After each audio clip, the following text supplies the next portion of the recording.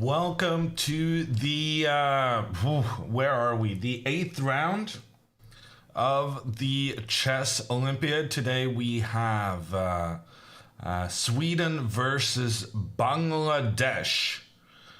And as you can see, we have camera such as it is. Oh, there we go. Maybe, yeah, no, it's there. And in frame, from the left, Anna Kamling, Juan Bellon, and Pia Kamling. Anna and Pia today with the black pieces. And I've taken the liberty of doing some research on these opponents. And their first two boards are not doing amazingly well. But their third and fourth board, including then Anna's opponent, has been doing very well. So this is going to be a tough matchup. We're huge favorites with Pia and Inna in good form, playing against opponents who haven't performed their best so far. But then on the other hand, we have Margot on the left and Anna, who haven't been able to show their best skill playing against opponents who are doing well. In fact, Margot's opponent has won every single game so far. So it's going to be a tough match. I think tougher than the pre-tournament ranking suggests, because this Bangladesh team is similarly ranked to the Portuguese, to the Paraguayan, and to the Albanian that we've seen previously. 1 megapixel camera. I don't know. I remember when I was like, I want to say I was like 13, 14, and I bought my first piece of like really fancy equipment. And it was a, I don't know, I think it was like a 4 megapixel camera. And at the time, that was like incredible. Okay, I'm going to move my camera here a bit. I think this is as good as it's going to get.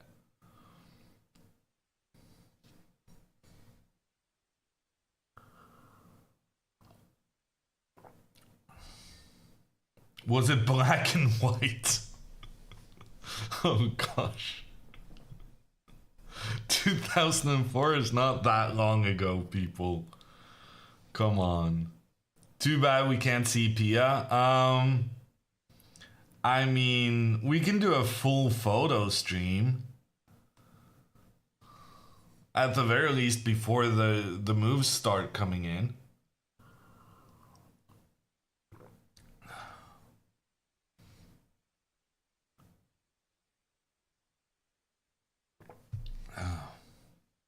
And the coach. The whole Swedish team in frame. Margot, Anna, Inna, and Pia. Marsh coming in with the 15 months. Thank you.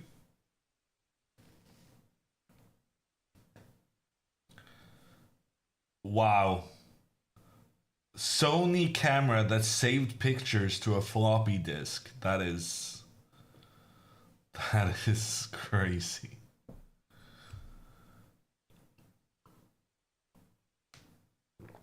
Wadifa, today's opponent, Karsten says, has a 2090 performance and is gaining quite a bit of rating. 15 or 16 years old, born in 2008.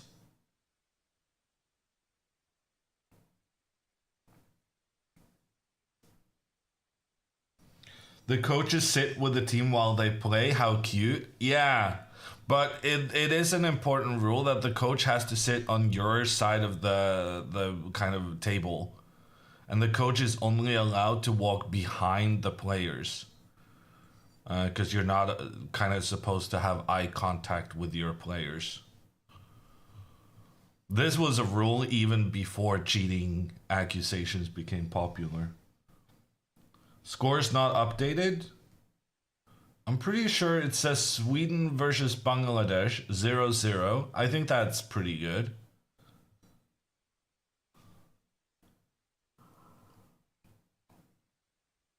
Oh, you mean a command in chat? I don't know about that. That's not my responsibility.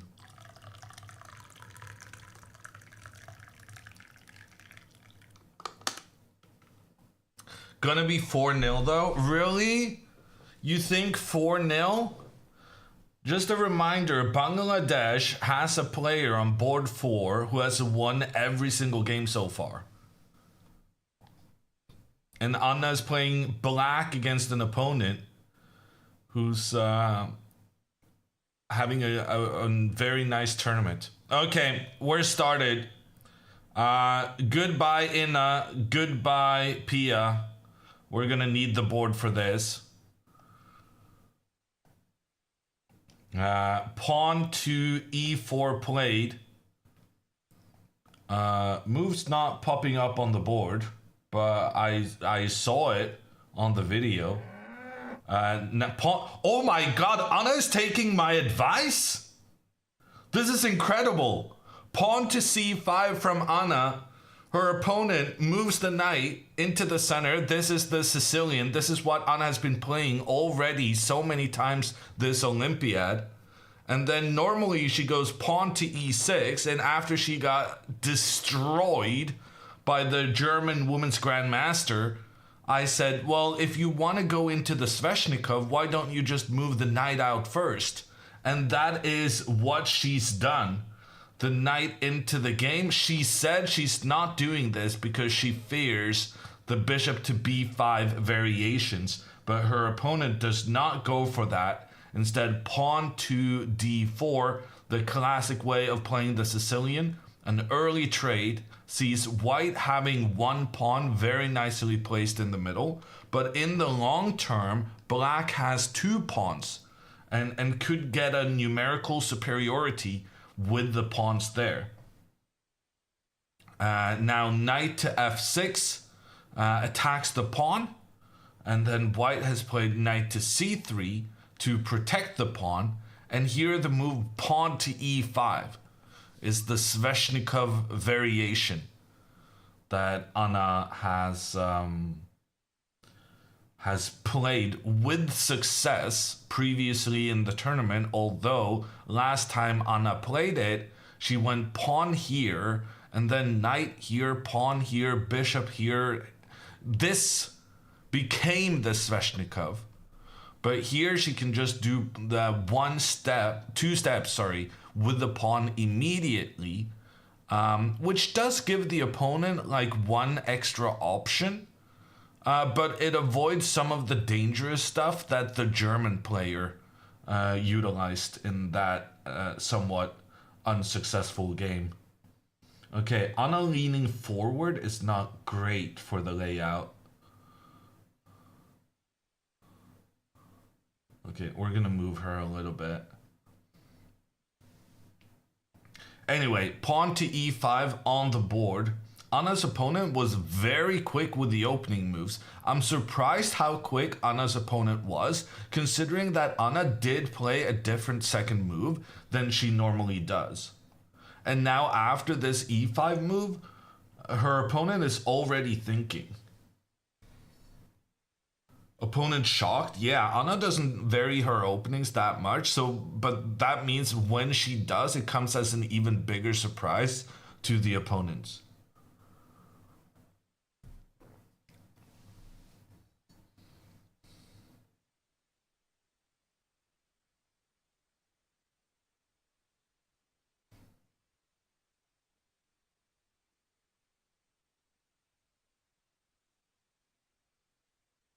Okay, knight to b5 played. This is considered the only move white can use to try and get an opening advantage. The idea is that the knight tries to get into the d6 square, which is protected also by the queen. But in order to prevent that, Anna plays the pawn to d6 herself, and this has increased the scope of the queen. And black now has 2 defenders on that square. Bishop to g5. Now we're in the same position we had against Albania. Same position as against Albania, but interesting, this position here occurred after 7 moves, but against Albania it was in 8 moves. Because against Albania, the Albanian player played her bishop twice, and Anna also played her pawn twice. Which means that it's the same thing, just 1 move less. Which, you know, considering Anna's tendencies as far as time management goes, not the greatest. But the good thing is, she avoided the super dangerous stuff that Josefina Heinemann played against her. Anyway, pawn to a6, this is the same that Anna did previously, and here we get a difference. The Albanian girl, she retreated her knight, allowing Anna to use her bishop to protect the knight. Use the pawn and then the bishop to protect the knight. But White realizes that I'm gonna be making this trade between the bishop and the knight at some point anyway, because the key part of this opening is for White to control the d5 square, trying to establish a knight there. In order to make that happen, White wants to eliminate the black forces fighting for control of that d5 square, in this case the f6 knight. So this one is gonna get captured. The question is, do you take it now or do you take it later? And it leads to completely different situations. Taking it now is quite exciting because now the recapture with the queen is not possible, as the queen would then leave the protection of the c7 square, allowing the knight to come in with a check on the king and the attack on the rook at the same time. So Anna is forced to recapture with a pawn. And this is how they played Sveshnikov in the old days. And people thought it was incredible that you could play this way. Because you've got doubled pawns, you got this thing that's called a backward pawn, you have no control over this d5 square. It looks absolutely horrendous. But what people realized is that having these 4 central pawns against White only having 2 can actually lead to Black just dominating in the center. And the typical plan for Black includes pawn to f5, trading that, and then you have the second pawn. I'll do that in a different color. So you have both of these pawns that they can both advance and control in towards the center. Very interesting. And in fact, that's what Anna is doing here immediately. Pawn to f5. Already she started the fight for control of the center. This is not what you normally play. I think she mixed up her moves. Is this prep? Computer says it's not super silly, but this is not how you're supposed to play it. You're supposed to go pawn to b5 because you're trying to restrict the white knight on a3 and make life difficult for this knight to get into the game. Also, then you would be threatening to continue forward with the pawn to attack both the knights. And then white would move their knight up, and then you go pawn to f5. This is classic play. This they played hundreds of times, thousands, tens of thousands. But pushing the pawn to f5 immediately, people don't do that. And the main problem with this move is knight to c4. this move would allow the knight to get back into the center of the board from that pretty awful position on the edge. And yet the computer says this is actually super interesting. Has Anna invented a new opening within the Sveshnikov, one of the most analyzed openings ever? And did she do it on purpose? I suspect this was very accidental. Maybe not. Was it her opponent that messed up? Actually, now that I think about it, I think you're supposed to move this knight back and then make the trade.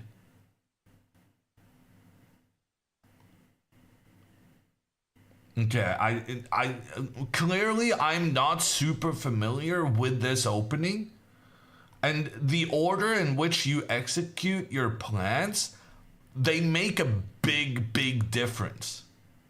Here, because the trade happened later on, Anna did not have the choice of doing anything other than this b5 move. She didn't have the choice to do what she did in the game, which was pushing the pawn to f5. Because, well, frankly, you cannot push this pawn to f5 in this position. That's just not how it works. So the fact that white made this trade early, that may have been a mistake. And then pawn to f5 is a good way of exploiting said mistake. Maybe. Because the variation the computer initially recommends is knight to c4, takes, but here the computer kind of changes its mind and says knight up in the center and black has the advantage. It gets super crazy. Pawn tries to chase the knight away, and instead of moving the knight away, black goes bishop to f5, counterattack in the middle. Okay, yeah. Well, the good thing to know is just that this leads to crazy play. This would have cost her a lot of time on the clock to figure out. I don't think this was part of her preparation. In any case, her opponent did not move the knight in, and maybe that was for the best, because frankly, moving those knights in did not immediately solve white's problems, which is white is about to be overrun by the black pawns in the middle of the board. Instead, her opponent played bishop to d3, which is very sensible, because now if you trade, the bishop recaptures, and then the bishop is perfectly placed to benefit from the major weakness in black's position, which is the lack of control of the d5 square. And also this bishop would point down here, and it's not clear where the king is going to end up. Could be a problem putting the king over here when you're lacking one of your defensive pawns and you have the bishop pointing here. Okay, in any case, Anna pretty quickly goes pawn to f4. It's a difficult decision, but she makes it pretty quickly. It's a classic theme for this Sveshnikov opening that you try and push this pawn higher up the board so that you can try and attack down towards your opponent's king. If white now were to castle, the rook would have an open file to point down towards the king, and black would just have an incredible position together with this far advanced pawn. And you can also bring the queen afterwards. Super dangerous. Instead, Anna's opponent plays pawn to g3. Interesting. And Anna pretty quickly goes rook to g8. They're already far away from anything that has been played in the past. And yet the pace at which Anna is playing, it looks like she just decided, I'm not going to get in time trouble today. I'm just going to play sensible moves quickly. Very interesting. I dislike this move. I don't like it. And here's my reasoning. If you already have your rook on the g8 square, It makes your opponent a lot less likely to castle. I think I would have preferred to just leave the rook here. Because then if white castles, I'm like, yeah, I'll have my rook here pointing down towards your king. On the other hand, computer thought it was the third best move. Computers thought rook to b8 was the second best, which makes no sense whatsoever. To me, what I feel like makes the most sense is pawn to b5. Because that's like the classic way of playing this, the Sveshnikov opening. And then after knight here, maybe bishop out? Yeah. Chess Engine rather liked what Anna did rather than this. I guess at this point, because normally what white wants to do in these positions is move the knight into the center, and then if it gets kicked out. So this is a great way of showing this example. If knight to c4, trying to get the knight off the edge of the board, now pawn to b5 is very good, more good than normal, because normally this knight is trying to maneuver its way to the d5 square, but because we have this attacking pawn here, not only helping in a possible attack if white castles, this pawn is also controlling the e3 square, which means that the knight's normal route towards the d5 square is now unavailable. And as such, Anna does not have the need to prevent this knight from getting into the center of the board because its path has already been ruined.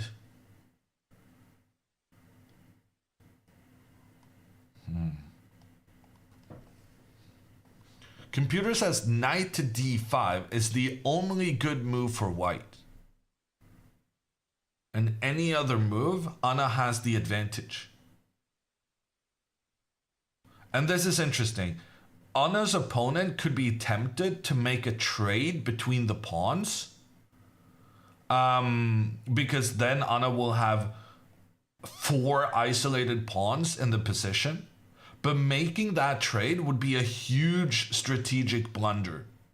Because then Anna would have access to this e5 square for the knight, which is just an incredible placement for that piece. And in addition, the rook would be extra good now that there's not the white pawn standing in its path.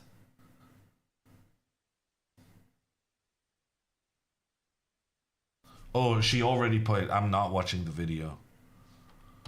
She played knight to d5. That was a good move.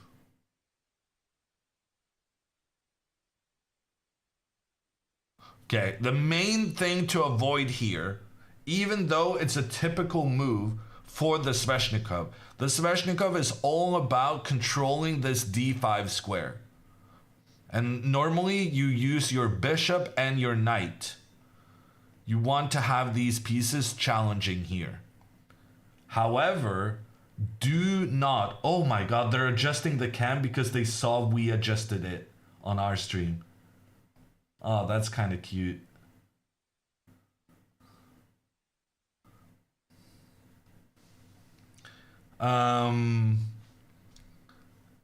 But do not use the knight to challenge white's very good, well-placed piece right now, because that is a checkmate.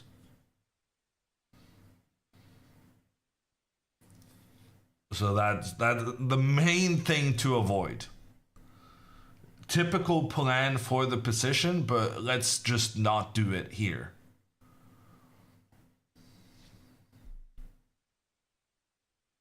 But actually, that's a pretty good illustration.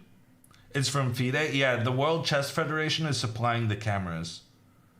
And they were kind of cute because first they gave us one angle, and then they corrected it to put Anna in the middle. But because we need to have the board somewhere, it's actually beneficial for us that she's not centralized in frame. And they realized that when we adjusted our cameras, and then they readjusted it back. I love it when a plan comes together without even talking to one another. You're so in sync that people just look at what you're doing and they're like, I understand what to do next. Ina has her queen on g6. That is a good observation based on the camera. What is Ina's queen doing way into enemy territory? We're gonna have to take a look at that, but it's been a very exciting start to Anna's game because they played at a high pace into a position that has never really been researched before.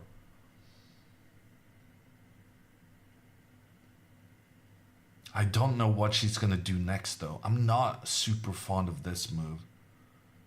Because like, yeah, you're putting your rook on an open file, half open file at least. But the thing is, the white pawn just makes sure that the rook is ineffective for the time being. So I feel like it was premature to prioritize that part of development. She's gonna go bishop to e6, right? Well, the thing about bishop to e6, even though it's the top move from the computer, it does lose a pawn. It gives Anna's opponent a possibility to just grab a pawn. But the interesting thing here is that even though white manages to take a pawn, that would be a very, very bad plan for them because that does open for the rook. And it also opens up for a lot of other black pieces. Honestly, the computer says this is winning for black, but that is pretty amazing. Because black here is down by one pawn. It doesn't look like it's game over.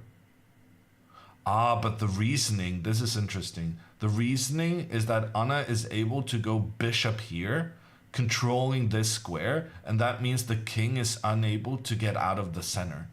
And because Anna is controlling both the castling end squares, the white king is just completely stuck. This is super fascinating. So Anna needs to realize that any sort of trade between these two pawns are super favorable for her, even if she ends up losing a pawn in that sequence. Okay, let's take a look at what's going on in the other games. Oh, sorry. That's the wrong one. My bad. I have two scenes called Overview. And that was not the Swedish game. Inna has sacrificed a pawn in order to get her queen into the attack, but the computer is not convinced even with that sacrifice.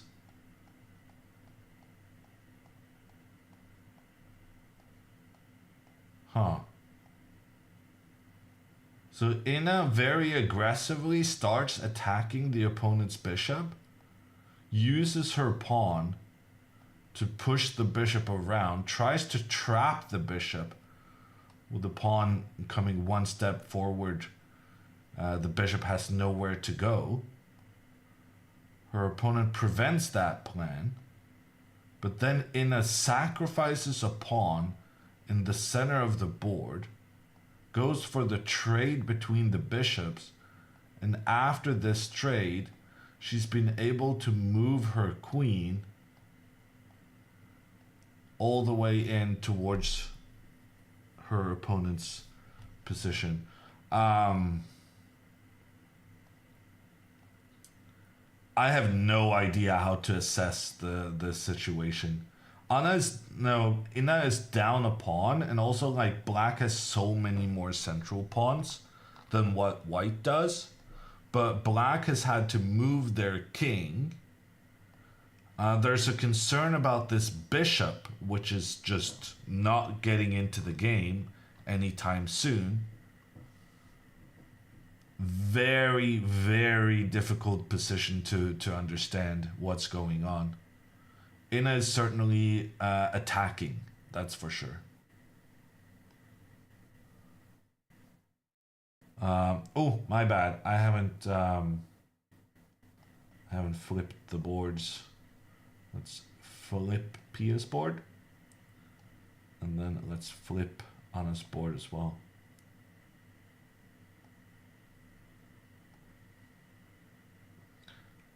In Margot's game, seems pretty equal. Margot got the two bishops working together. So if anything, I think I would still favor her. The biggest action by far is on Anna's board.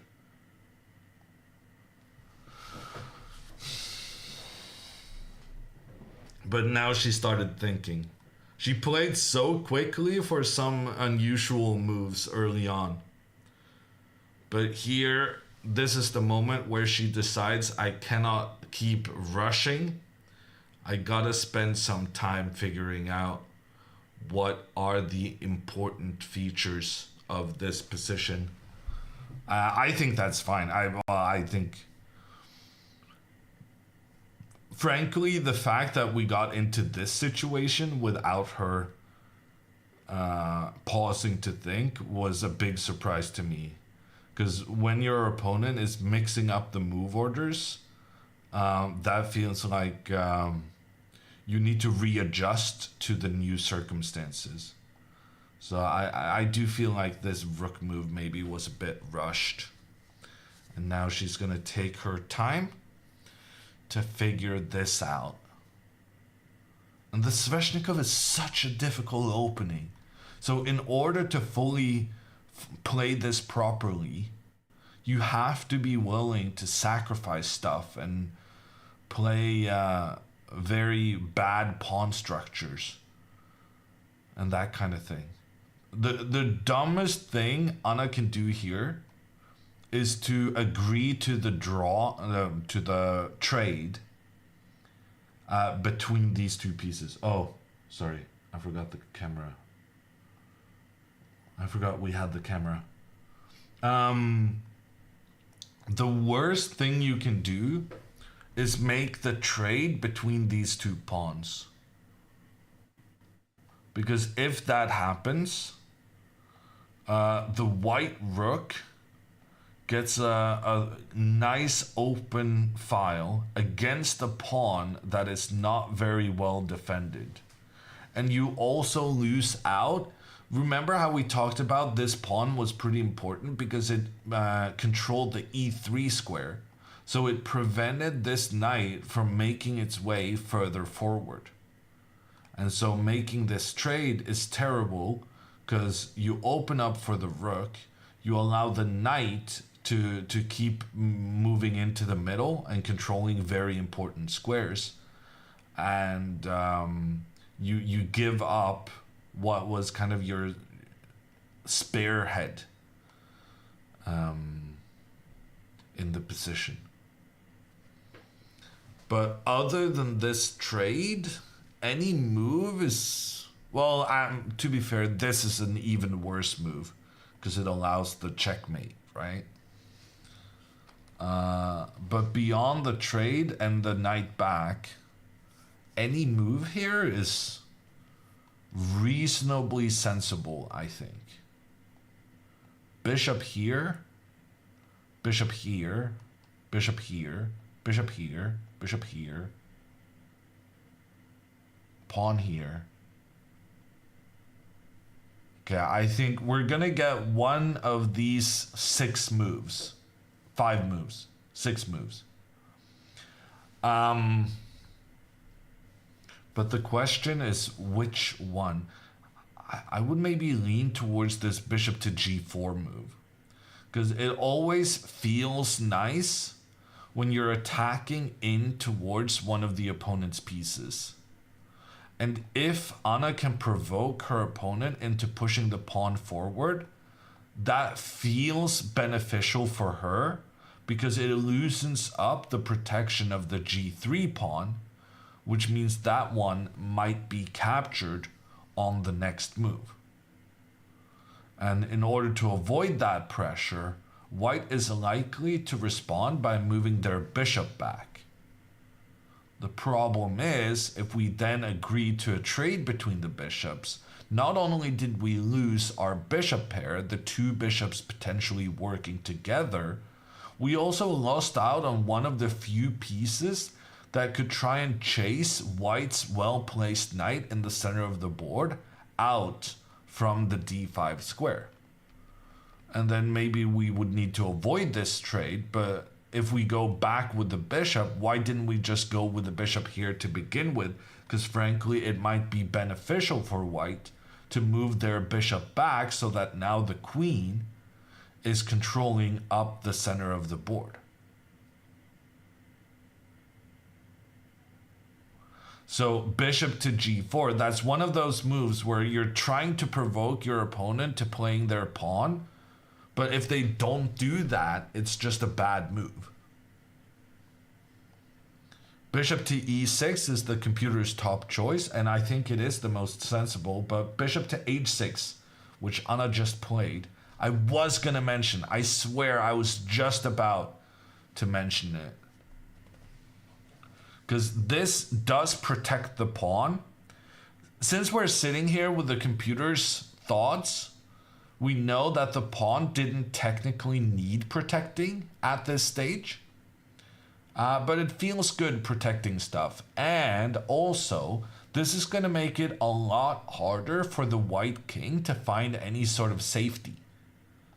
Because if you thought that king was going to make it over to the queen side and away from this rook pointing down, you're sorely mistaken, as Anna points her bishop in that direction. The most obvious move for white now is queen to h5, trying to attack the bishop, but that's actually just a shot in the dark, as black can use their rook to protect the bishop.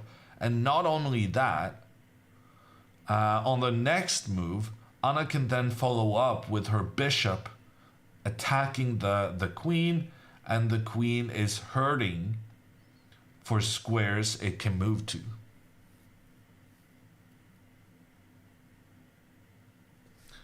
So queen h5, it's something you're going to look at to start with, but I think you're pretty quickly going to realize that it doesn't help.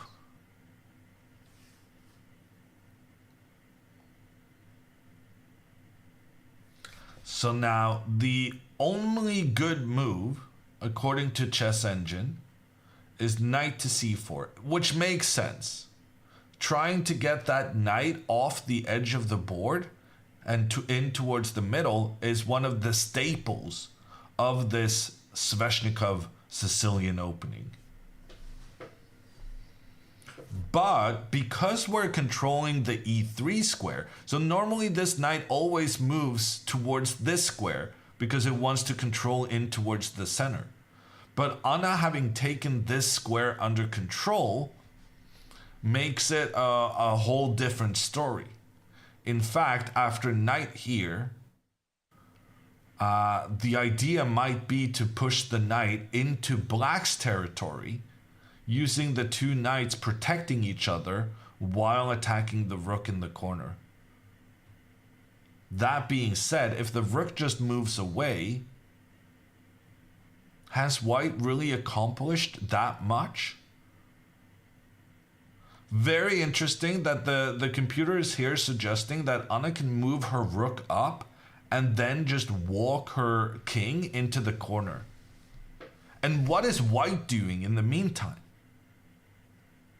White has to deal with the fact that the king is probably unsafe long term, but Anna has both of the castling possibilities in her sights, the way she placed her pieces. In fact, Chess Engine suggesting some wild stuff here with white's rook pushing up and over. But then Anna can centralize her knight, and now this one is scary.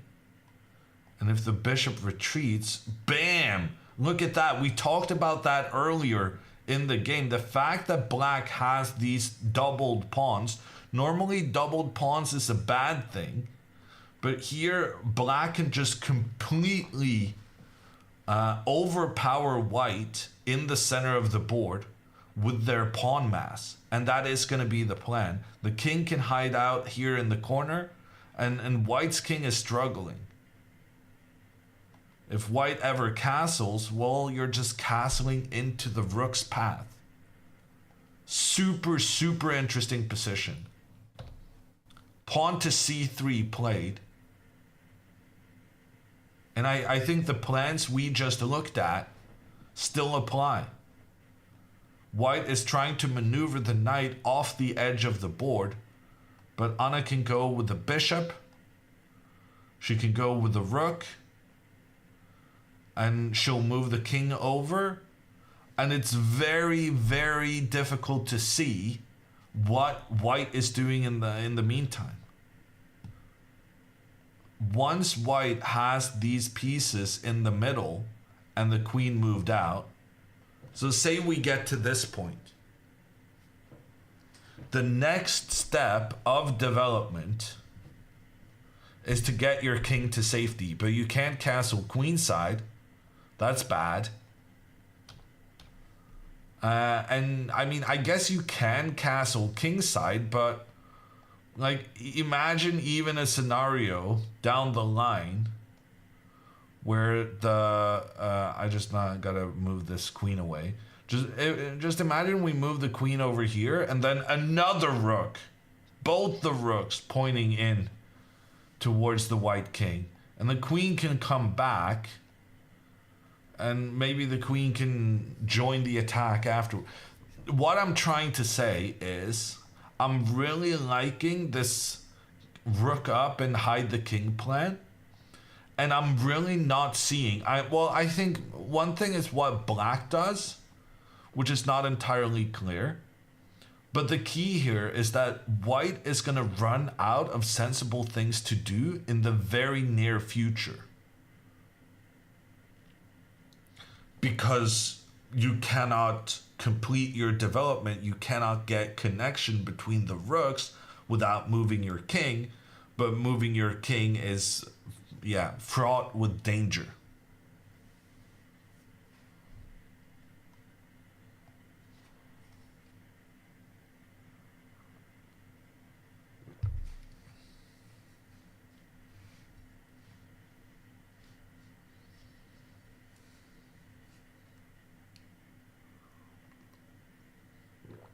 Maybe white wants to go for increased control of the d5 square.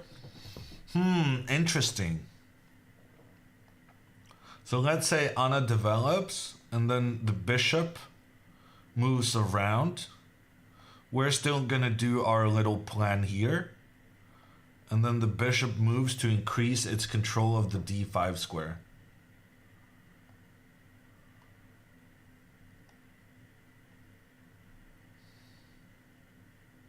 I mean, it's fine. It's fine.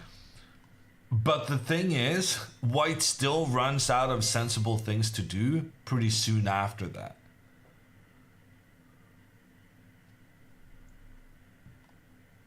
White can try to go for the trade of bishops.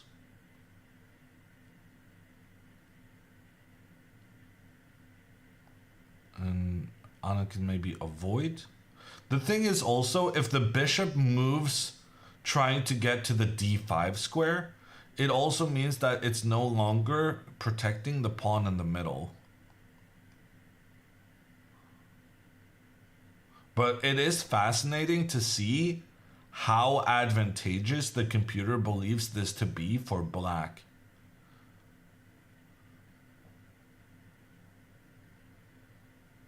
Because it looks like a super tricky position, but it just turns out that the white king is powerless within the next 10, 15 moves. And to a human, it's difficult to see initially how much trouble the king is in, but the computer discovers it way quicker than we do. Is Bangladesh a strong team? Bangladesh is rated similarly to Albania and Paraguay and Portugal. But the thing is, in the chess Olympiads, sometimes you fear some of the smaller countries. Well, no one can say Bangladesh is small, but you fear some of the countries that doesn't have that many chess tournaments. Because there are a lot of people around the world who are very good at chess, but don't necessarily have access to a lot of chess tournaments. And that means that their level could potentially be a lot higher than their official rating would suggest.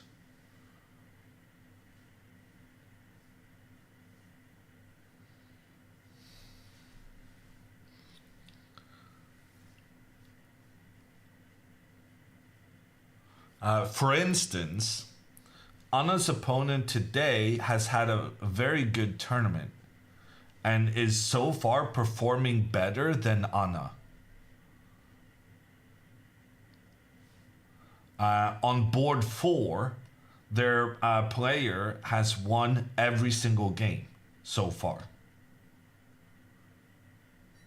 But their board 1 and their board 2 has not been very impressive, and Sweden boasts their 2 clearly best players on those boards. So I would be very, very surprised if Inna and Pia doesn't manage to get the win, because they're both in good form and they're playing opponents that haven't shown such good form and are way lower rated as well. How do you determine who has a better performance? In chess, we have the rating system, which is a very objective metric to determine your abilities. So I just look at what are the ratings and the score you have against your opponents previously in the tournament. And right now, I think the Bangladesh player has played opponents of similar strength as Anna, but has scored more points. I'm going to fact check that though. Rook to g6 on the board. She's doing the plan we talked about. She's going to move the king over here, probably, and get the bishop out. Maybe she wants to get the bishop out all the way. Yeah, that could be... So if Anna had moved her bishop out all the way to potentially bother this rook, that would be a very bad idea, because the queen would then attack both the bishops at the same time. But by moving the rook up to preemptively defend the bishop, Anna gives herself the option of not only centralizing the bishop, but also potentially moving up into the attack.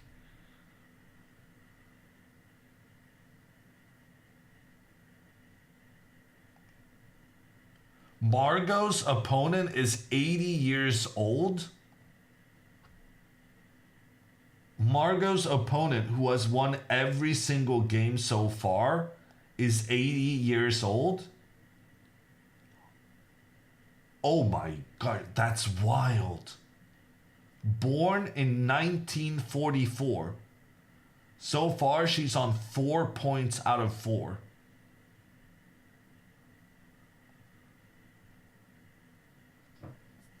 What a gamer.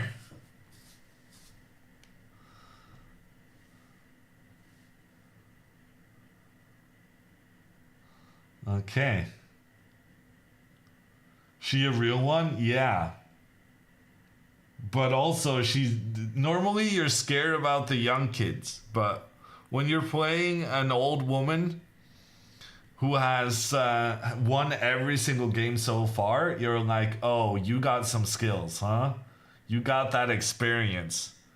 Not gonna go into the end game against you, am I?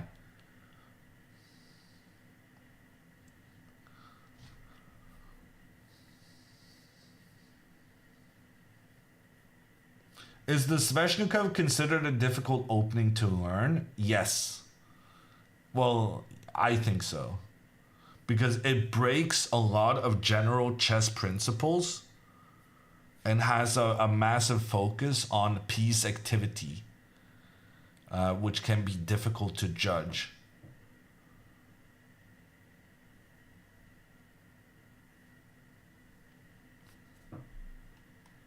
Can you give us an overview? Yeah, let's do that. Okay, here we are. Inna sacrificed a pawn in the opening. Margot's game seems approximately equal. Anna's game is super tricky. And then Pia has gotten a good opening. Let's check in with her.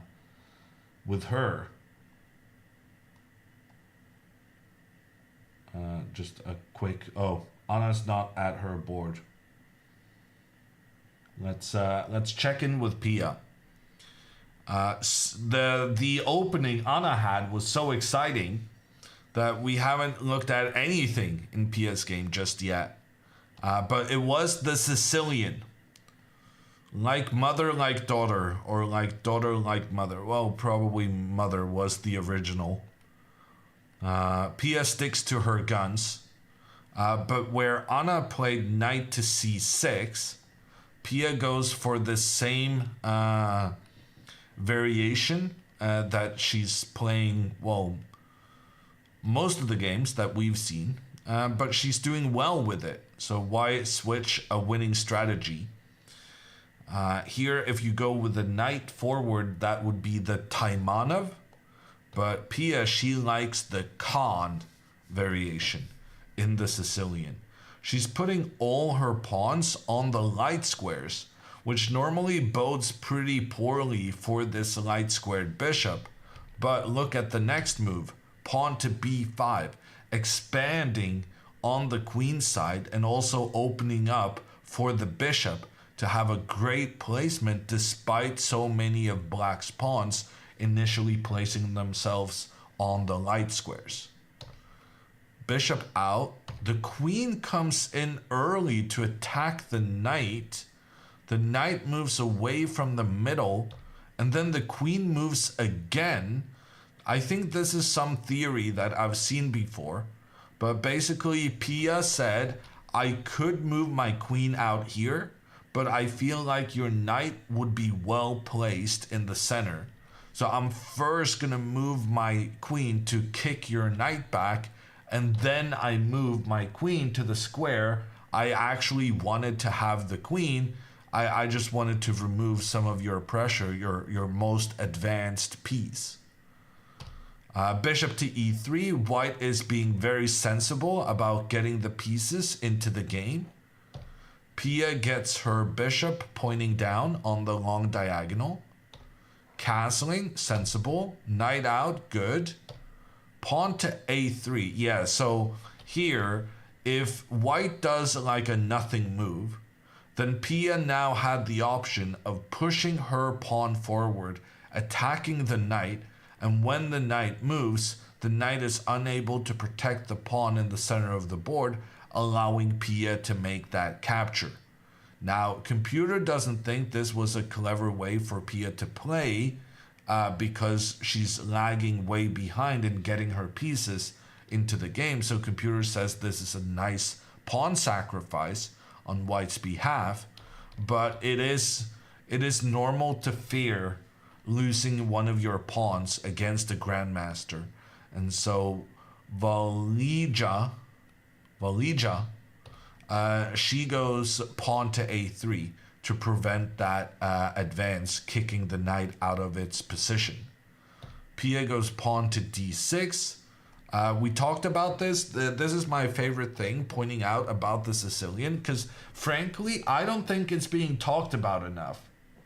The whole point of the Sicilian, a lot of people think, oh, super attacking opening, but it has a very firm strategic foundation, which is that black has 2 central pawns versus 1 for white. Now the white central pawn is further advanced, fair enough, but Pia is trying to show that these pawns and their central influence will matter in time. Pawn to f4. Okay, so now white kind of has 2 pawns in the center next to each other. Taking control seems sensible. Knight out, king in the corner, bishop out. So far, so good. Queen out. Ooh, the queen voluntarily steps into the bishop's diagonal, and this can be immediately exploited by Pia. Pawn to d5 now is a powerful move for her, and the idea is that normally when this pawn pushes forward, that's a mistake, because white can then avoid the trade, counterattack the knight, get the knight away from its good positioning, while at the same time the black pawn will now stand in the path of the bishop. However, since white was so silly to place the queen on the same diagonal, instead of moving the knight away, black can go for the counter, with the pawn advancing through the center, attacking white's queen, and also attacking the bishop and the knight. And then when the queen has to move, we take something here, and it becomes a trade.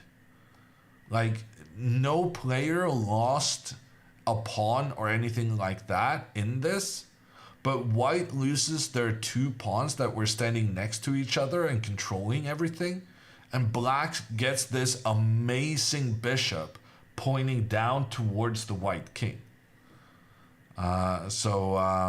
Good opportunity now for Pia to push this pawn forward. One thing I would be slightly cautious about if I'm Pia is castling myself here. Because after castles, white can move the queen away from the bishop's diagonal while also trying to coordinate together with the bishop in towards the area around black's king. So this could be potentially scary for her. So one of those few moments where you should rather open up in the middle of the board than get your king to presumed safety on the side, because it turns out the side of the board might not be as safe as normal.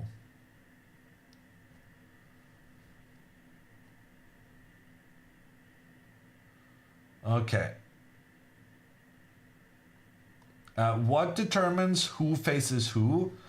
Each team has decided a board order to field their players. And the board order doesn't necessarily have to be according to the ratings.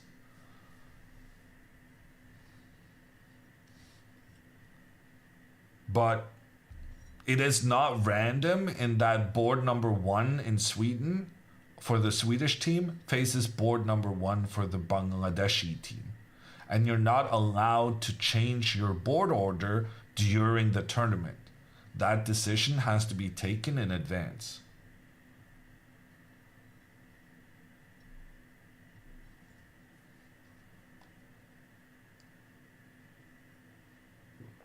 Is Norway playing these chess Olympiads? Yes. In fact, the Norwegian women's team is playing next to the Swedish team.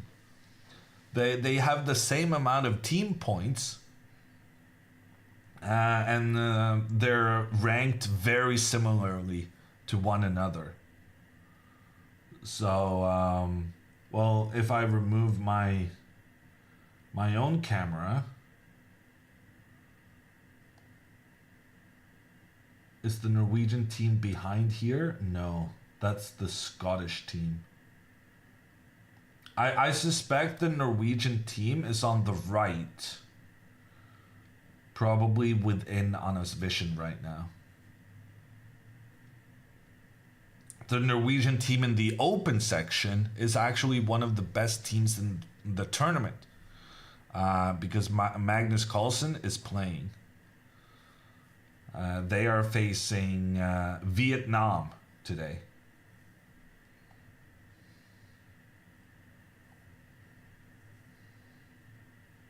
Okay, we gotta move. And honestly, I'm surprised by this. Because when white went pawn to c3, I assumed the idea was that you wanted to create a square for the knight to go to the c2 square. If white wanted to go knight to c4, they could have done so on the previous move. But you're allowed to change your mind. And that's what Ahmed Vadifa did here. And so she's going for knight to c4 instead, then clearly targeting the b6 square. And now we looked at this earlier, and even though the chess engines are not too happy about black's position, I am very much of the opinion that white's plans moving forward are very, very difficult.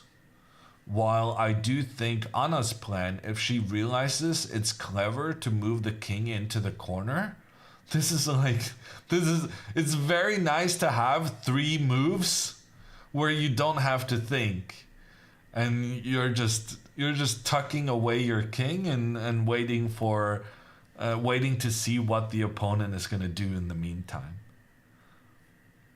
The one thing Anna needs to avoid here, she should not start the king plan just yet. Because if she starts moving the king now, white's knight will come in, attack the rook. The rook can move, no problem. But the knight was then also attacking the bishop. And this bishop we do not want to lose. Because frankly, all of our pawns in the middle are on the dark squares. And we need the light squared bishop to attack the squares that the pawns are unable to control. Also, by taking out our bishop, it makes it more difficult for us to challenge for control of the d5 square in the future. So Anna just needs to move her bishop, and then it's a question of, do you want to go to the h3 square or do you want to go to the e6 square? And in my opinion, both squares are good. So I'm not super concerned.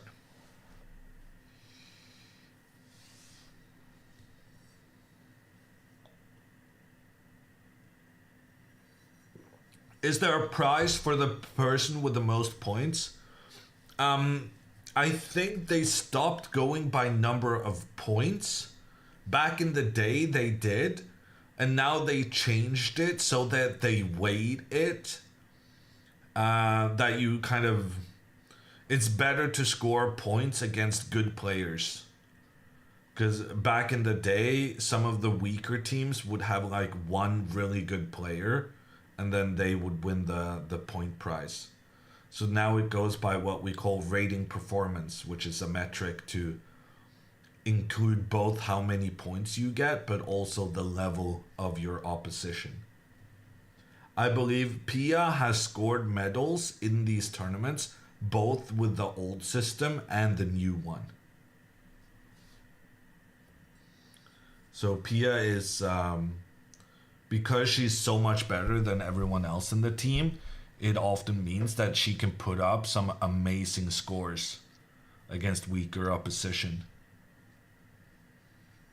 How does the tiebreaker work in the tournament? Basically, you get rewarded for winning big. The bigger your wins, the better. and the more of the top teams you do well against, the better. She got one last year. No, I don't know. I must admit I don't traditionally follow the Swedish teams in the team competition. This is a first for me. But I know she has gotten the medals in the past. She won gold medal 2 years ago in Chennai, says Phil. Okay. I didn't know that. Maybe I should have known that. But yeah, you can't do a lot better than gold medal on board one. Pretty decent. Yeah, but that's also an important point. It's divided by which board you're on. So it's individual prices for the top three on all the. So it's like 15 prices.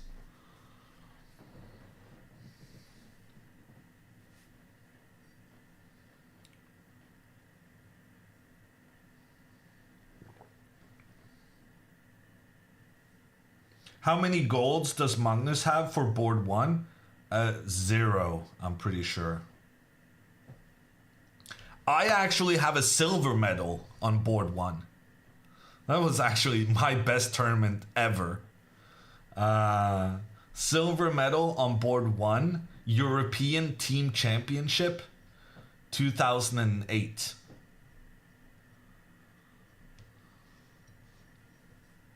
Big moment for me.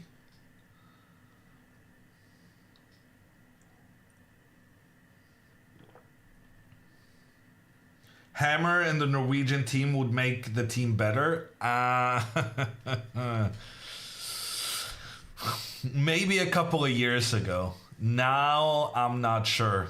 I played the previous Olympiad and I failed my team. Also, the Norwegian team once finished 5th place overall. And despite the team doing tremendously well, I ended up not winning a single one of the 11 games. And losing 20 rating points, which at my level is very significant. Basically, I had a horrendous performance. I haven't done well for Norway since 2015.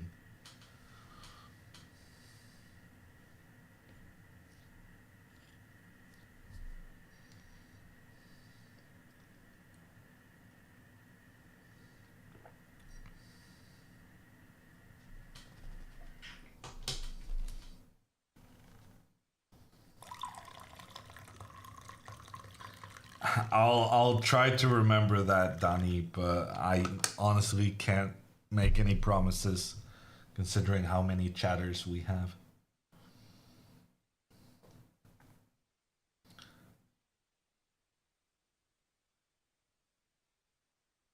So Norway stopped calling. I was not selected for this year's Norwegian team. No. But I'm told it's because of administrative reasons, not because they think I'm horrible at the game. Apparently, I didn't play enough classical games in the qualifying period. I'll try not to take it personally. Are you under more pressure playing for a country? I think so, Marcus. Um, and especially my experience was playing for your country is, I think that's fine enough. But playing board two, sitting next to Magnus, having him walk around and thinking about how bad you are in comparison and how frustrating it must be for him to look at my games and see how badly I'm playing.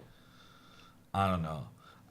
I think there's definitely an extra Magnus fair factor.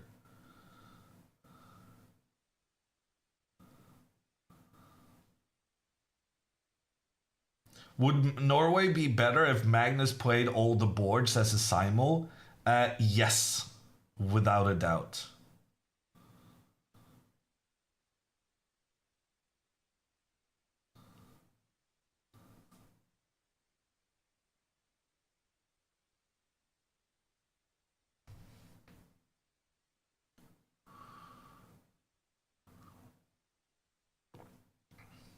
Then don't invite Magnus to the team. Yeah, well, then we're definitely not gonna do very well.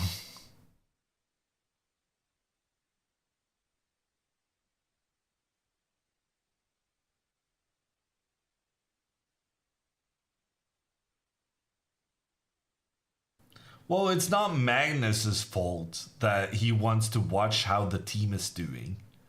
The pressure that you feel is what the pressure you put on yourself.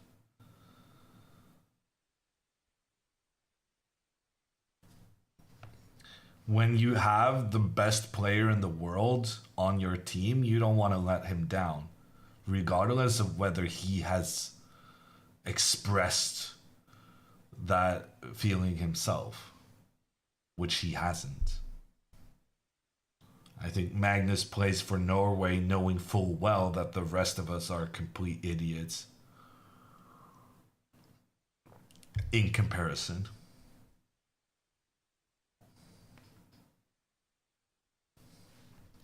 Magnus 4 best versus Magnus Simul. Who wins? I don't know. I think Magnus would stand a chance. He would struggle, but he would stand a chance.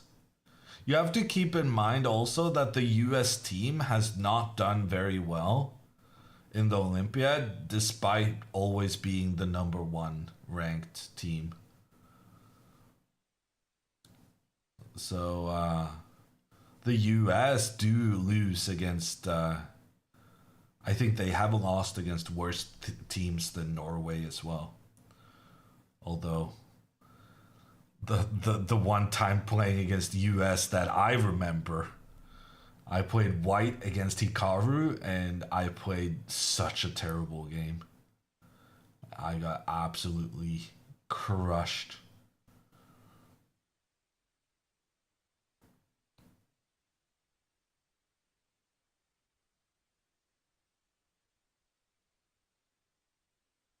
Predictions for Pia versus Levy. I spoke about this earlier, but I don't remember if I said it during the Portugal tournament or just very early on in this Olympiad thing. Oh, I guess you guys didn't necessarily know about it during the Portugal tournament, now that I come to think of it. Um, I think Levy is a massive favorite. And it's not clear to me what the rules are.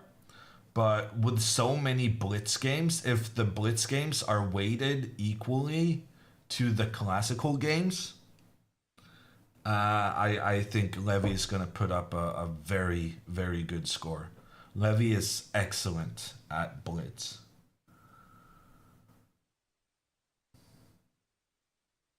Predictions for Ding and Gukesh. I predict that Gukesh will win and become the world champion. It's not the most controversial prediction, I would say.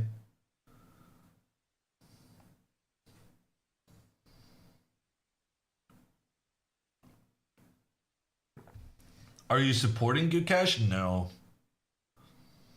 No, because Ding at his best was a fantastic player. And he's not undeserving of being, for at least a little while, the successor to Magnus.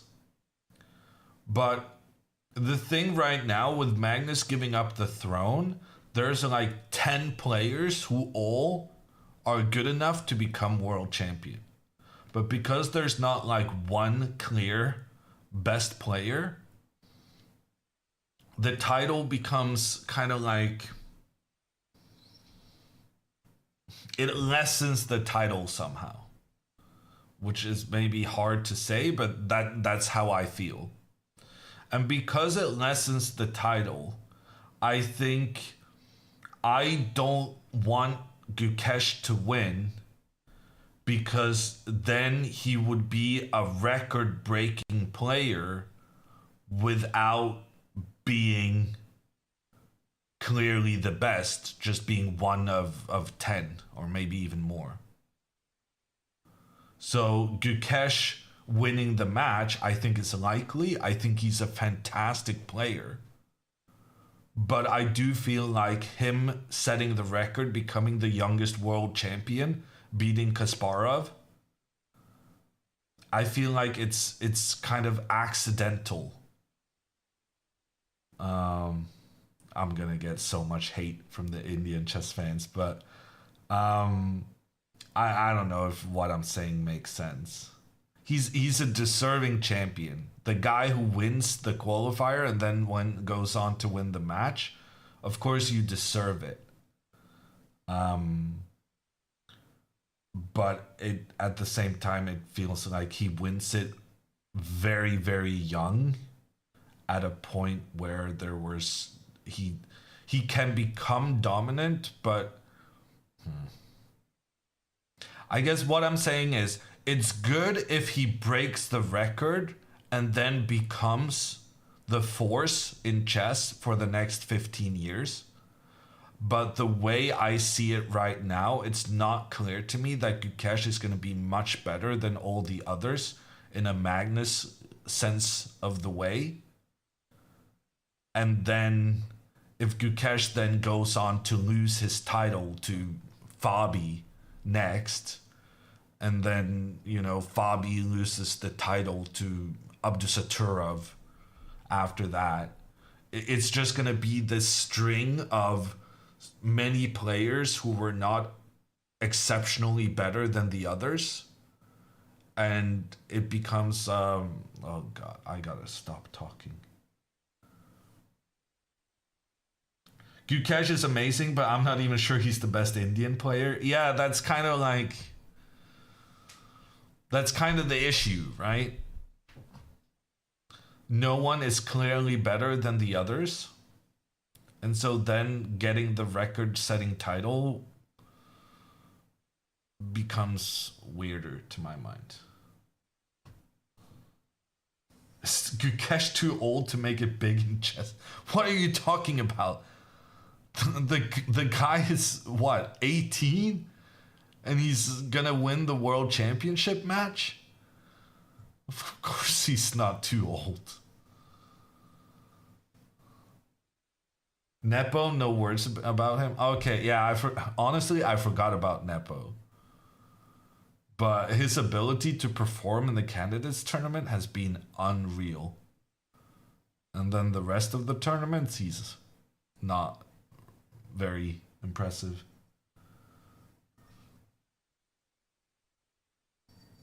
It's gonna be strange anyway with Magnus not competing, yeah. Because if Gukesh takes, okay, let me say this. If Gukesh takes the throne and the record as the youngest world champion while beating Magnus, what a guy. The next generation, taking down the king, cementing himself for forever, but also for the future. That's cool, right? But taking down Ding, who's lost 60 rating points in the past year, and it doesn't have the same gravitas. He's playing as a 3000 this Olympiad. Yeah, and he also did it in Chennai 2 years ago. In the previous Olympiad, Gukesh was not the challenger, right? He was just one of many of the young Indian kids, and Gukesh absolutely killed it. I guess in many ways, 2 years ago in the Chess Olympiad is one of his big breakthroughs.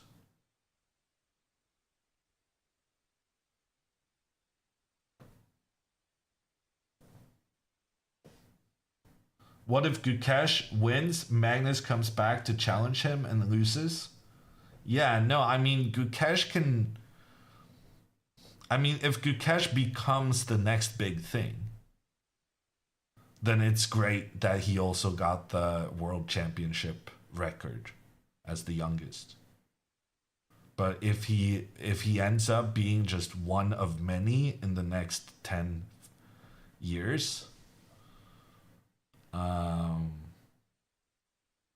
I guess that's what only the future will tell whether he's deserving of getting the record. But the thing is, he got the record, right? Winning the candidates tournament is such an amazing accomplishment. There were plenty of challengers wanting that spot. Gukesh did it in competition with Fabi, Hikaru, and Nepo. Like, it's not like the favorites were not performing that tournament. They did. It's just that Gukesh was even better. Is B5 a good move? No, B5 is a terrible move. Number one, the main reason it's terrible is because we want to keep our bishop, and here we're allowing the knight to attack both the rook and the bishop. We have to protect the rook, but then lose the bishop.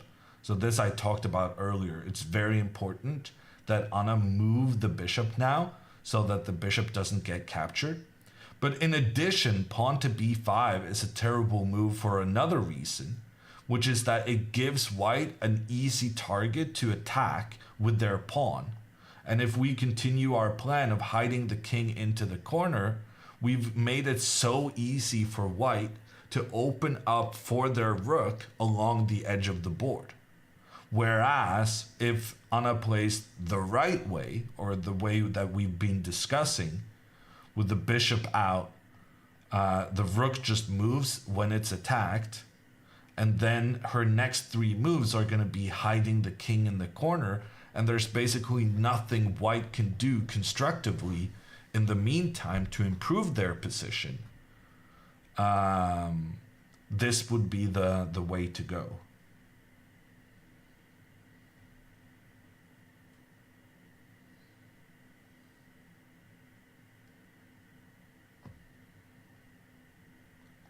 Bishop to e6 followed by knight to e7. That's a possible plan as well. But we've been discussing just hiding the king in the corner, getting out of the center of the board, and then you can start trying to open up the center of the board using your superiority in number of pawns. Is Anna still thinking? Yeah, she played pretty quickly initially in this opening, and then she remembered who she is. I swear she spent 30 minutes on this move already.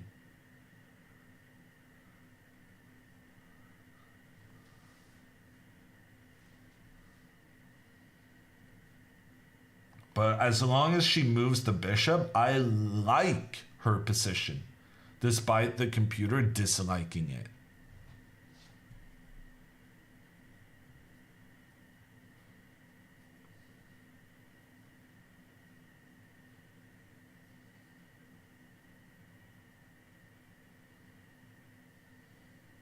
Do you think she takes too much time here? Yes. I can't be too critical of thinking for 30 minutes because frankly, sometimes I think for 45 minutes in the opening, it's like sometimes you just get completely stuck on the plans and that kind of thing. But here, the thing is, Anna doesn't even have that many plans to choose between. And just the important thing is that do not let this knight capture your bishop. And there are three ways of avoiding that. Moving the bishop here, moving the bishop here, and moving the rook here so that you can then move the bishop here or move the bishop here. Like, the only thing she needs to do is make sure that the bishop does not get captured. And that doesn't take you 30 minutes to figure out. So spending that amount of time, it's not good, but I sympathize. It happens. But if you're going to spend that amount of time, you should be spending it in a tricky position, not this one, where it should be pretty easy to understand the priority of rescuing your bishop. So previously, I feel like I've said that chat is being too strict because there are moments where she's used a lot of time, but where the position kind of demanded it. This is one where I become the grumpy hammer instead, because here I believe it's very obvious that you have to preserve the bishop, and you shouldn't have to spend 30 minutes on that.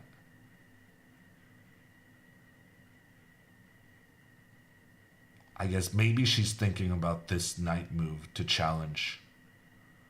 That could be a thing. Actually, maybe this move is better than everything else we discussed, now that I think about it. Okay, so this move is also okay.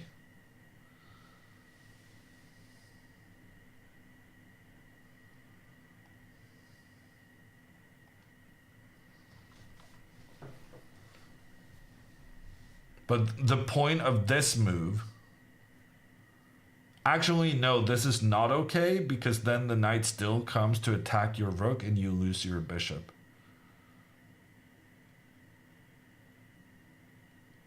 So yeah, I just want to avoid my bishop being captured. And right now the knights are working together towards this b6 square.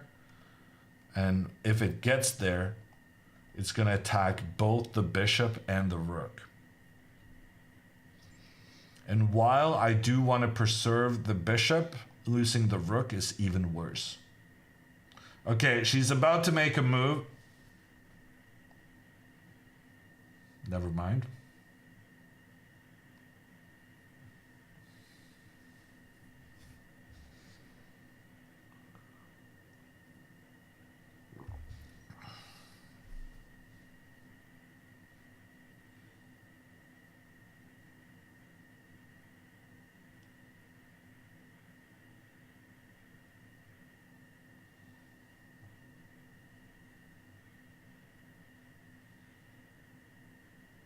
Please move the chessboard. Maybe we can do this.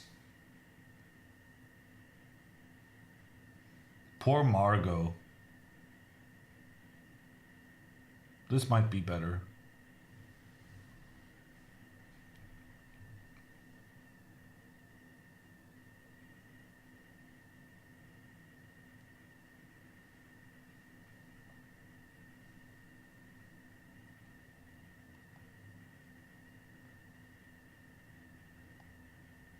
Oh, sorry. I'm just moving things around.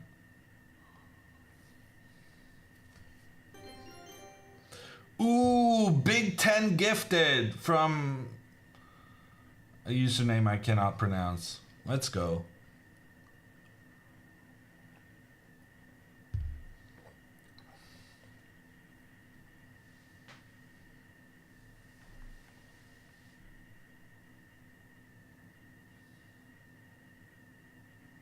If she's gonna make a move, she first has to lift the arm up in the air 2 to 3 times. Do we have a count so far? Was that the first time when she made the movement previously? Pia told her, don't think more than 20 minutes. After this, you're overthinking. According to Magnus, it's like 15 minutes. But Magnus thinks faster than the rest of us.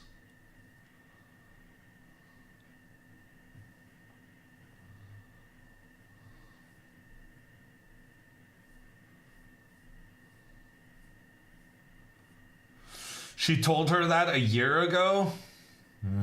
Maybe a reminder is in order.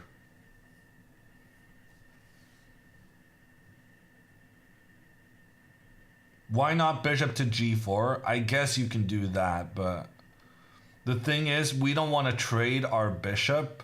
So any bishop move where our opponent can just attack the... Which frankly, even this bishop to h3 move, like, I'm not super fond of it because white can just try and make the trade. And we definitely don't want to do the trade, so then we go to the e6 square instead.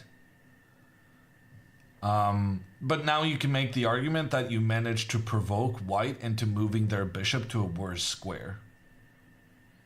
But like, this is the square. This is where we want it to go.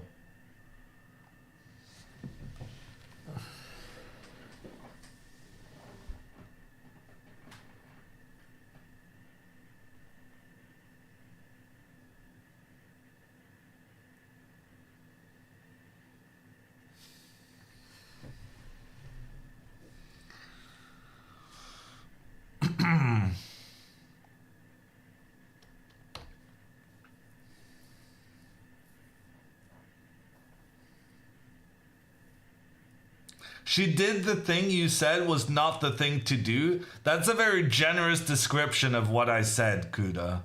I believe what I said was b5 would be the worst thing possible in the position because it would both lose the bishop and create weaknesses that white can exploit. But yes, technically I did say that was the thing she shouldn't do.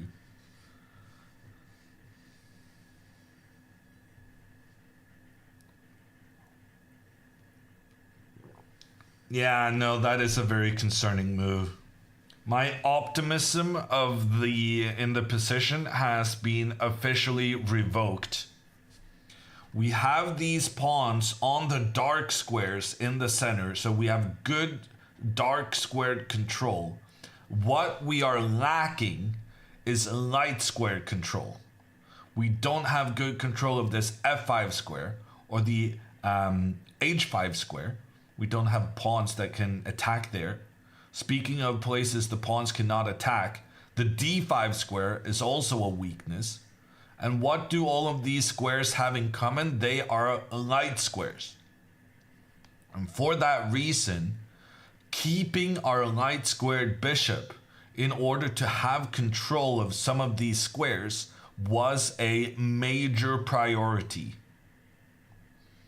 The problem with this b5 move is that it not only allows, but provokes the opponent to come in with the knight attacking the rook and attacking the bishop. If the rook then counterattacks the knight, actually, because you move the pawn to b5, the rook is now attacking the knight, meaning that you're actually forcing your opponent to find the good moves. The only move that doesn't lose the game for white is taking the bishop, because otherwise your knight gets captured, with the queen having control there as well. And after this bishop trade, that is a major problem, because you lose out on one of the pieces that could control some of these problematic light squares. And I also said it was unfortunate, like, it would be bad losing the bishop in the initial position. Like, even this situation would not be great for Anna.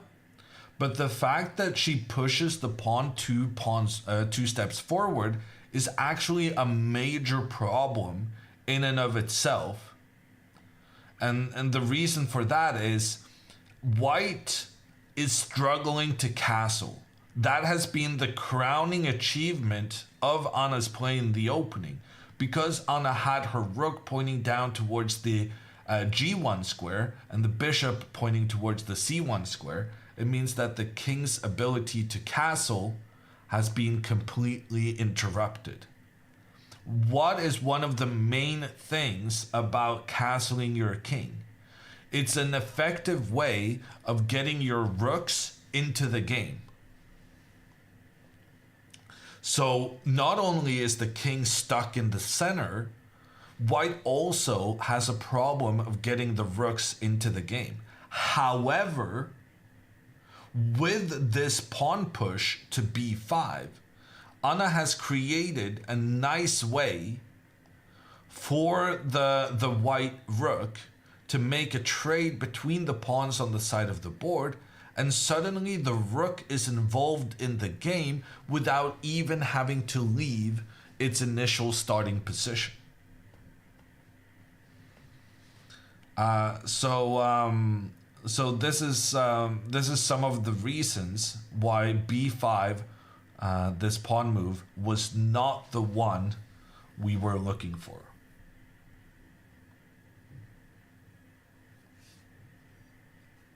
Can we go to board 4? We can check out the overview. Absolutely.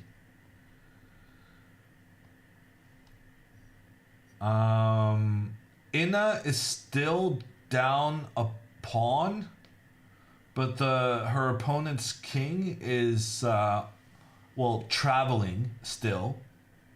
That is on the upper right.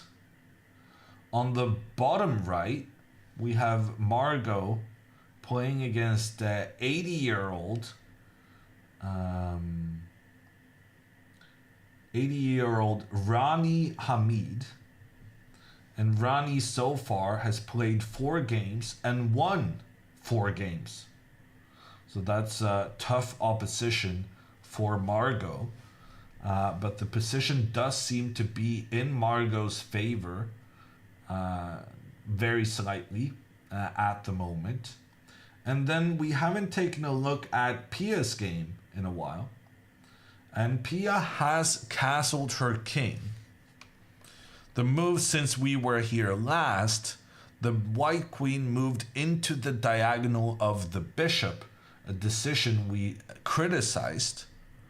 Pia had the opportunity here to push forward in the center of the board, exploiting the fact that the normal way of dealing with this central tension, of avoiding it and pushing the knight out of its position, this was not available to white at this moment, because black would then just continue forward in the center and create attacks on, well, everything. Pia didn't take that opportunity. Instead, she played knight to c5. Her idea was that she's increasing the pressure towards this e4 pawn, and she's offering the trade between the knights, because if that trade happens, she can be very attacking with her pawns on the right side of the board.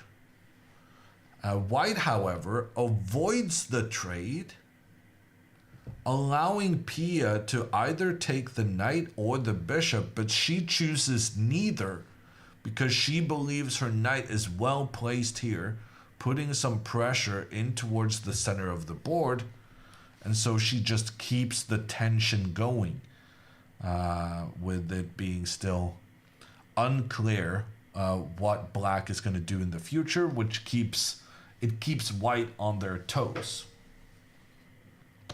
Instead, Pia castles, and this is the current situation, where Pia's opponent is 20 minutes down on the clock in what the chess engines consider an equal position.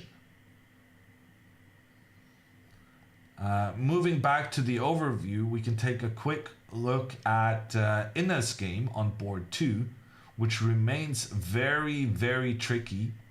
The black king has moved its way from the middle more towards the outskirts of the position. And, well, now, the thing is, I don't like being down a pawn. And black also could potentially use their pawns to be very aggressive in the center and try and push white's pieces back. But I guess what Ina is relying on is that if stuff opens up through the center of the board, her rook, her queen, her bishops, all of her pieces are involved in a good way. However, I thought I put in some pretty reasonable moves, but now the computer is very, very unhappy with white's chances, which is a good illustration of being down a pawn here, even if the computer prefers Ina's position actually. She has sacrificed a pawn, and sacrificing a pawn does involve a bit of risk in your play. The time situation is approximately equal in this game. I'm going to take a break soon, but let's check in first with the quick decision made by Ahmed Wadifa. And unfortunately, she does find every single right move there was. After the knight gets challenged, there's no reason for the knight to retreat. Here, the knight pushes forward, attacks the rook, attacks the bishop. The rook has to save itself, but the bishop is lost, and with it, black's potential for controlling the light squares are lost with it. After the recapture, white then follows up very quickly with this pawn to a4 move. And that is cause for concern, because that means not only is white finding the right moves, she's finding them so quickly that Anna's time situation is becoming worse by the minute. And this was the plan we were recommending on white's behalf, trying to make a trade between the pawns on the side of the board to open up for the rook. That gets a good positioning, even though it doesn't even move from its starting placement. Anna could try and go pawn to b4 to avoid the trade between the pawns, which then will have the pawn standing in the path of the rook. But unfortunately, there are some trickery afoot here. Pawn forward allows the bishop to capture one of the black pawns. That pawn was seemingly defended by the queen, but it turns out capturing with the queen will make matters even worse, as the white knight jumps in to attack both the king and the queen with a winning fork. So you can't push forward, you can't really capture, because then the queen comes in pointing down on your king, which is terrifying. Which means Anna needs to let these pawns just sit there. And now she's going to go either knight to e7 or king to f8. Basically, she needs to try and escape ASAP. And she also needs to get rid of this very well-placed knight in the center of the board. So, yeah. She's under a lot of pressure right now, and it's getting compounded by her time problems as well.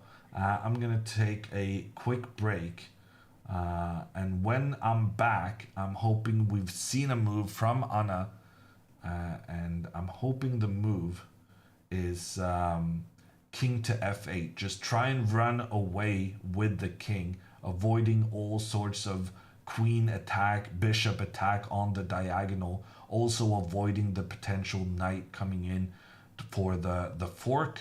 Getting the king away is her best option during under the circumstances, but it's still a problematic position for her after the loss of the light squared bishop.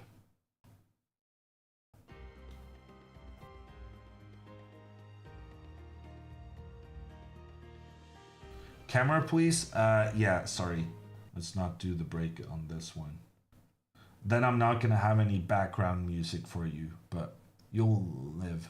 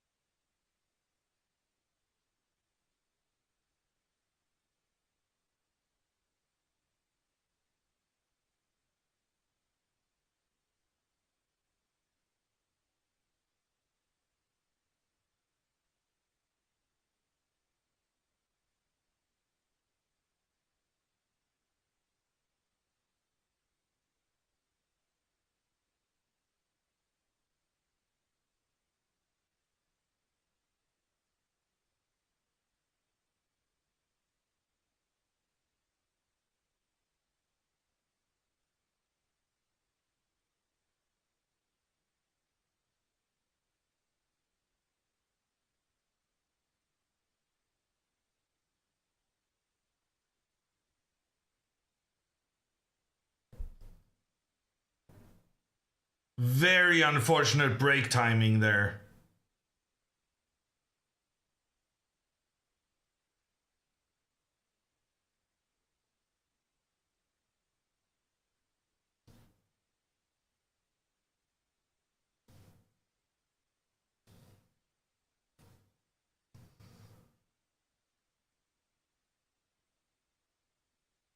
A lot happened in those 5 minutes. Oh no.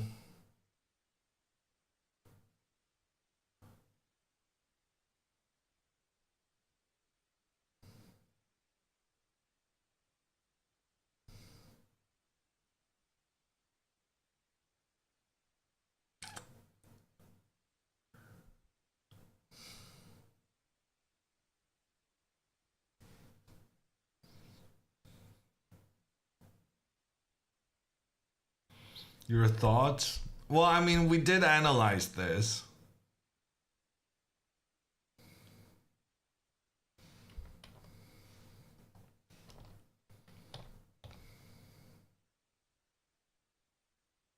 Very unfortunate move. And there's only one good white move against it, but you just know she sat ready with that. That's why we wanted to move the king. We wanted to move the king as to avoid these knight coming in with the double attacks. Pushing the pawn forward, it's what we wanted to do. We wanted to keep this white pawn on the board so that white was unable to open up for their rook to get into the game. But the reason we couldn't do it is this bishop sacrifice. It's not even a sacrifice, I guess. If the bishop is captured, the knight comes in, check on the king, attacking the queen. So we can't take it. But then if we can't take it, not only did we lose one of our most important pawns, the problem is also that this bishop is going to come in and point towards our king afterward as well. The threat on the queen has to move. We can try and move the queen into the attack. I guess we might as well at this point. Nothing to lose anymore. But then the bishop will point itself in towards the black king. The knight cannot move. And bad things are happening. Apparently here we can sacrifice our rook, move our queen in. And then this would be okay. Apparently this is okay for black. So I think Anna just needs to move the queen up into the attack and hope for the best. Hope that her opponent allows some kind of crazy attacking scheme.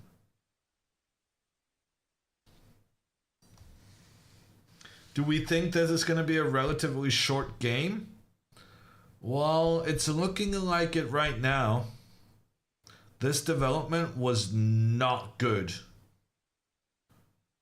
for Anna.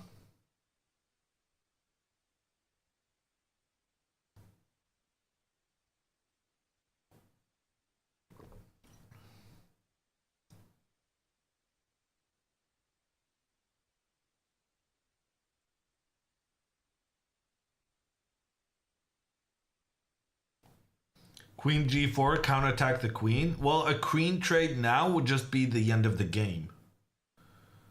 We need to keep the queens on the board to try and get an attack against the white king. The reason this opening was a success for Anna was because the white king was unable to get to safety.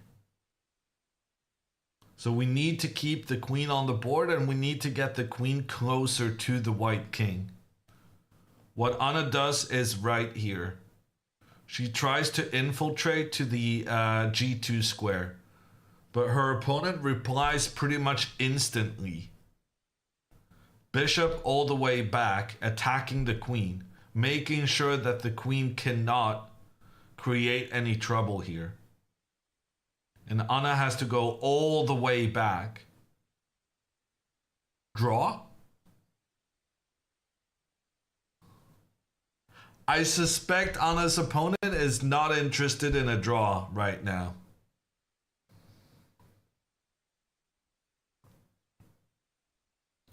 In fact, bishop to b5 might still be a good move, pointing in towards the king. But at least now we can move the king away.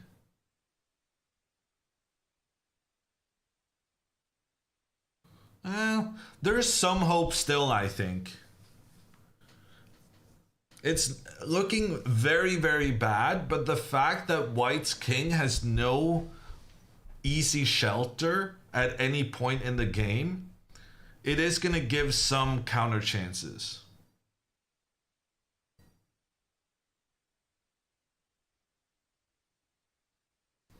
Bishop to g2 and then castle kingside. Making the argument that now you have the bishop here to protect your king. It's a pretty good argument. Yeah, that's a good move. Let's hope that she gets tempted into trying to attack. Sometimes players struggle switching from attacking to defending. But here it feels like the best thing to do. You already won a pawn. You have the long-term plan of just pushing this one as far as it can go. But first, you need to prioritize getting the king to safety. And bishop to g2 is a great way of doing that. Chat having a good suggestion. Very rare.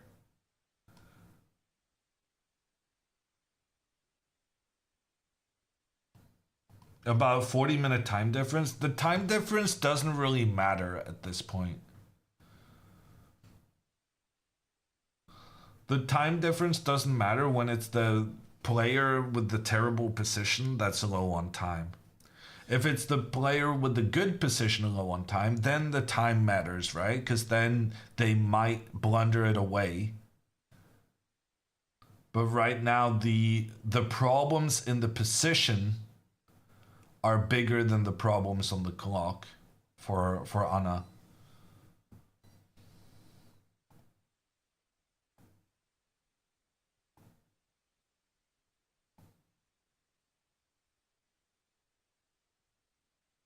"99% of the time, 15% of the time." I see what you're doing, Clavington. I'm not getting fooled by the tricky maths.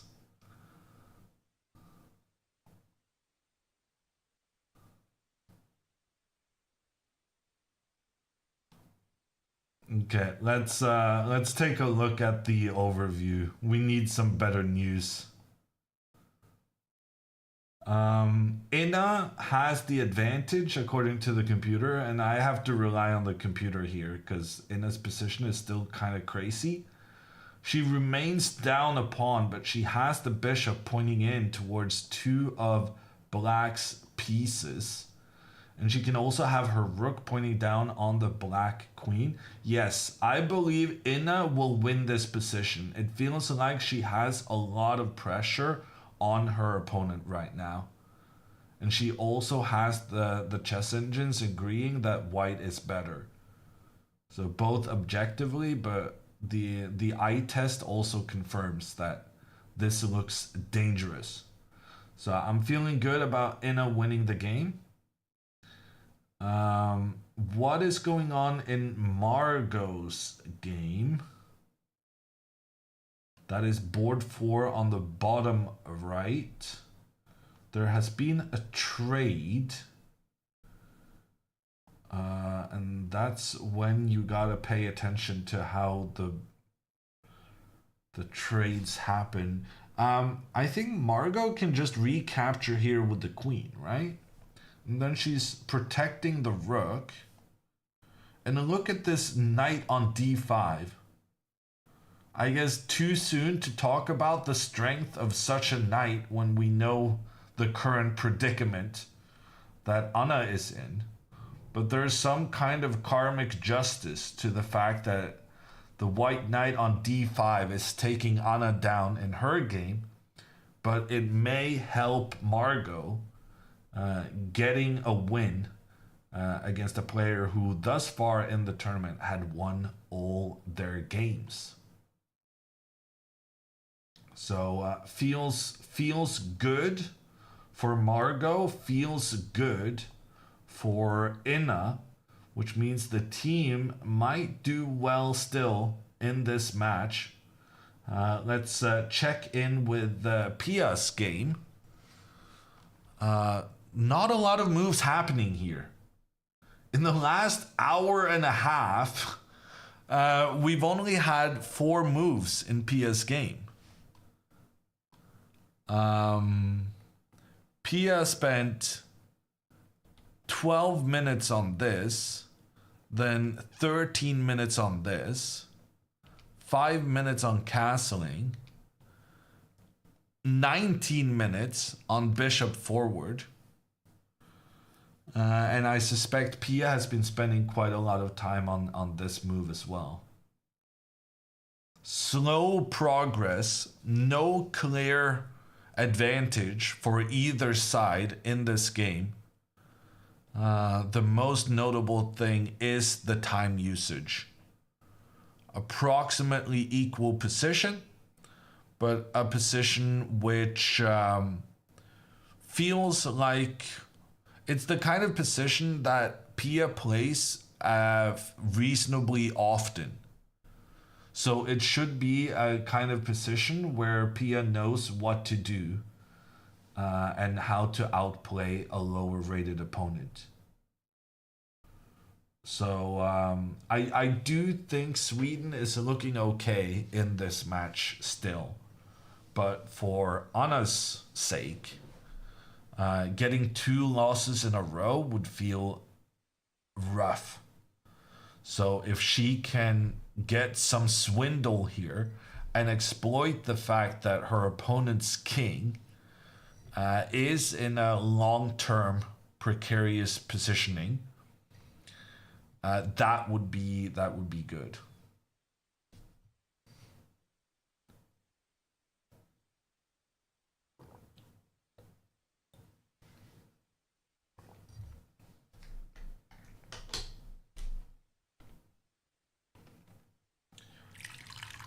Three in a row. Okay, yeah. Well, there was the break. There was the rest day. So, and then she sat out a game as well. So I guess I forgot about that. How much time does each player start with? They start with 90 minutes. And they get an additional 30 seconds per move that they make. And then they also get an additional 30 minutes after they make it to move 40. What are you drinking? Tea.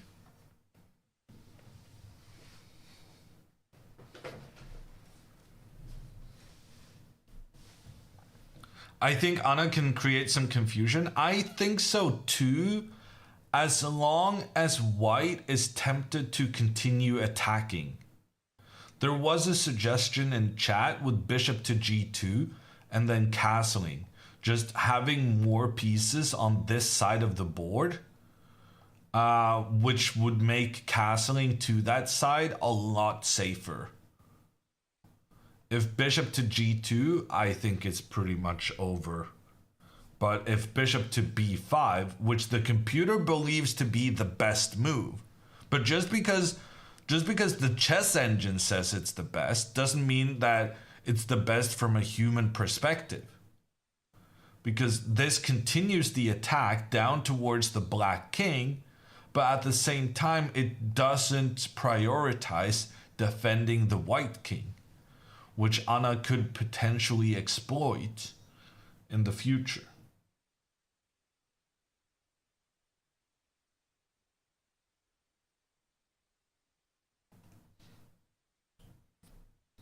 Her opponent is taking a lot of time here, which has been a rarity from her this game.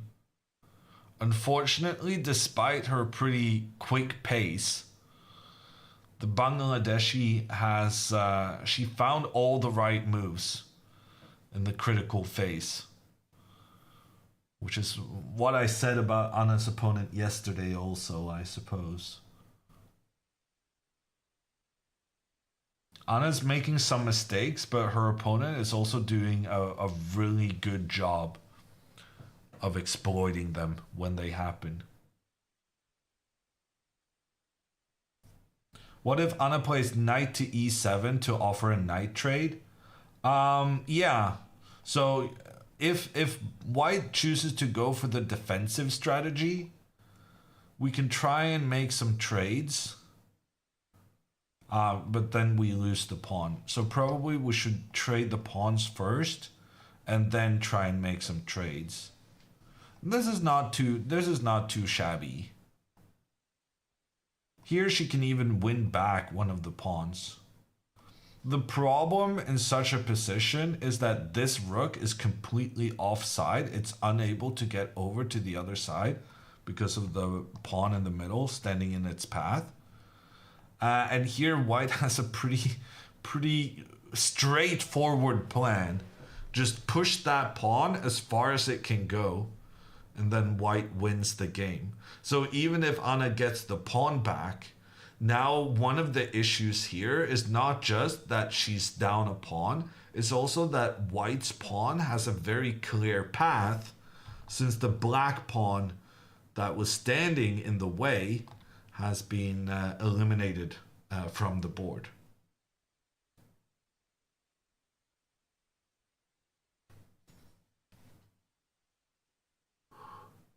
Did Anna blunder? Yeah, she made a blunder a couple of moves ago.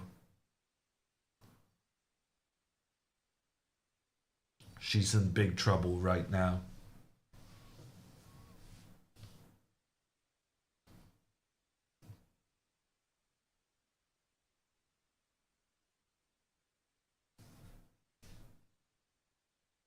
Pascal asks, why does white have such an advantage? White is up a pawn. That's one of the main things. The extra pawn. But it's also that Anna allowed her bishop on the light squares to be traded off, which means that she has very poor control of these light squares. One of the examples of that is that she's now really struggling to chase the white knight in the center of the board away. And also because we've had so much stuff happen here on the right side of the board, Anna's priority of focusing on the opposite flank has now backfired, as the main priority for white the next couple of moves are just going to be pushing the pawn forward. In fact, I don't know why we're talking about this bishop here or bishop here. Now that I'm thinking about this, surely pawn to a5 is the most obvious thing to do. Just pushing that pawn forward to become a new queen. Interesting. This is a mistake because after the trade of pawns, now Anna can go for the trade of knights, and if the trade of knights happen, boom, turnaround, big one. Queen coming in, check on the king. If the queen intercepts, then the queen abandons the rook in the corner, and if the king moves forward, then it's very cute with the pawn checkmate. So I guess what we're hoping for here is pawn to a5. It looks very scary having to deal with the pawn advancing so close to becoming a new queen and having a clear path. But Anna's idea here of trading the pawns and then challenging the central knight is quite effective.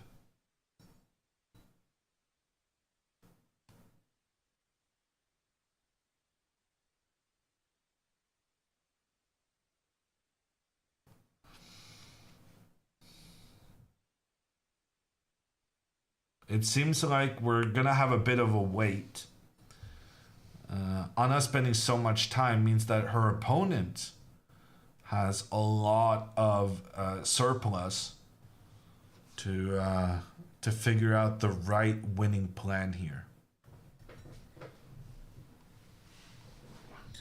In the meantime, we're gonna sit and watch the overview screen where Inna has gotten a question mark move. Ooh, that is potentially very scary for the team. We just looked at Inna's game and I said I think Inna's gonna win this. She has so much pressure on her opponent. Now the chess engines feel that Inna does not have, but at the same time, yeah, no, it's still a very tricky position for both Inna and her opponent. Interestingly, both in Pia's game and in Inna's game, both players are down to just 35 minutes left on the clock. So we could see a very stressful finish there. Because Pia's only on move 15. And Inna is, well, not much further along than that. And also, what's going on with Margot? Why hasn't Margot made her move? Is she thinking or is the board broken somehow? Oh no, the board is broken. Never mind. That's my bad. I left the board without... Ooh. Question mark move. And then a miss from Margot. I don't understand why that rook move was bad. It seemed fine to me. Margot defends the pawn that was under attack. Margot has the advantage. Right now, Margot has the best position of all the Swedes. And that's despite her playing against the Bangladeshi 80-year-old who has 4 wins in 4 games so far in the tournament. Margot is going to have to carry Team Sweden right now because it's looking troublesome on multiple fronts. Okay. Good news, maybe. White chooses to go for the attack, put the bishop pointing in towards the black king. But frankly, having analyzed some of the options, I kind of came to the conclusion that it would be very nice for black to go knight to e7 next and challenging the positioning of the d5 knight. One of the benefits of this bishop move is not only that you point in towards the black king, but there's actually a strategic element to this, that when the king moves away, white will just capture the black knight, and with that capture, you also remove the only piece that could challenge the positioning of the knight in the center. And after the recapture, white can castle, and there's no way for Anna to challenge the knight's supremacy with the bishop. Because the bishop moves on the dark squares, the knight is on a light square. You can try and take it out with a rook, but because the knight is defended by a pawn, trading a rook for a knight is not normally a good trade. And in this position, it's frankly kind of hopeless for Anna, because this knight is just too strong, covering so many important squares. And then you can try and push the pawn forward to become a new queen afterwards.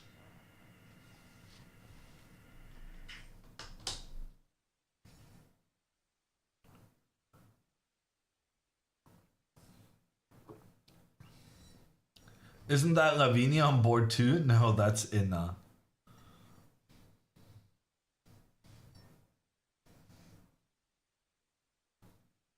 Inna will win. We kind of need it. And Inna also has had a tremendous tournament so far. So, you know, it it's kind of important for the team to have Inna stay in good form.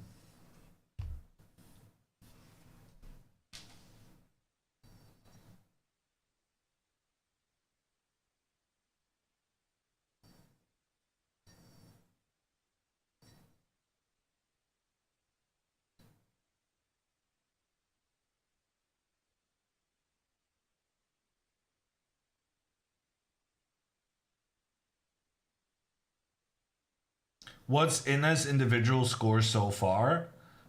She has. So we played 7 rounds so far. Inna lost one, I think, and drew one. Yes. She has 5.5 points out of 7, which is the same score as Pia on board one.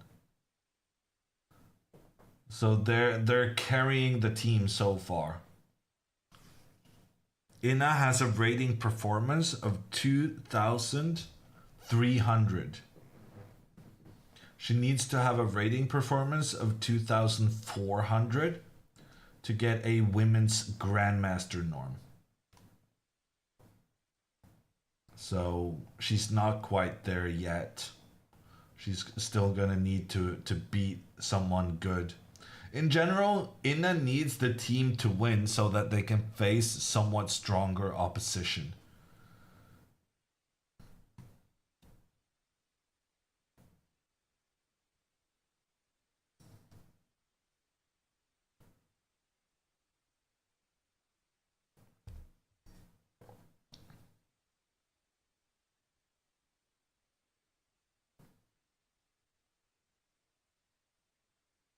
Any chance of a medal for Inna? No. Nowhere close. Sweden doesn't play strong enough opponents to make medals unless you're winning every game.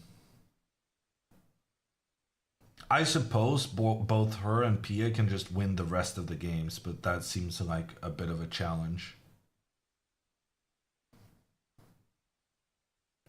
Anna should play faster right now. It doesn't really matter how fast you go. In fact, strategy wise, it could be better for Anna not to play fast because sometimes if she lets her clock run down to 1 minute, sometimes that stresses out the opponent and makes them think that they're going to win on time. And then they focus on playing quickly rather on playing well. So it can be a strategy when you're in big trouble to let your clock run down and have your opponent,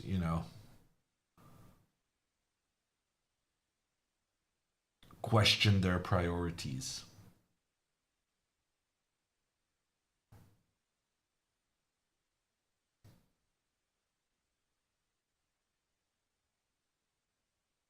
Who's the lady in the background? Which background? In frame right now, we have Anna on board 3, Inna on board 2, Pia on board 1, and then Juan Ballon, the team captain, behind Pia. And then we have a tremendous amount of people in the background because, frankly, this is a huge event.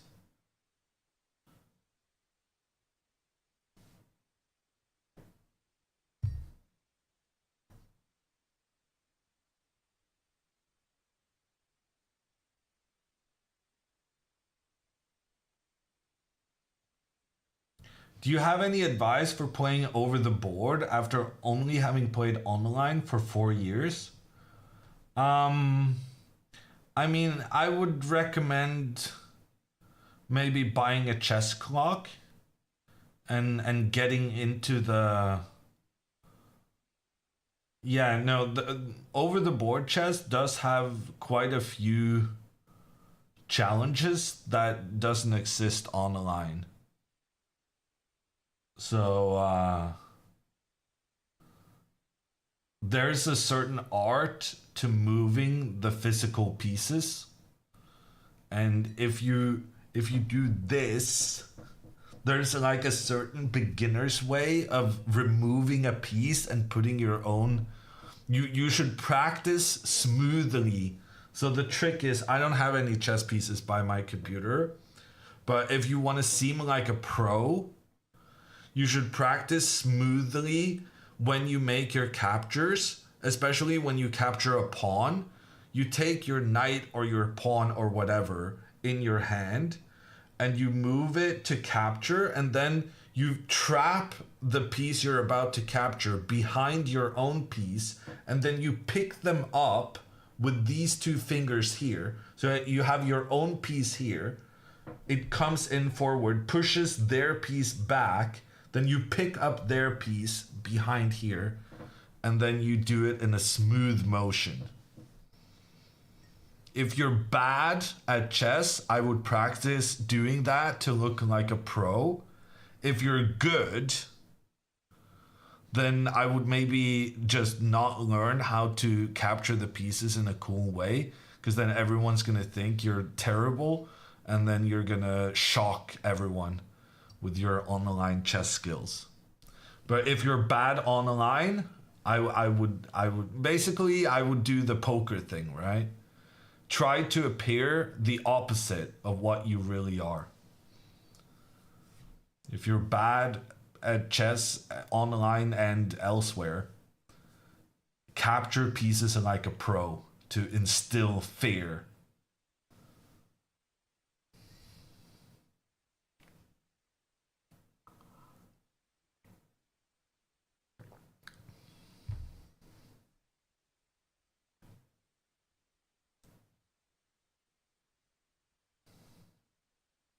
What about rook by bishop? If you're capturing a rook with a bishop, you can technically use the same technique to pick it up in behind. But the normal way of some of the bigger pieces is that you remove the piece you capture first, and then you move your piece to that square. That's the classy grandmaster technique.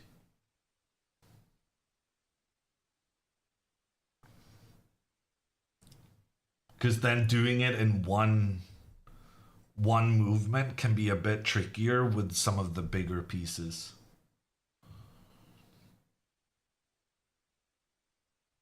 When you castle over the board, do you move the king or the rook first? That's a very important question, because if you get that wrong, you're not allowed to castle. Castling is considered a king move. You have to move the king first.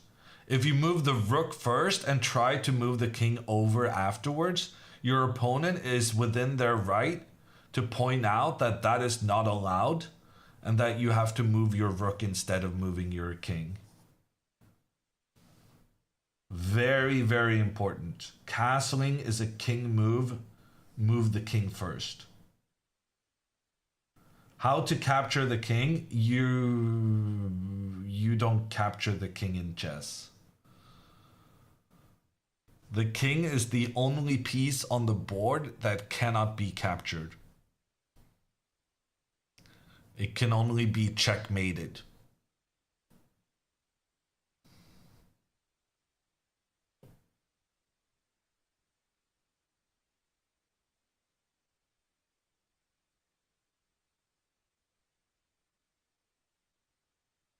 What?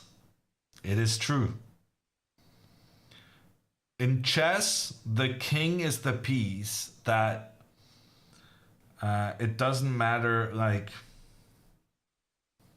when the king has been trapped or surrounded, that's the end of the game. You don't actually get to capture it.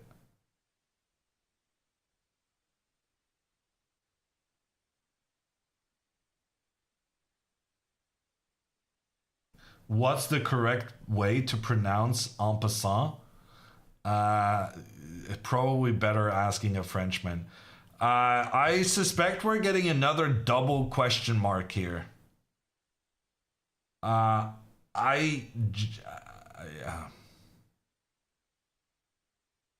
it doesn't really matter, but making the trade between the pawns is not great for Anna. Because now when white recaptures, that just opens up for their rook very nicely. And the thing is, even recapturing with the other pawn is also pretty good. Because then the rook can point down here towards the king.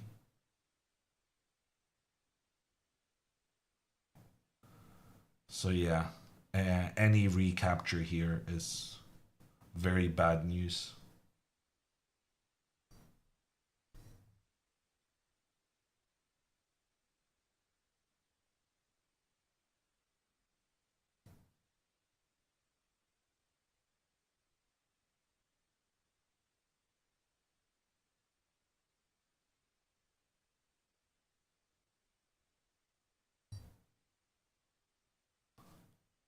Anna's masterful plan, giving her opponent too many great options to choose from.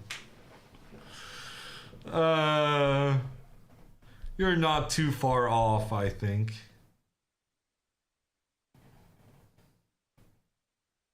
She must know she's losing? Yeah, of course she knows. But you still gotta fight as best as you can. Never take it for granted that your opponent is gonna know how to win.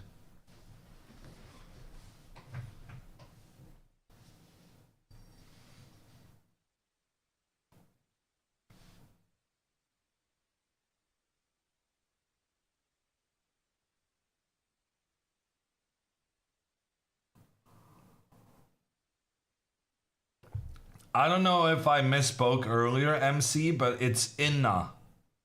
Not Anna, Inna.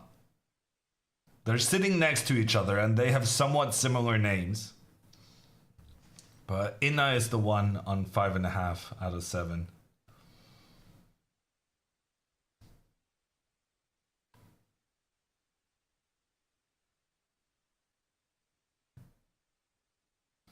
Okay, let's look at some of the other boards. Okay, Inna is back with the advantage in her game. That's what happens, people, when you sacrifice a pawn in the opening. The eval bar has a way of going up and down, up and down. It becomes very tricky to assess.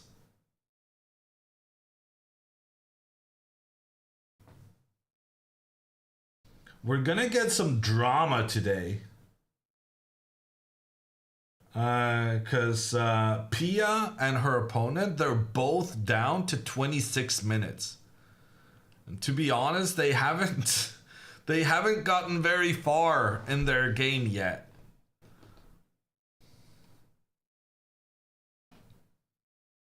Also, bad news on board 4. What has happened here? How did the black queen suddenly manage to get such a powerful position? Margot is in trouble. The queen pointing against the pawn in the center, but it's also pointing towards the pawn over here. If Margot uses the rook to try and protect, then the black rook will come in working together with the queen with some very powerful threats. In fact, here you have to go for the trade between the rooks, but then after the trade, the black queen is able to start capturing pawns. Margot is in big trouble.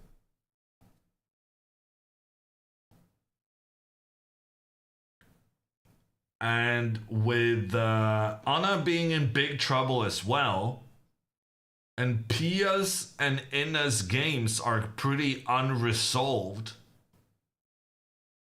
right now, Sweden could be looking at a loss in this match.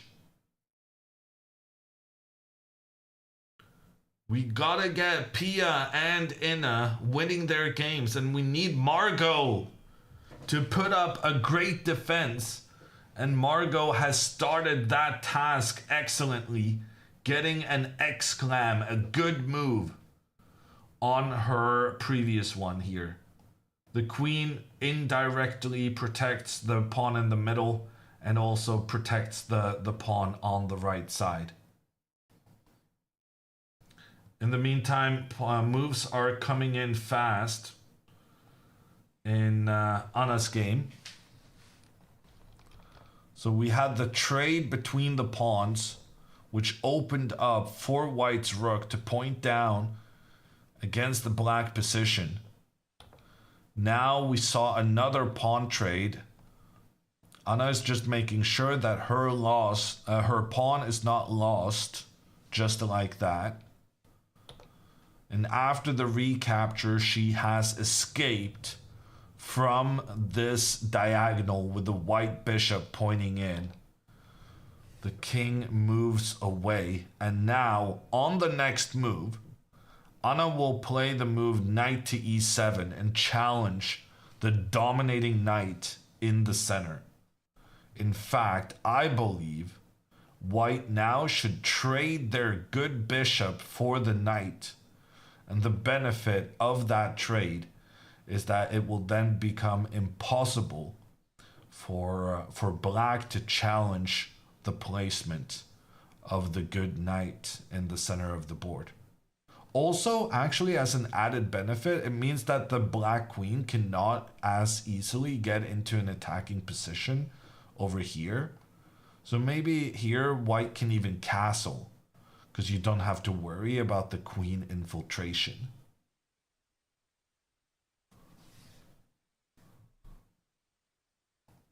So bishop takes knight, absolutely the most dangerous move for Anna to face.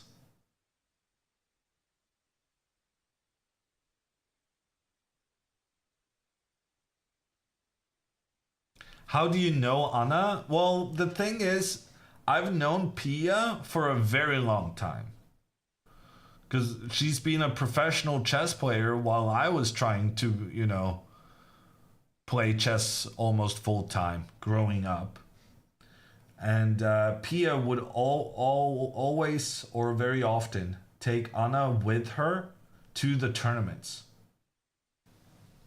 So I remember, I think the first time I saw Anna was like, how old is she? I remember like 2010 at the Greek team championship. There was the little Anna Kramling following her mother. So how old was she then? 8 years old? 6 years old?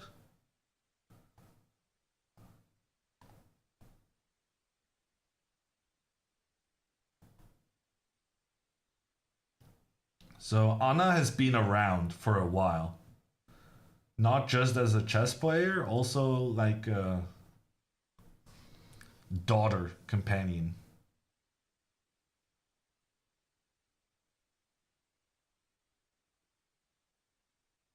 Little Rugrat, yeah. They grow up so fast. The kid in the stroller. I don't know if I've ever seen Anna in a stroller, although it wouldn't surprise me, honestly. But I have seen there's two grandmasters from Poland, Monica and Bartosz Soczko, and I remember watching them walk in the streets of Biel in Switzerland with their stroller. And that kid, that was in 2005. And I think that kid is a chess player now. So, yeah. Chess parents taking their kids to tournaments. I mean, what else are you going to do, right?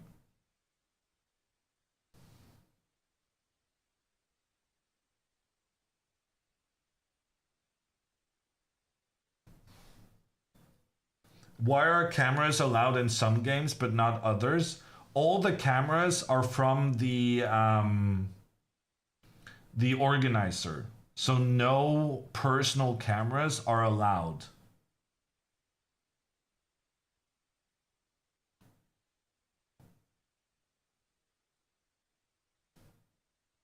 Let's just say Anna is a lot less forward leaning right now than she was initially in the game. Gonna have to play around with the cameras a bit.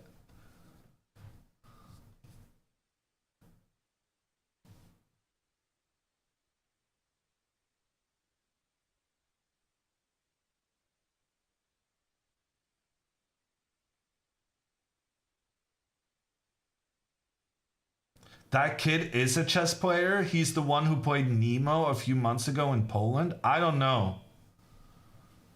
But if you're saying so, I would guess. If you were in a stroller with your grandmaster parents in 2015, you would be 19 now. 20. 19, 20?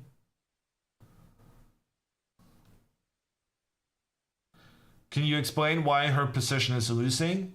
This rook is good putting pressure. This knight is impossible to chase away. White has an extra pawn, and that pawn also has a clear path to become a queen. And in addition, it has the rook behind it to help it become a new queen. And also, this bishop is pointing into a big bunch of nothingness, which is also not great. This bishop is unable to affect the game at all. What went wrong in Anna's game? Well, she just blundered. She played a really, really bad move that lost her a pawn and allowed her opponent to get some favorable trades.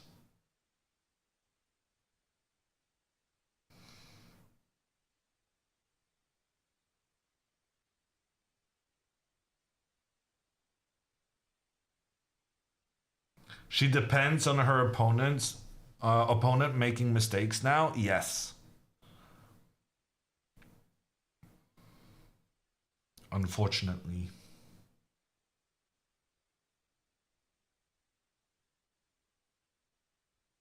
Could Magnus win the game from this position? I would be surprised.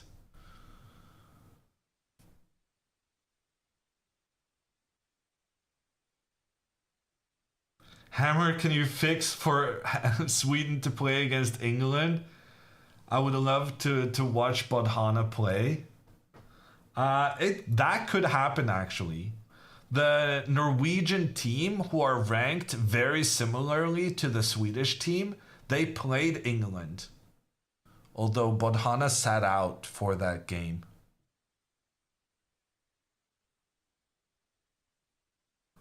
The only problem is that the Swedish team needs to get as many points as the English one. And that is looking to be a bit of a challenge right now. The English team is, let's see, they are, how do I need to go to the standings. The English team has 5 wins and 2 losses. The Swedish team has 4 wins, 1 tie, and 2 losses. So if Sweden scores 2-2 in this match, and then England loses, then we can get a match with the 9-year-old wonder kid, Bodhana, on England. The youngest player to represent England ever. Also one of the youngest players in the entire Olympiad, and playing for one of the better teams in the competition. Oh gosh, Bodhana has had a terrible tournament so far. She's losing 70 rating points.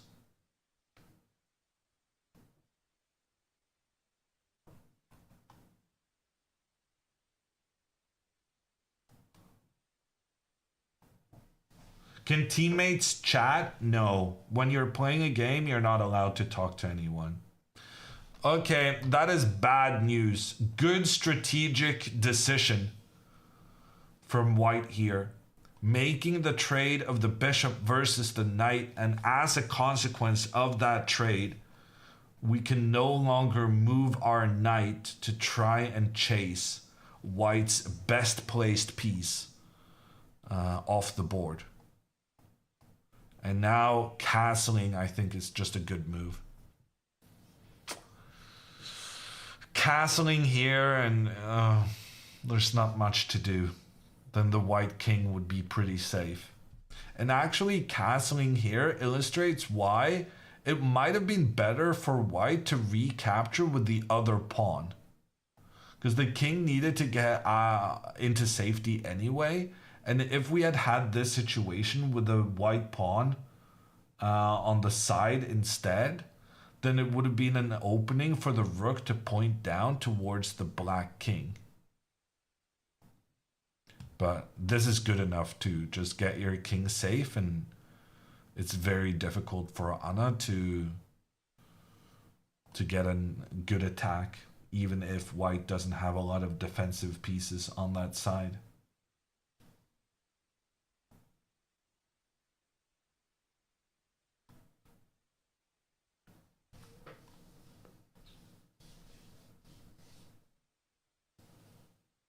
Who is the youngest tournament winner in chess? I don't know, actually. It would be difficult to define what a big tournament is. Because whatever line you put between big and not big would be pretty arbitrary.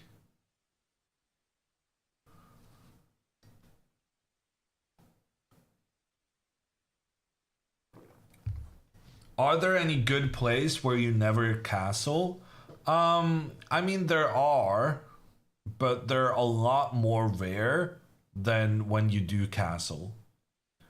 Which is why we normally recommend people to get their king to safety. Because more often than not, it's a good strat. First, you gotta learn the fundamentals, and then you can start learning the exceptions later on.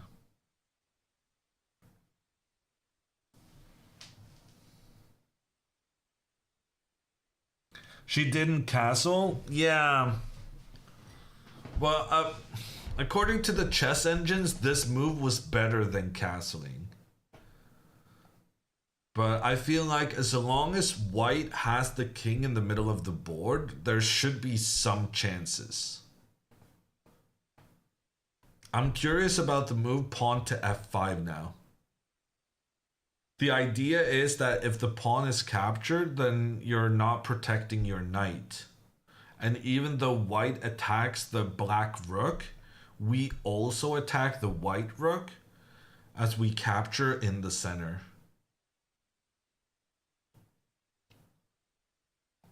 The problem is pushing this pawn forward to try and put some pressure. It also massively weakens the situation around the black king.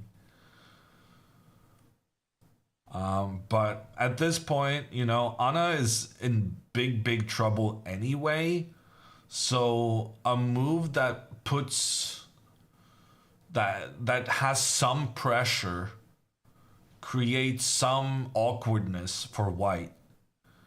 I think that's just what we're gonna have to try and hope for the best.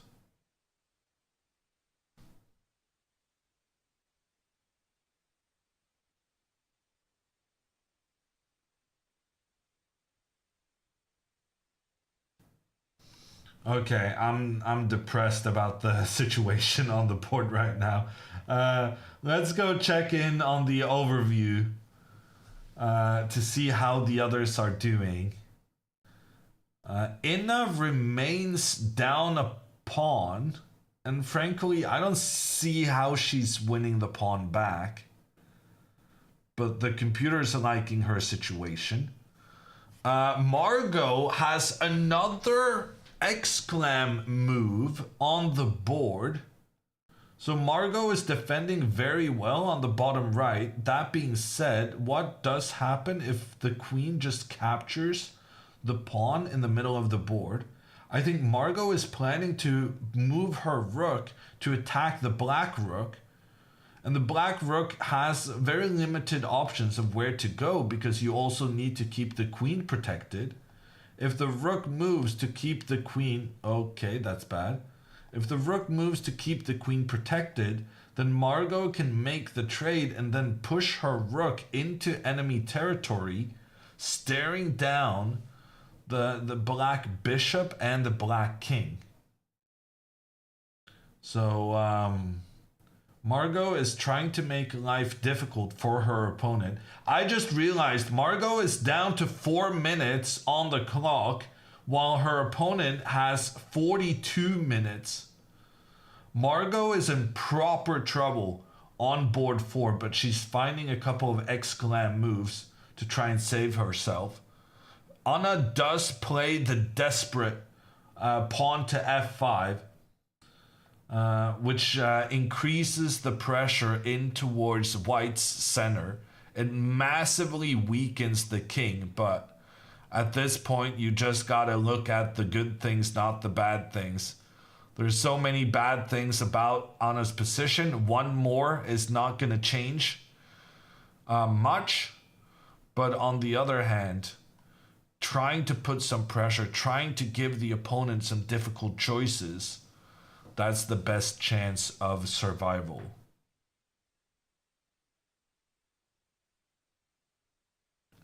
Let's quickly go and visit Pia as well. Computer says Pia has had a really good last couple of moves, and frankly, this is why I don't play the Sicilian opening, because to me it looks like white is pushing forward, creating all sort of attacking plays down towards the black king. Pia has to be very, very calm here to defend properly and get herself out of this. But the chess engines do say that if Pia finds all the right moves, she's going to have a sizable advantage in this situation. And Pia finds the top move. The knight moves out on the edge of the board, puts pressure on the queen. It looks bad moving your knight to the edge, but I guess the good thing is that when the queen moves, maybe you can make some trades. Trade, take. Something like this could be good for Pia, because even though she didn't win a pawn or anything in all of those trades, the fact that the queens came off the board is quite advantageous for her. Because without the queens on the board, she doesn't have to worry about the queen pointing down towards her king.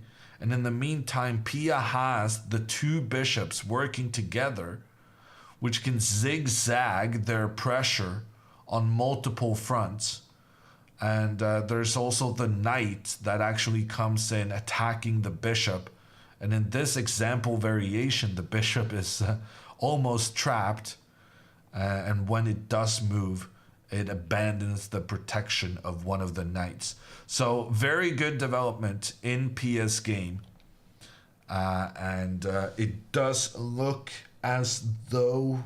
but this queen move was better than the one I suggested.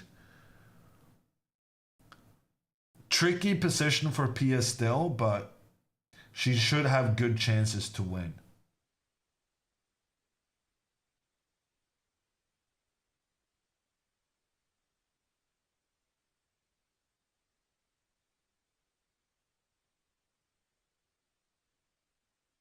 Curious that the trade is so good for Pia. Yeah, it was a bit surprising. But at the same time, I do think a queen trade here, but also a queen trade. Let me go back to Pia's game. The queen trade combined with the fact that she managed to open up for her bishop down towards the white king. I think those two things together was just too much. And that's why it was such an advantageous situation for her.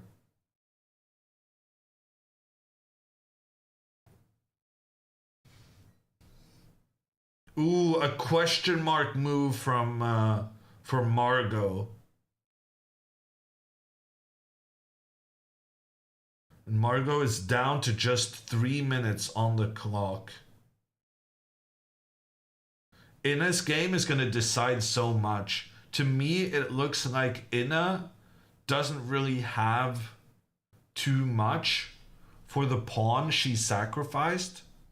But the chess engines say that Ina has quite a significantly better position on the top right.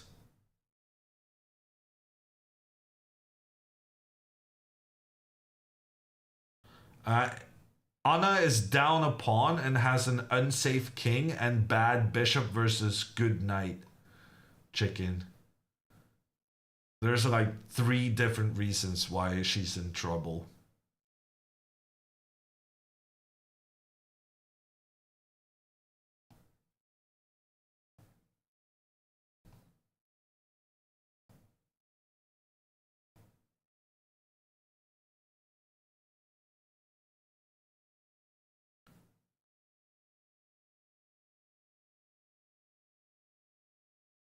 Would grandmasters resign here in Anna's position? No. You would play on, but you would be very sad.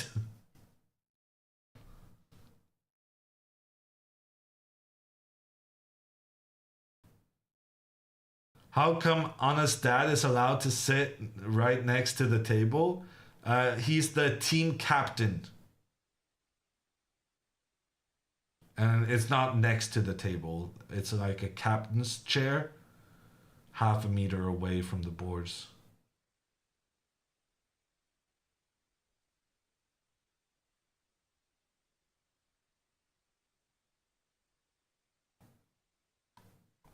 Do any grandmasters have a reputation for resigning early? Yes. Peter Svidler is famous for resigning early, and he also has resigned a couple of times when he could have saved himself.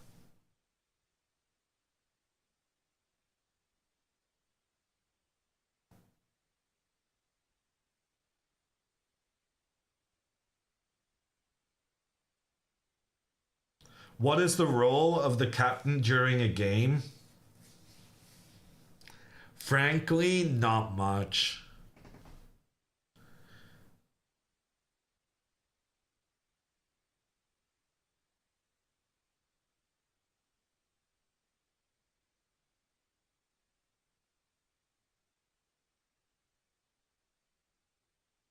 Their main role is to sign the score sheets after the not the score sheets, the match sheets after the games.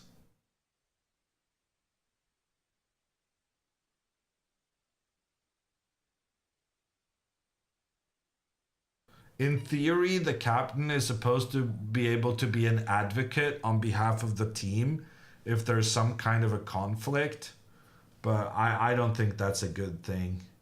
The player needs to be in charge of their own game. And back in the day, you used to be allowed to ask your captain if you got a draw offer. You could ask your captain, should I be making a draw? Based on the team, how is the team doing? But I think they banned that because frankly, it wasn't great that players could ask, should I take a draw? No. Okay, I guess I'm better then.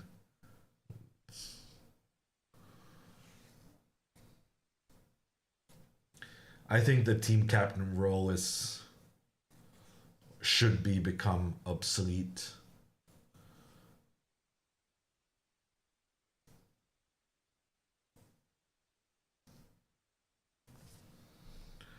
Okay, the queen came in, attacking the pawn, putting pressure down towards the king.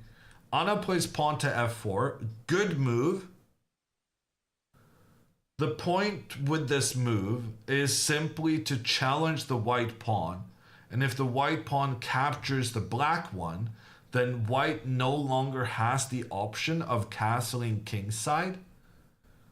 And that means the king can never find a safe haven. So pawn to f4 was a good move. The question now is, are there some crazy sacrifices to win the game? Double attack on the king and on the rook? But no, the king can move and protect.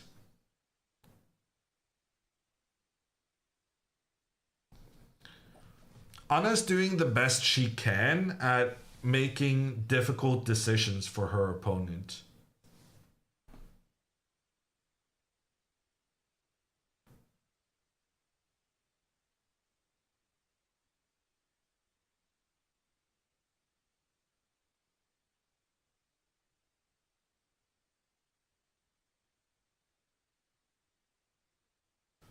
Are women's chess rating equal to men's? Yes, the chess rating is the chess rating. There's no gender involved in that. In an opponent mistake, let's check it out. Back to the overview we go. Ina's opponent has moved their queen back, gets a question mark. I guess Ina's just gonna move her knight further forward. She made the move before I could even make the arrows. But then the queen will return. Ah, interesting. Now, if the queen returns where it came from earlier, Ina can then go knight to f7. The idea is that the black knight cannot capture white because that would allow the bishop to capture the queen.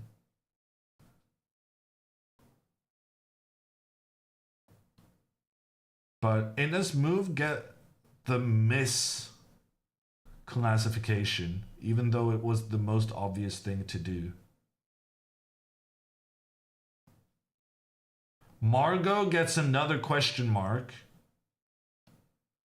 Very scary stuff going on right now. Margot under pressure along the 4th rank. Her opponent is playing quickly on purpose to try and stress Margot out. But sometimes playing quickly can lead to you making some mistakes yourself. Big red X on 2 boards at the moment.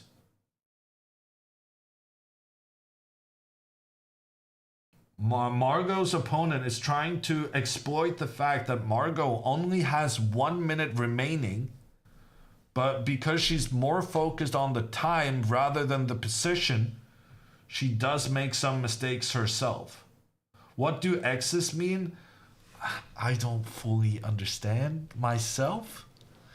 It's supposed to be like it's a mistake that's not a blunder, but it's more like that you're not exploiting your opponent's mistake. They call it a miss.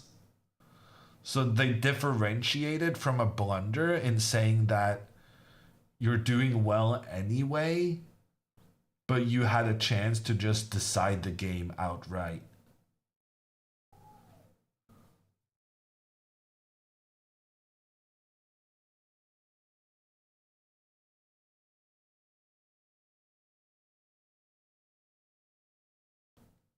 Pia's bishop is finally alive. Yes, great news. Great news for Pia. Her latest move, pawn takes on f5, gets the green star, and after the recapture, it breathes life into this bishop. On the other hand, it also allows the white knight to move to the e4 square next. Actually, the more I'm looking at this, the more I'm thinking it's not very obvious that this is good for Pia. Honestly, I feel like Pia is still under some pressure here. With the queen pointing down on the king, the bishop in that same area. The rook potentially getting involved as well. Now the knight is going to get in. Computer is liking Pia's position, but it seems kind of dangerous. Oh my gosh! Anna's opponent castled. Okay, we're definitely moving the king here, right? Anna needs to move the king away. Oh, your guys are not seeing it. Okay, Anna's opponent castled, gets a question mark.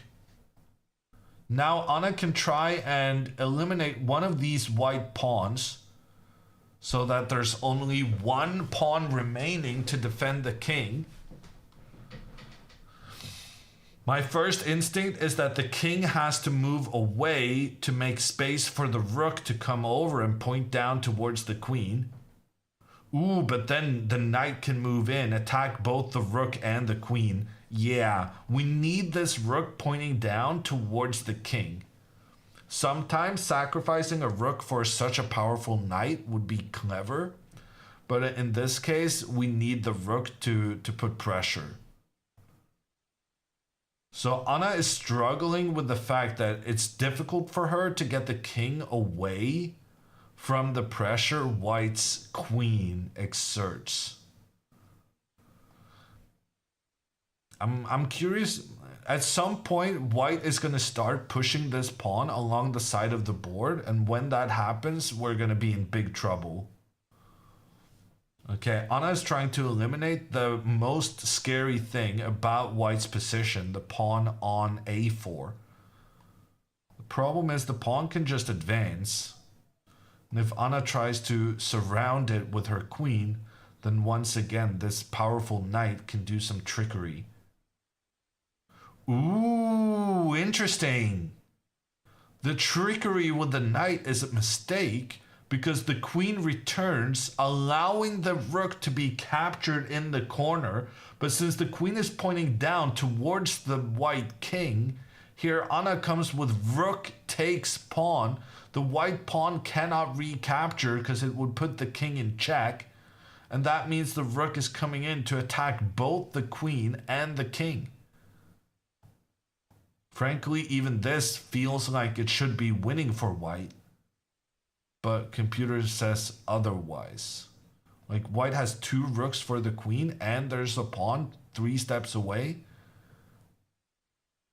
I'm very surprised that apparently this is equal, but that's good news. That's very good news. Oh, and you know what her plan is? If pawn to a5, forget about the queen stepping close to the pawn. Her plan is to go queen to c5, of course. Because then she's both attacking the pawn and she's threatening the thing over here without even having to get into the knight fork. In fact, no matter what White does, this pawn will be captured. With rook to a8, Anna has secured herself that she will be able to take out that very scary white pawn.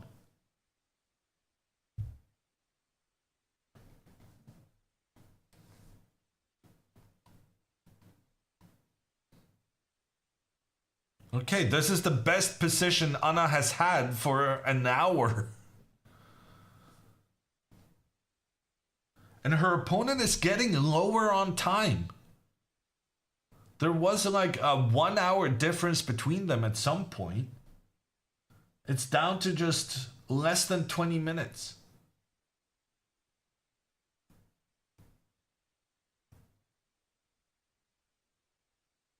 What's her opponent's best move? Computer likes rook to b1. Completely abandoning the pawn. But the idea is that if the black rook captures, then you can start an attack against the king.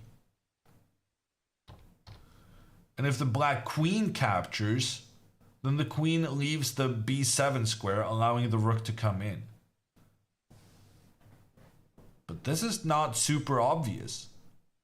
And the good thing about this is that Anna is no longer going to be down a pawn. In addition, she has the ability to create an attack against the white king, because at the right moment she can trade off the pawns, leaving the white king with only one pawn remaining to defend it. Human will not give up pawn that easily, I agree. Rook b1 seems hard to spot. I'm with both of you guys.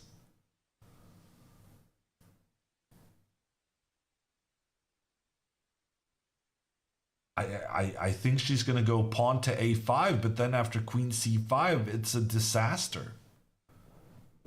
Anna is genuinely making a comeback right now. I am no longer convinced she is going to lose this game. Let's check in with the team. Imagine if Anna saves the draw and that secures the team the win. That would be sweet.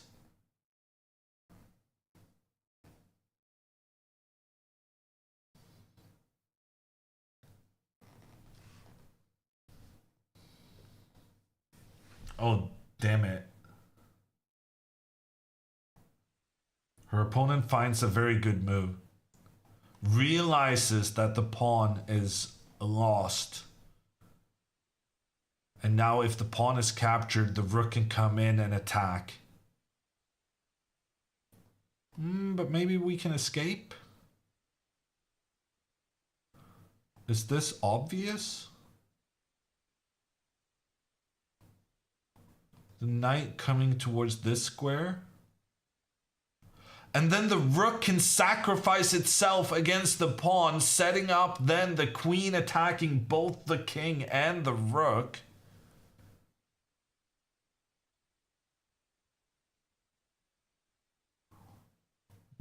There's some trickiness lurking.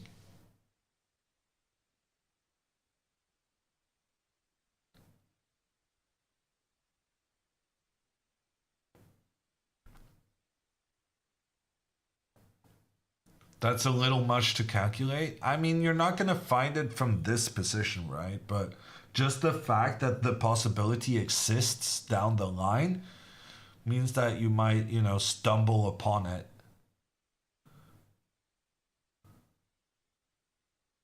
Yeah, no, this rook move was very good.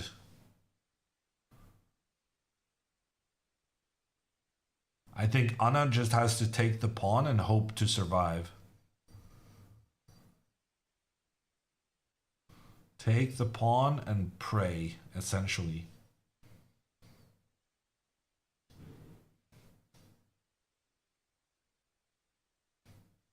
Can she still go with the queen c5 move? Well, part of that move was part of the point was that you were attacking the white pawn. But if you do it with only having one threat pointing down towards the king, then the king can just move out of that diagonal and you have achieved nothing.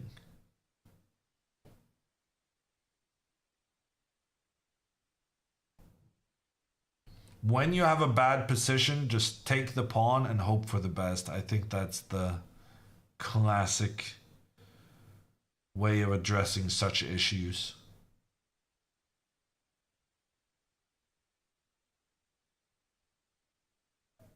What if she's an atheist? Atheists can still pray that good things will happen, right?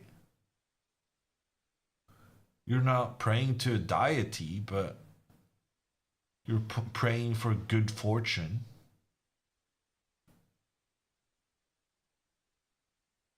Hoping for good fortune. It's the same thing, right? Manifesting.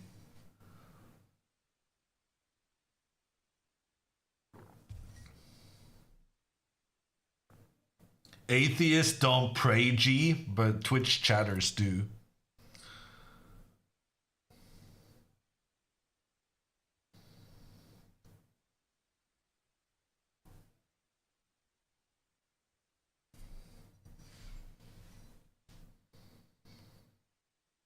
$30 seconds remaining. Gotta make a decision now. Okay, she moved the bishop. That was actually the top computer move.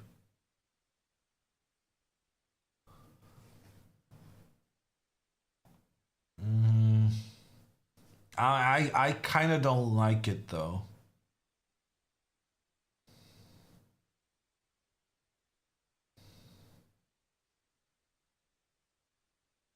Because now, can you not just continue forward?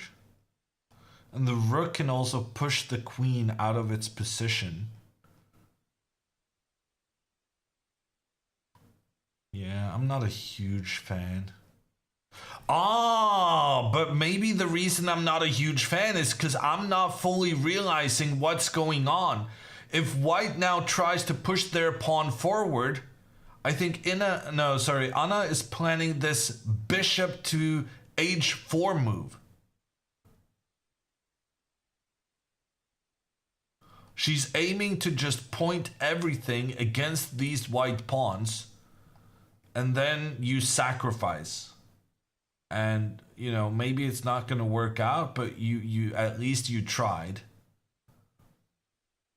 Yeah, actually this is not working out whatsoever.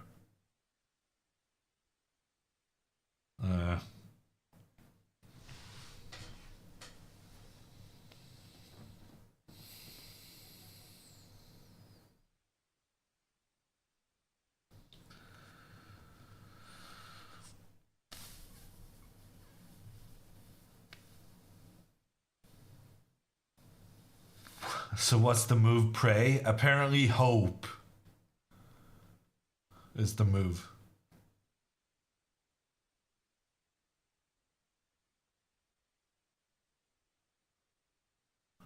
Okay, let's check in with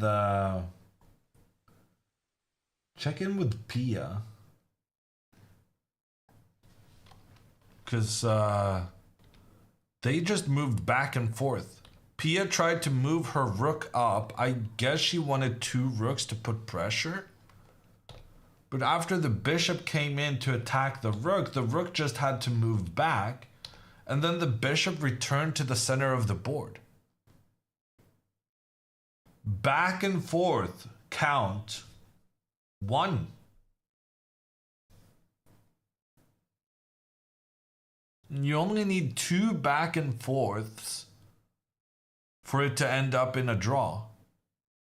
Pia avoids by moving her rook into the middle, but Pia's moving her pieces away from her own king with so many things pointing down towards it.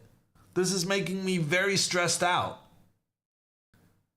Is Pia respecting white's attack? If white now goes rook here and then follows up with knight into the center, this looks terrifying. This looks absolutely terrifying for Pia. But note that you have to move the rook first. If white tries to move the knight into the middle first, then the trade of the rooks means that white is no longer protecting this pawn, allowing Pia to come in, capture that one, and go for the queen trade. But instead, Pia's opponent found the rook to e1 move, and now Pia is in trouble.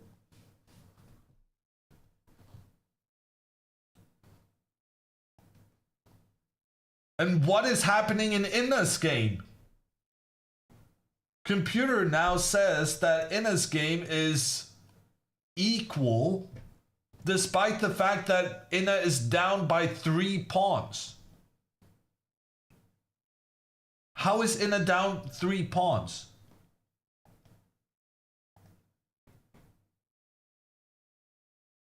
What has happened here? Oh gosh. 2 question mark moves in a row, and Inna is down to 9 minutes. This could potentially be a sweep of the Swedish team. Right now, 4-0 for Bangladesh is on the table.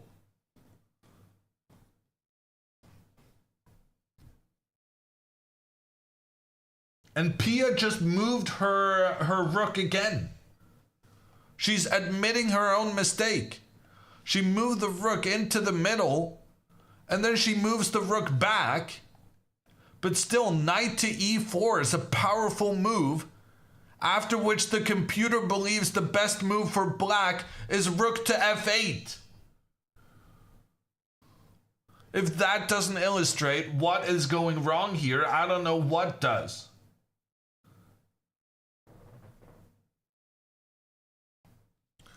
Pia's move gets a question mark.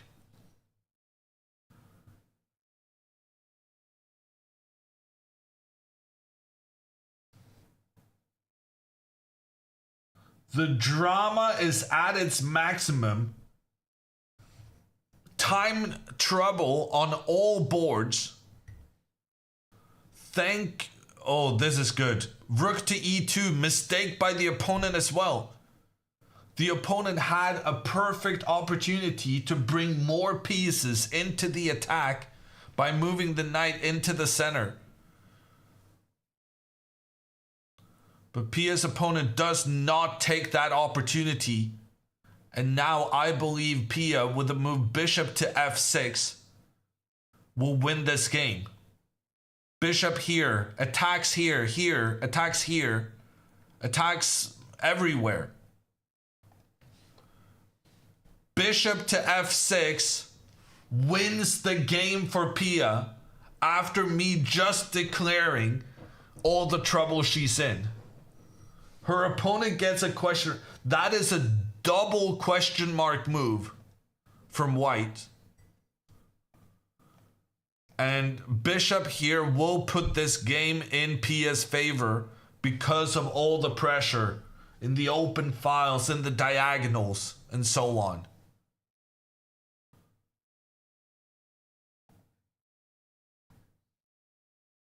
And Pia finds it. Of course she does.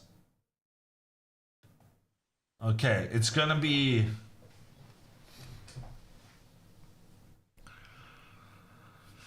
Okay, Sweden is getting 1 point on Pia's board. But then you still need at least one more point after that. Anna's opponent still thinking. Pia's move got an exclamation point. Margot's opponent has lost a pawn and just got a question mark move. Can Margot make a big escape on board 4? That's the bottom right.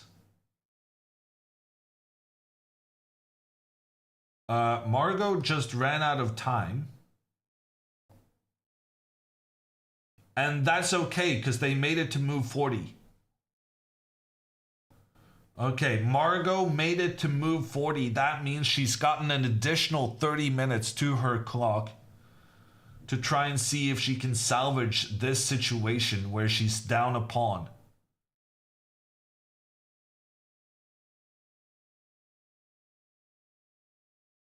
Anna is on move 27. Anna's next move will be the 28th. She needs to make an additional 13 moves before she gets the extra 30 minutes.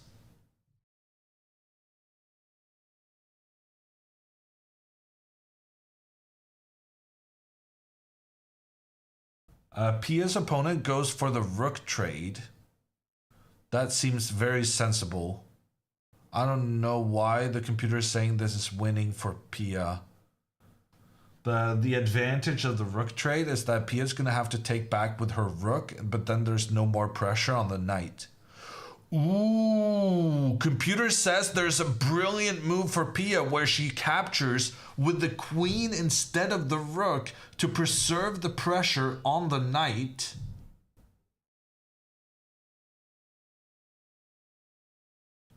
But then after pawn takes here, it increases the pressure from the rook. But we're not concerned about this because the rook is not able to capture the knight because then the queen comes up with a back rank checkmate.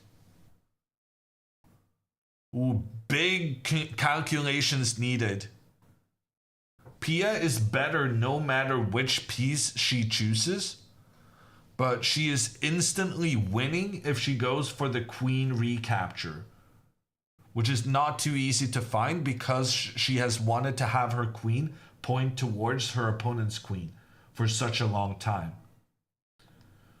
Development in Anna's game. Her opponent plays a question mark move. Anna responds quickly with the best move in the position. Anna is about to make a big recovery here. Anna no longer has a clearly losing position. In fact, she has an attack on her opponent's king right now. By moving the king away, Anna no longer has to be scared of the queen pointing down on the king, which means that she can trade these pawns on the next move, which will eliminate yet another defender of that white king.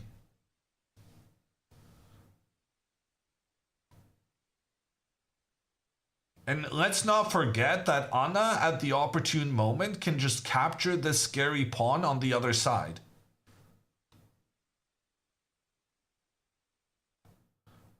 Pia doesn't find queen takes. And Inna is down to 2 minutes.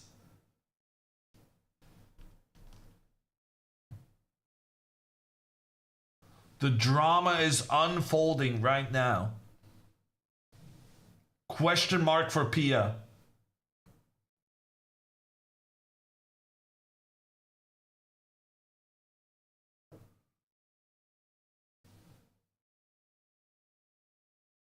Okay, the trade between the bishops happened. Pia's still gonna have a sizable advantage in this game. Her bishop is very good on the diagonal, pointing down towards the white king in the corner. Very good bishop.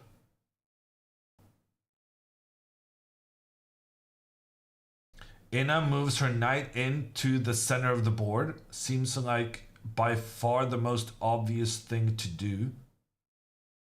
Somewhat concerned about the fact that Inna is down 3 pawns, but I feel like she's going to win at least 2 of them in the near future. Margot should have chances to hold. There is a scenario here where Sweden wins 3-1, which is pretty wild, saying just 5 minutes after I was saying Bangladesh could win 4-0. But Margot could save it, Anna could save it, Inna could still win, and Pia's probably gonna win.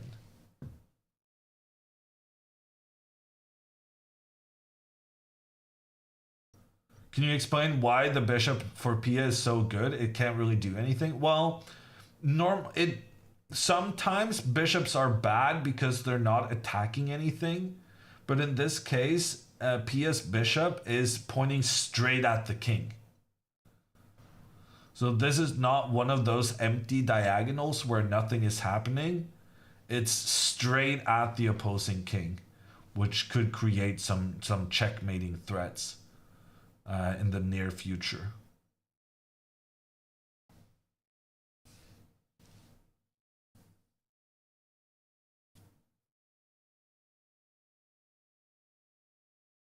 Okay, Anna's opponent pushes the pawn. Now Anna cannot... and another question mark move. Anna doesn't find the right response. Computer here was saying that the position is equal if Anna had traded the pawns and then brought the rook over to increase the attack. This is Anna would have been close to winning with all the attacks she's creating here. Question mark move. Oh, you guys can't see it. Sorry. Question mark move from the Bangladeshi. If Anna had made the trade between the pawns and moved her rook over, moving all her pieces into the attack, then this would have been a tricky position even for white to defend correctly. Instead, Anna also gets a question mark. Anna is focused on making sure that this pawn does not become a new queen. But in doing this, she kind of abandons her own attack.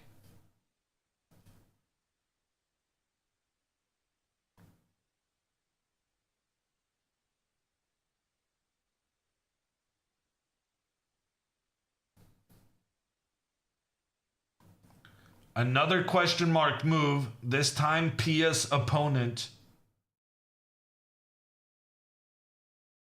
Pia's gonna win this game. On the other hand, Inna might be in trouble. Inna's opponent is continuing finding good moves. It's incredibly complicated, but Inna is down to just 1 minute on the clock.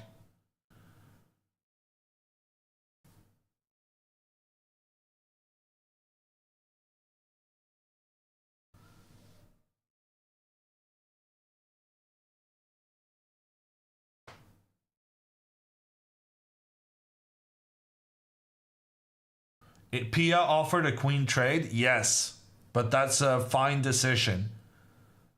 Pia's main concern in this game has always been that the white queen has been positioned to threaten down towards the black king.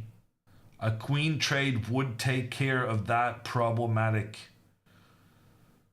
situation.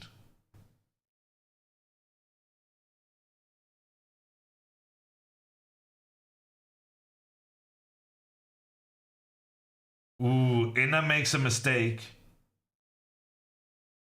Not super easy to exploit though, because everything is under attack in her game.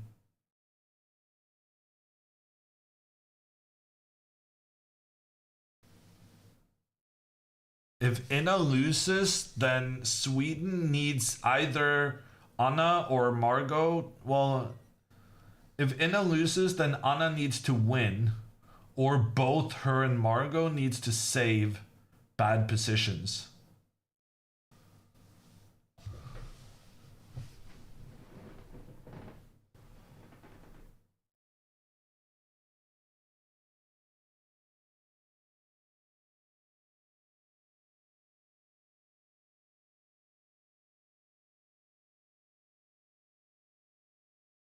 How much time does Anna's opponent have?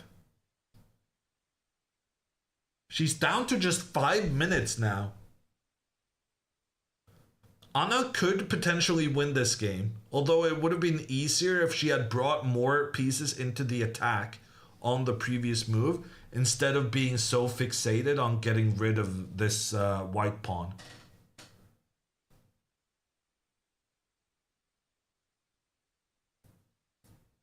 Anna now has the best drawing chances? No. Margot is surely has a lot better drawing chances than Anna, I would think.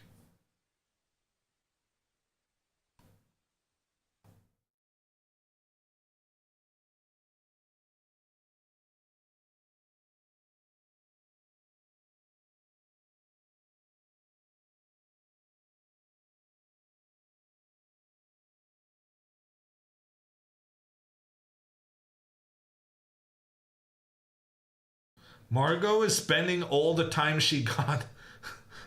Margot got an additional 30 minutes because she made it to move 40, but she already spent more than 10 of those minutes without making a move.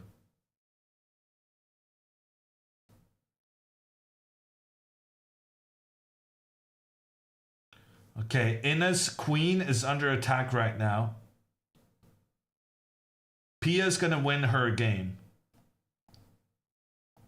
Pia's going after everything along this third rank. That should be enough to win the game for her. But similarly, on Inna's board, the rook is also going after everything along the second rank. Inna tries to stop it by moving her rook in between. Feels sensible. If now the trade, Inna will attack here and here and here.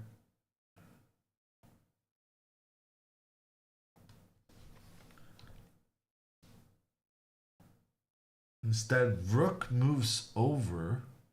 Ina can now capture 2 rooks and trade for a queen. This rook move seems a bit weird.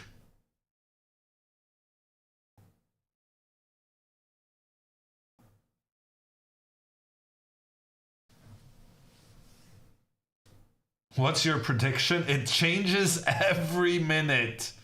Chess Passion. I think right now, I guess my prediction would be maybe 2-2.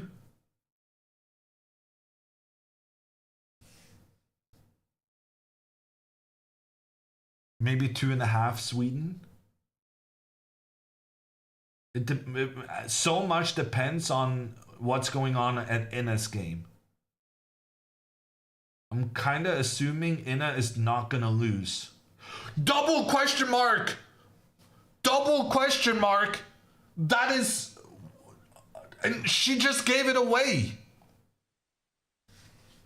White spent a move pushing the pawn further forward, and Anna just took it.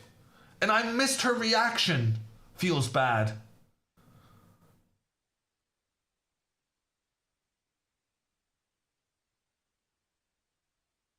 I'm not sure what she... Oh, yeah, no.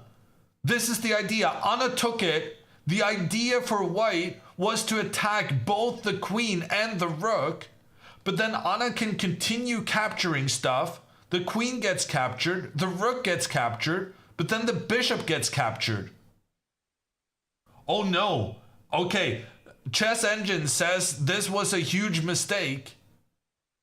But white will end up with a queen and knight versus 2 rooks. That is normally incredibly advantageous for the queen and knight. This is an exceptional situation in which the 2 rooks may be able to create an attack against the white king.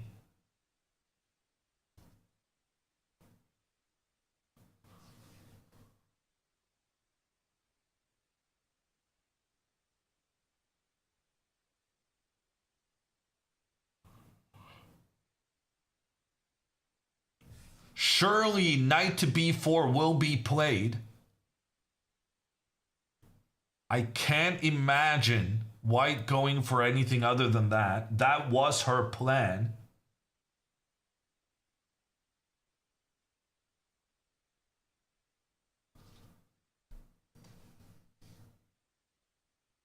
Any other moves for Anna other than taking the rook? No.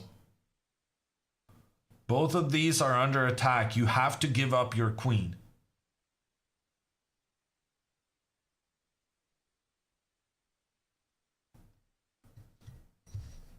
But the Bangladeshi player is not automatically going for the fork.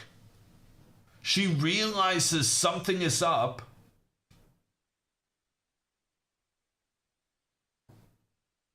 Both players now below 1 minute on the clock. Okay, she's going for it. She's hesitating, but does in the end go for the fork. Anna has no choice. She has to sacrifice her queen.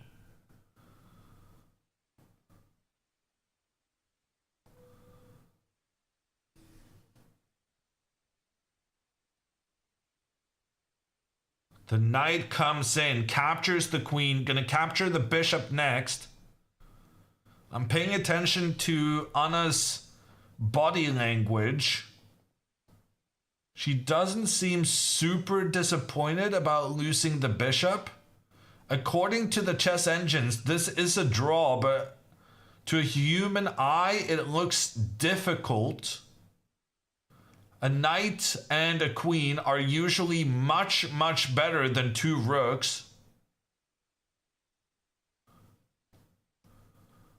Anna's only way of saving this has to be based on giving lots of checks in towards the white king.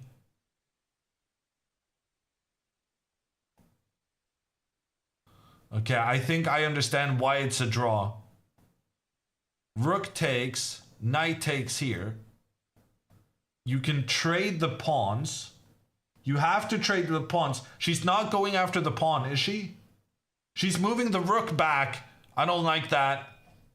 If she had gone for the trade between the pawns, then she could have given checks and checks, and the king cannot move over here because then the rook traps the king and the queen on the same file. And so the king cannot escape from the rook's checks. If the rook moves up, then this rook comes in and starts giving checks. So there was an instant draw here. Anna could have captured this pawn with a draw. Instead, she moves all the way back to attack the knight. But the thing is, it's still a draw. It's still a draw. How is it still a draw? If the knight moves back, which it has to, it doesn't have any other available squares, then the trade between the pawns still applies. Same situation. Rook gives check, check. The king cannot move over because of this. So it's still a draw. It's still a draw. Oh no, she moved the rook over here. No, no, no, no, no, no, no, no, no, no. The knight moves back, attacks the rook, but she moves the rook along the 8th rank. Unfortunately, Margot's opponent is blocking the board right now.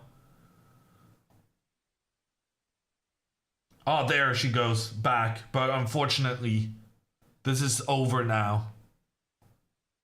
Pawn to g4 avoids any sort of way for the rooks to get involved.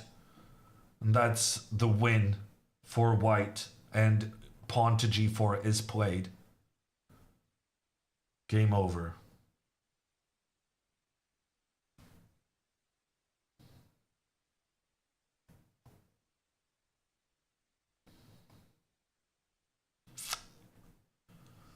She should have just gone for all the checks. It was difficult to realize that the two rooks could compete with a queen and knight.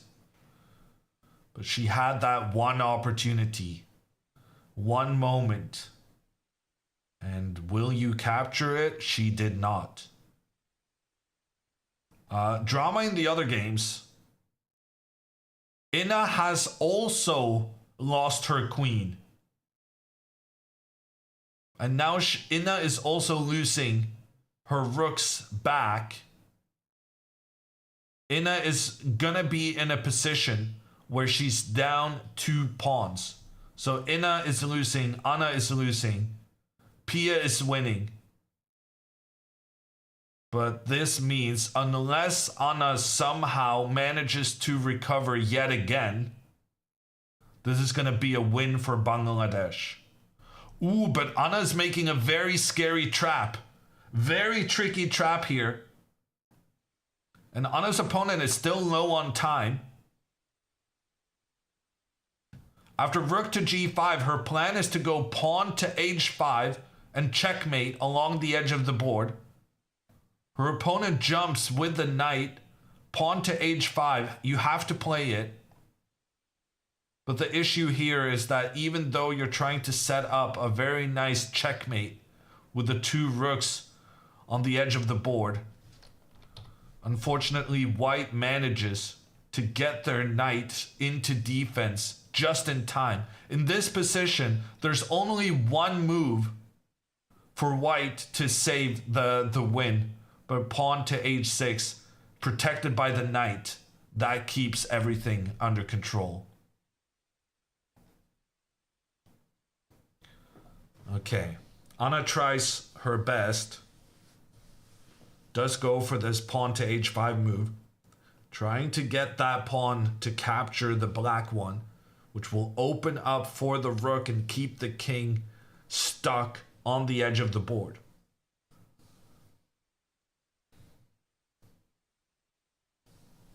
When do they get more time? They need to make 4 more moves each. Okay, we see the moves being made before they turn up on our board. The knight came in to give the check. The king moved up.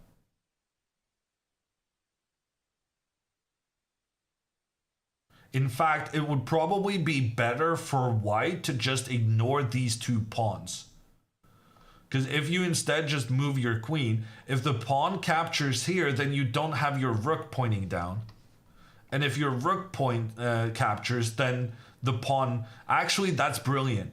If white just doesn't capture the black pawn is bound to stay on the board, making sure that the rooks are unable to do what they're trying to do.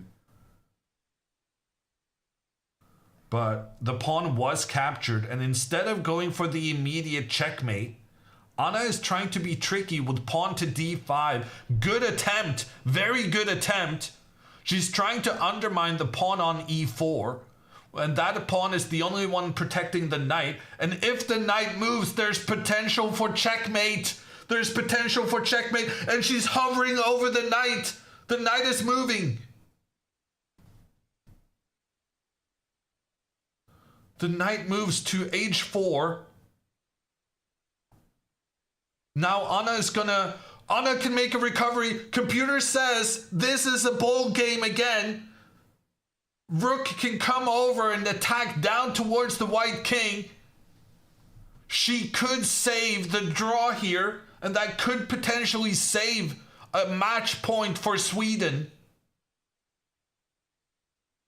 Rook played, obviously.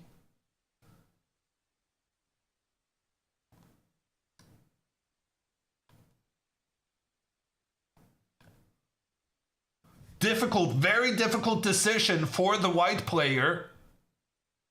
She only has 40 seconds to decide. After this move, they get an additional 30 minutes each. But right now, the threatening rooks pointing down on the king is creating all sorts of trouble.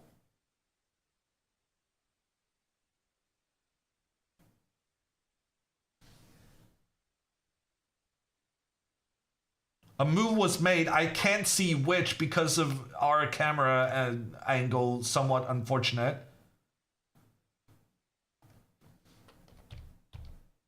She captured the pawn in the center. Anna now, I guess, is going to capture with her rook to take the knight. Anna is managing to capture the knight.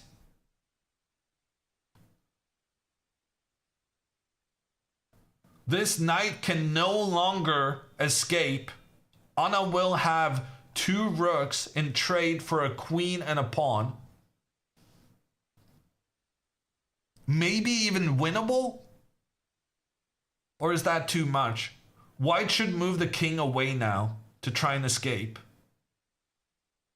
But if the king moves, take, king tries to escape.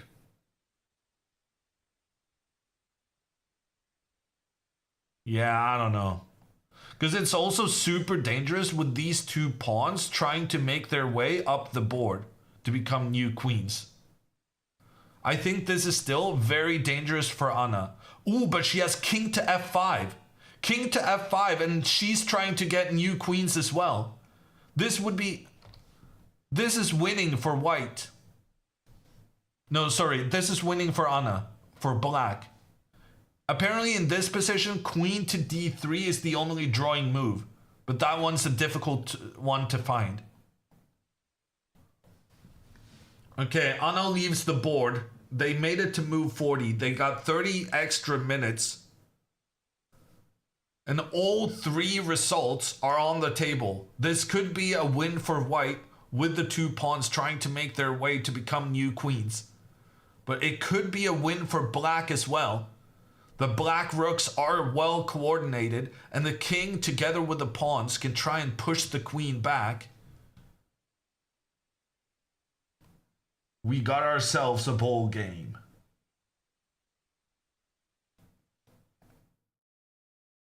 Okay, in the meantime, Inna is down 2 pawns. She's going to lose the game.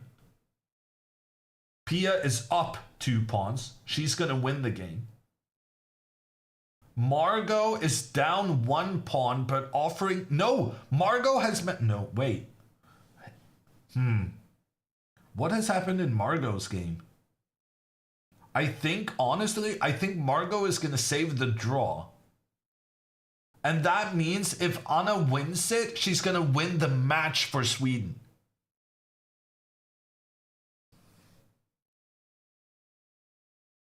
I think Margot is going to save it. Margot is down a pawn, but it seems difficult to win this endgame.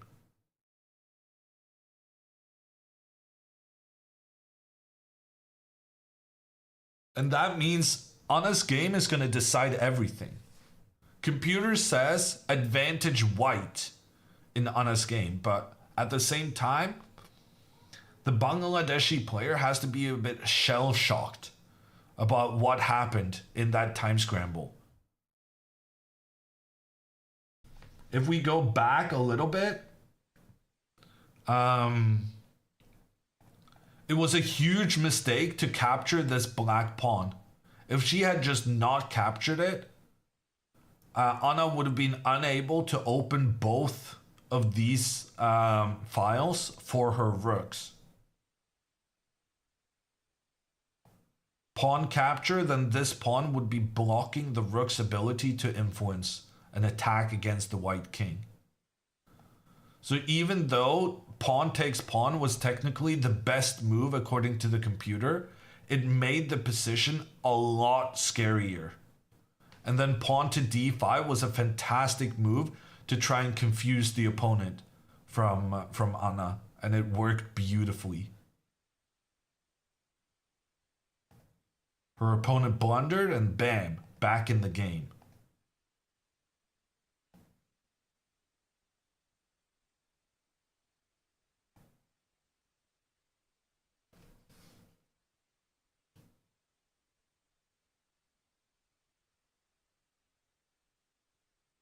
Why is this rook move better than the other rook? Because now two rooks are both attacking the knight. Whereas if you had used the other rook, the white king would just come forward and protect. So you needed to have the two rooks working together in the attack on the knight. It abandons the checkmating ideas to keep the king confined to the edge. But on the other hand, it guarantees you to break through and take the knight.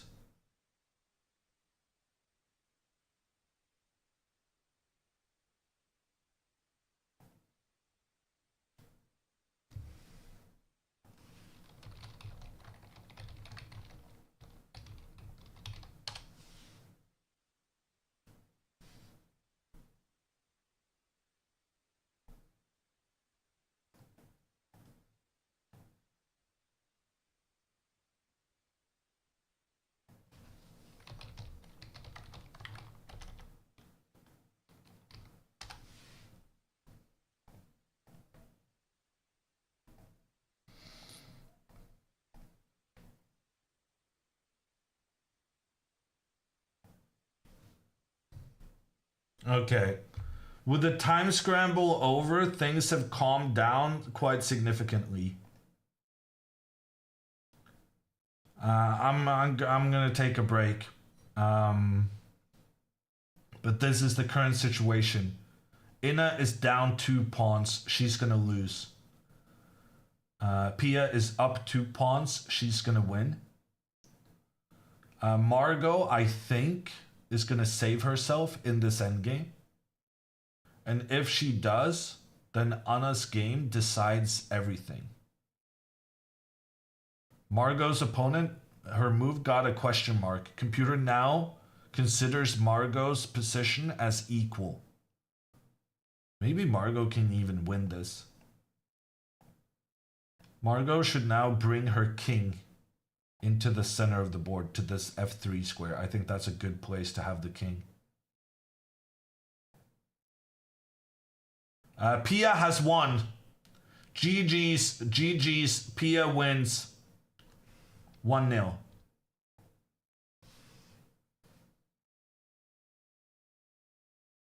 Okay, I'm gonna go on my break, and in the meantime, you can see the camera with Pia having won her game.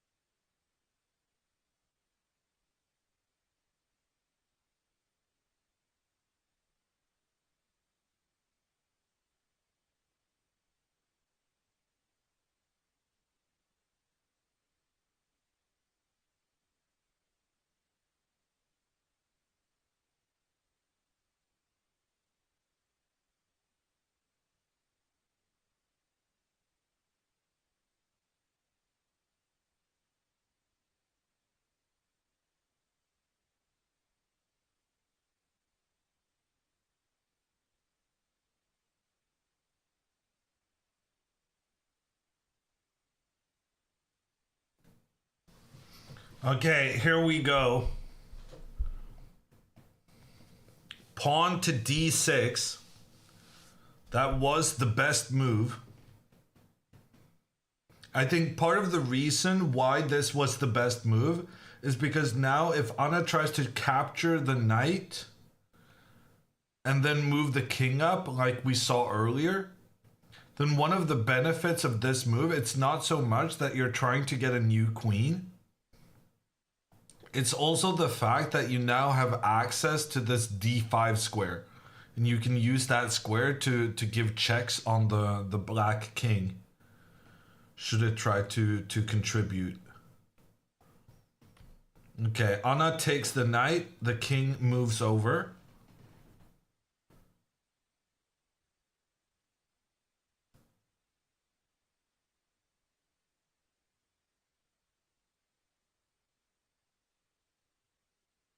This is still a very, very tricky endgame.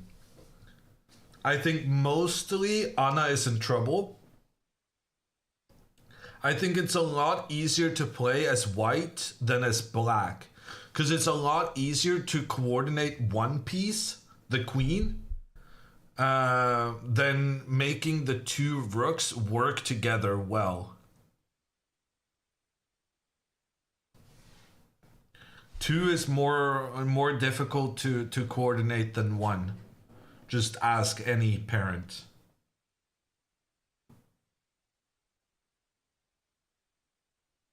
Anna's a only child for a reason. Too far? On the edge.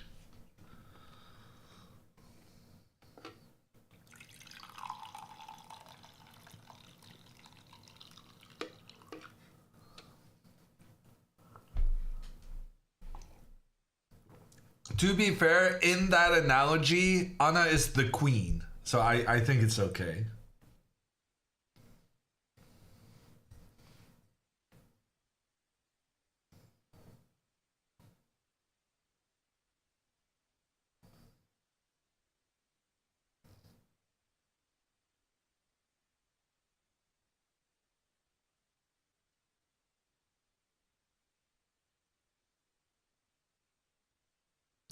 Let's check the overview again.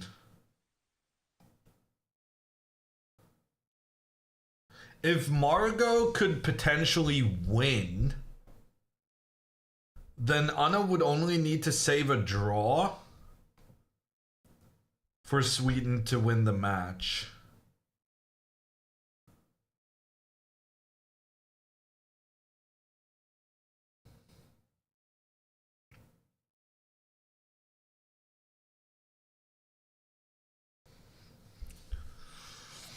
Yeah, I think expecting Anna to win this is going to be a bit too much. But I do think Margot is going to save it, even though she is still down a pawn. One of my main concerns right now is that Margot is down to 4 minutes. Which is not the greatest thing when you're trying to save a position down a pawn. And frankly, Margot's king is not super safe. I feel like I've been judging Margot's situation based on the stuff going on the board, and I haven't really considered the clock.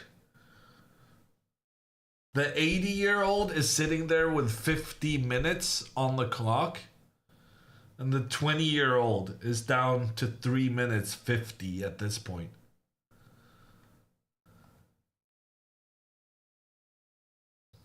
A reminder that Bangladesh's fourth board, the 80 years old Ghani Hamed,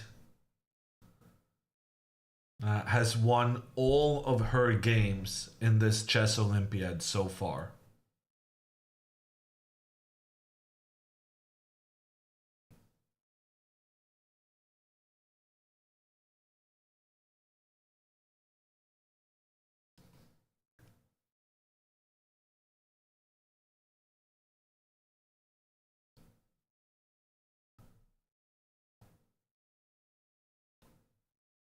I would prefer that Margot moves soon. She's down to 3 minutes now. Can we spot Margot on this? Yeah,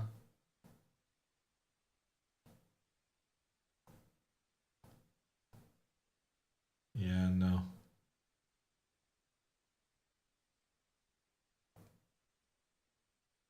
She's there at least. But she's got to make a move soon.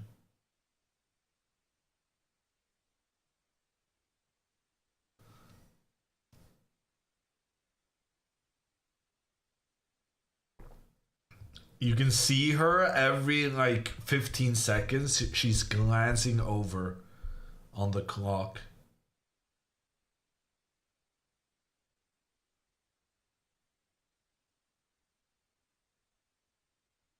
Okay, a move about to be made.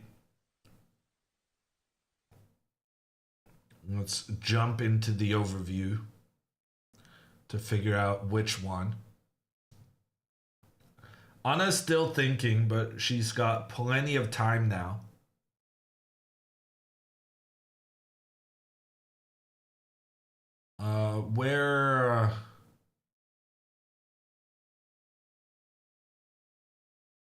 Where did the move go? I swear I saw her move, no? Did she change her mind? Oh, she did. It's such a telltale sign that if a chess player is fiddling, they probably haven't moved, but very close to.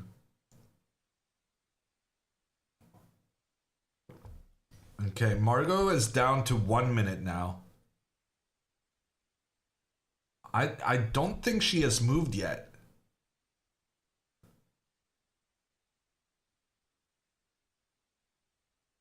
She did? Okay. My bad. Okay, she moves the bishop to defensive positioning. That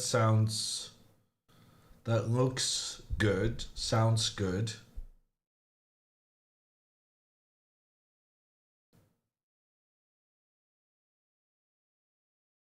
I'm still not sure. I'm not sure what she's planning. If black just continues with their pawn forward, the problem here is getting the king to the f3 square like I was advocating earlier, then the pawn just continues. And then stopping both of these are going to be a tall order.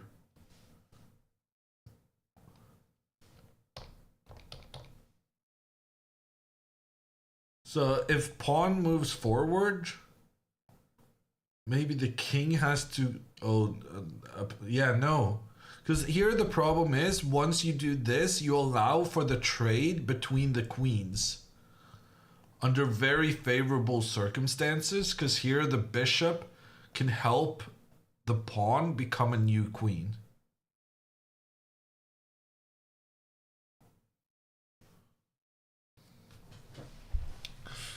And Margot's opponent plays so quickly that she's got to make a decision again. Computer believes the position to be approximately equal with the right play, but I'm not even sure what the right play is here. This seems highly problematic for white. Maybe you just sit there and start pushing these pawns?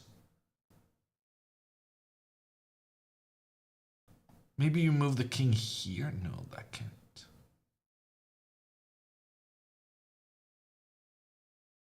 I kind of want to get the king close to this pawn. But we can't allow the black pawn to progress over here. Is that a good move? I guess you're forcing this trade.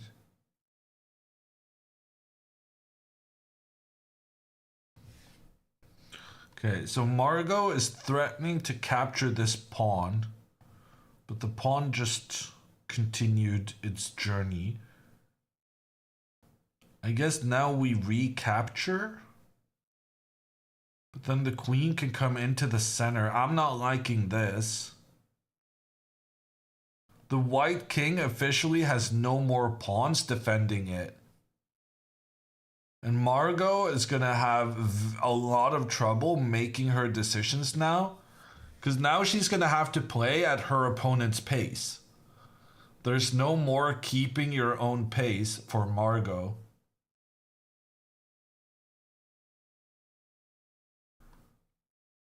It's just, she's only got 30 seconds remain. No! No! What? No! Oh my god, she just blundered. I missed the handshake. Oh gosh, she put the bishop on a square where it could just be captured. Rani Hami, no, I forget her name. She's up. The 80-year-old from Bangladesh is at 5 points out of 5 possible.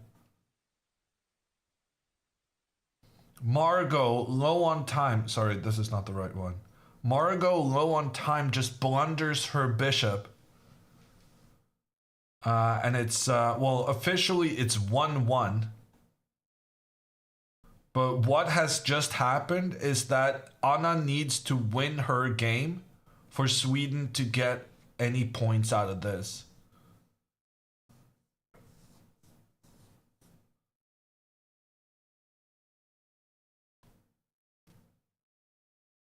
Inna remains down 2 pawns, should be impossible to save. But Inna's fighting.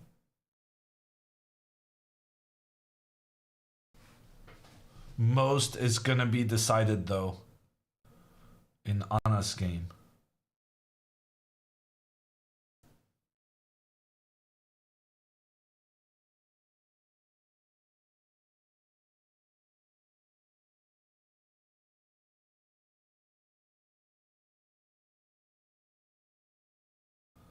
Okay, yeah, good. One thing is good about this. I don't know if that was the point of the comment just made in chat, but we're gonna have a better view of Anna's game now. With the 4th board ending theirs.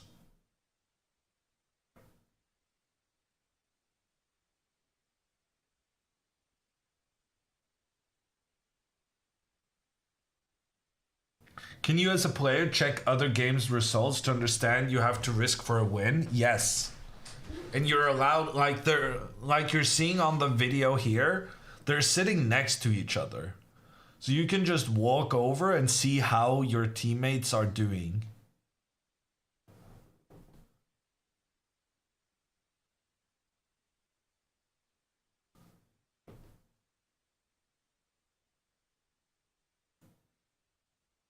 Slightly worried Anna will get low on time again. Oh, you don't need to be worried about that. I can absolutely guarantee she's gonna be low on time again.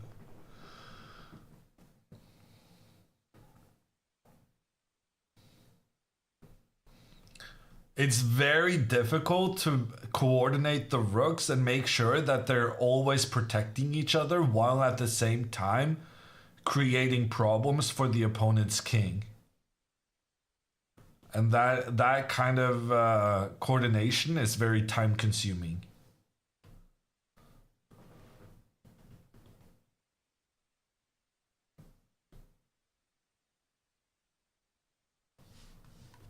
People are asking why not rook to h1? Rook to h1 does threaten checkmate. But the queen can move, giving space for the king to escape.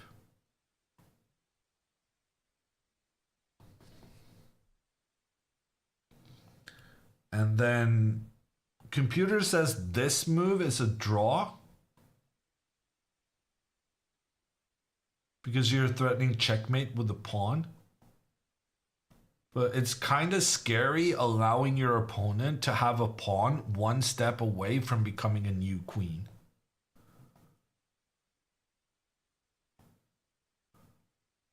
But the threat of pawn here checkmate is so big, white has no better option than to just give checks on the king.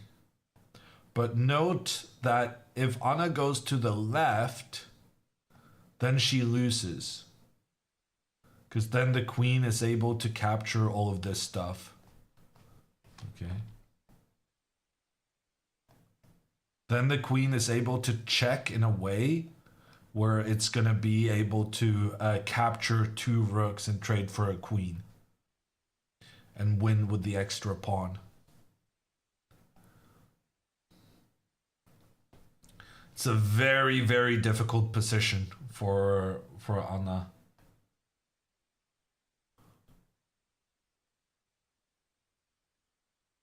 And she needs to win it. Okay, I think she forget about winning it. I think the way to play here is just trying to survive as black and then hoping that Inna can make a miracle happen. Because Inna is running her king towards one of her opponent's pawns. So, and maybe that's stressing out Inna's opponent and she can survive. I don't know.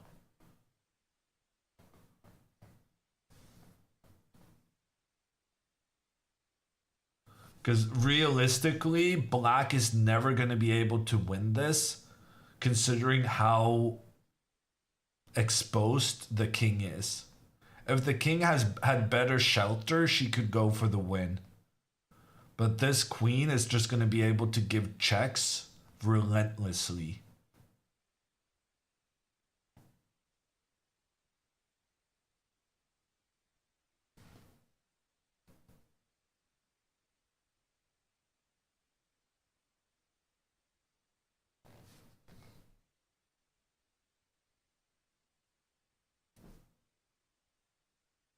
What about king to e6? King to e6 looks really nice. It looks like you're kind of surrounding this pawn. But the problem here is the move pawn to c4. Very nice move. The point is that if the king takes the pawn, the queen comes in, supported by the other one, forcing the king back, and then the queen is completely in charge. Because then the king is giving checks, it's supporting the pawn, and it's got the whole board under control. At best, you're making a draw as black here with all the checks on the king. But at worst, the queen manages to help the pawn support and be a new queen.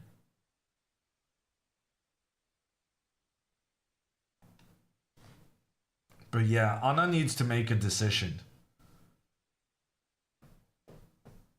At some point, she's just got to do something.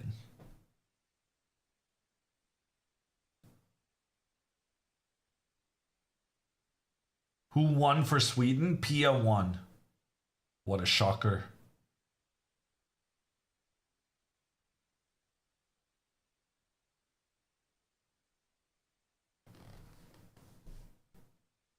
Would Magnus win this as white? Against Anna, 100%. Against me, I kind of think so. I think this is very unpleasant to defend.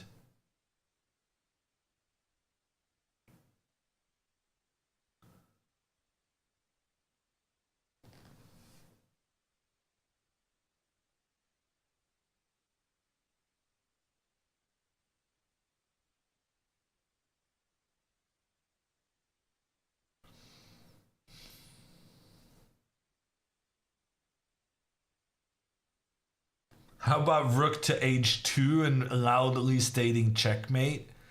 Yeah, I don't see that working. When your opponent has so many escape squares, that's gonna be it's gonna be a difficult one to sell.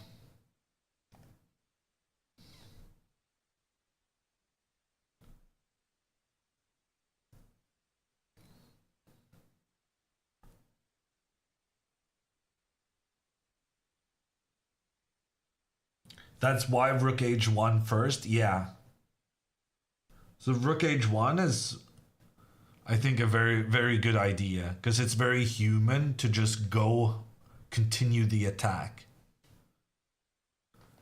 Chess Engine is not a huge fan, but the Chess Engine sees moves that humans may not necessarily see. Oh, darn it. Actually, after rook h1, I did queen to c6 when I analyzed this previously. I did see the engine recommending this queen move instead. I just thought it's a bit weird moving here, but I'm now realizing that the point is that the queen can then give a check.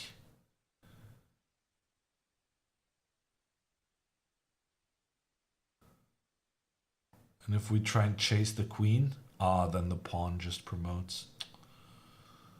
Yeah.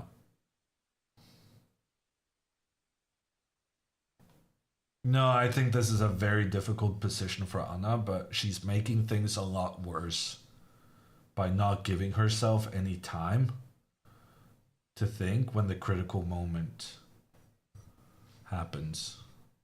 Spending 20 minutes on this move is too much.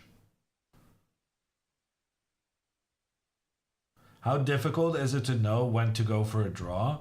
Well, I mean, it's easier in team matches, right? Because then you're like, we're down 2-1, I have to win. But I don't think there's any realistic chance of Anna winning here, unfortunately.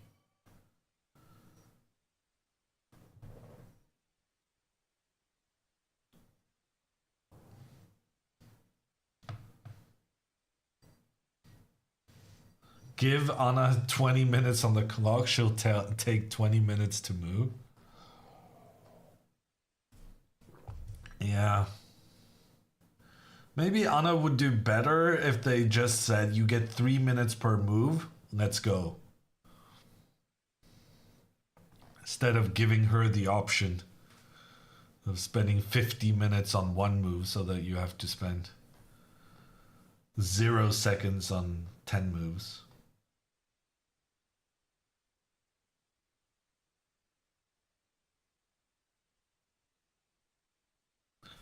Rook h3 to try f3.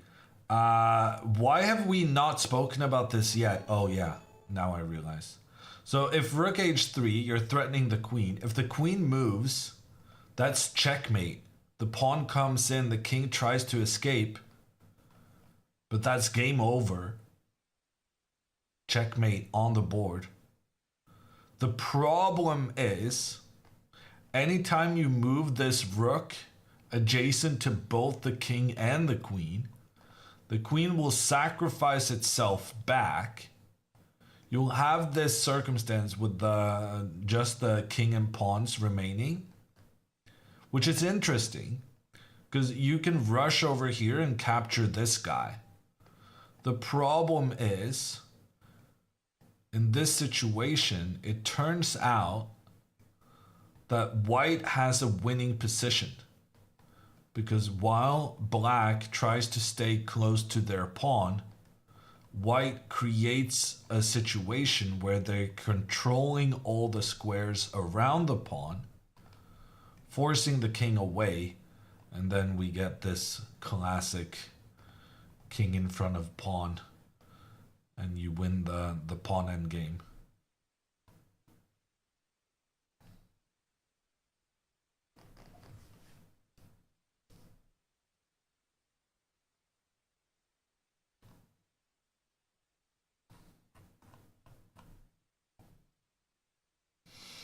But she needs to move now.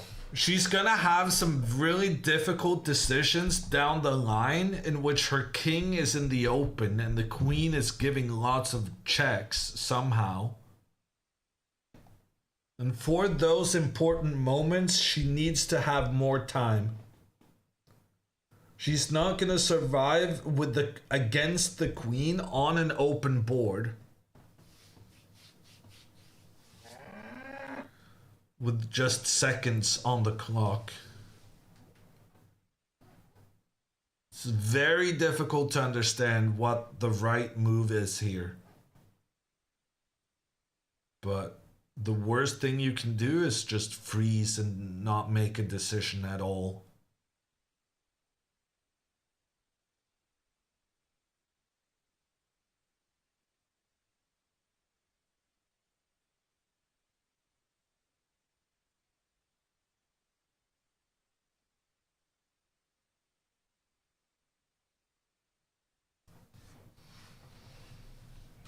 What would Hammer do? I don't know. It's such a tricky position.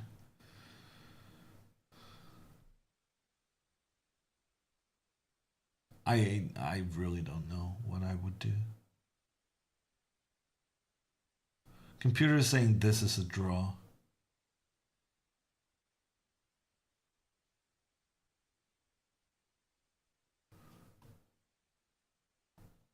Here.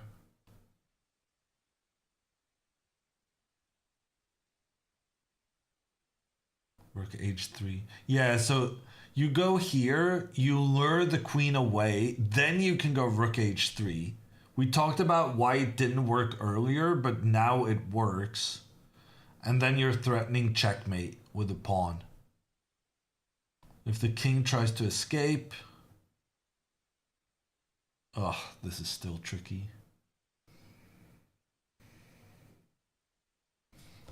No, it's a very, very difficult position for black. I don't know what I would do.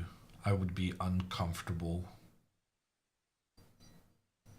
How is Inna still playing? Well, I mean, she's playing, but she's not drawing. Her opponent is taking some time and trying to grab as many of Inna's pawns as possible. But it's still going to be at least 20 moves before Inna's opponent is starting to try and get a new queen. Okay, we got to move rook check. According to the chess engines, the best move. Not that I understand why. The only good follow-up, well, actually, no, not the only one, but the best follow-up now, rook to b8. For reasons I don't understand.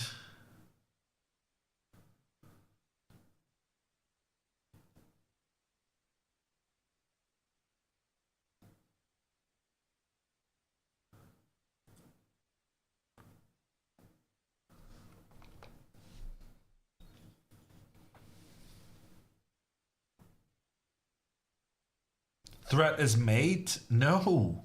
Rook to b8. You're not controlling this square because there's a pawn in the way.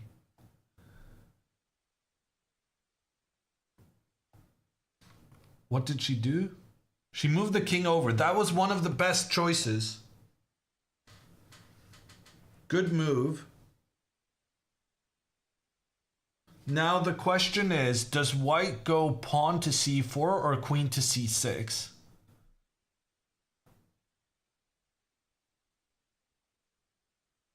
The problem now, actually, if Anna wanted to move the king over, she should have done so on the previous move. Maybe.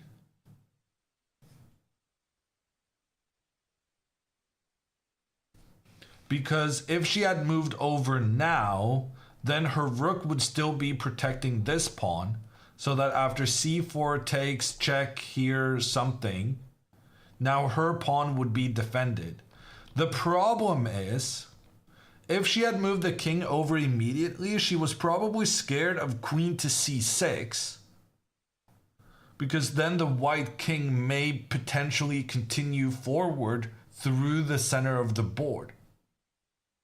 Chess Engine solves this by going pawn to f3, just plainly giving away the pawn to get a good rook placement where it's protected by a pawn, and then use this other rook to go after the other pawn, but that is pretty difficult to see.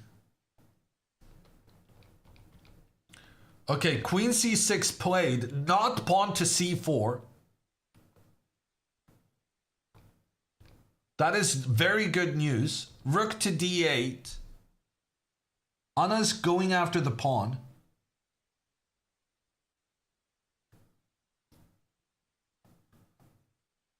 The pawn has to move. I mean, if you don't move the pawn, it's going to be captured.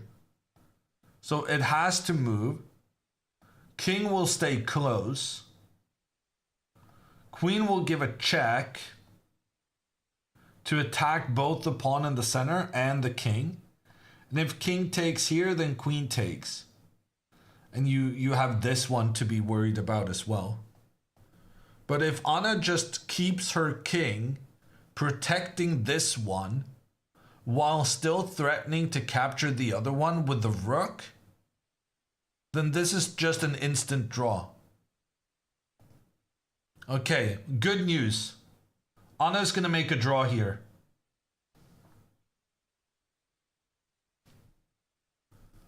The pawn has advanced.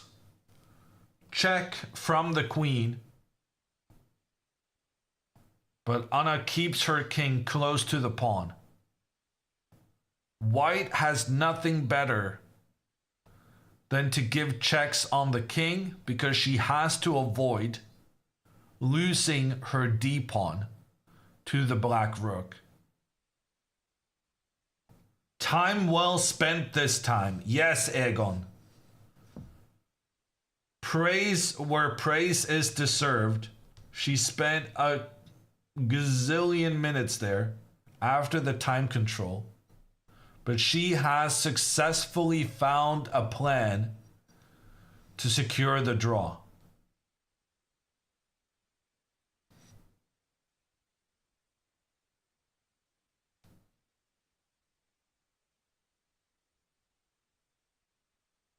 And now we need Inna to, yeah.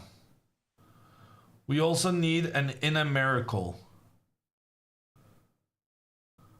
to save a point for Sweden. It's not looking very likely. But to her credit, she is ready to move her knight over and capture this pawn.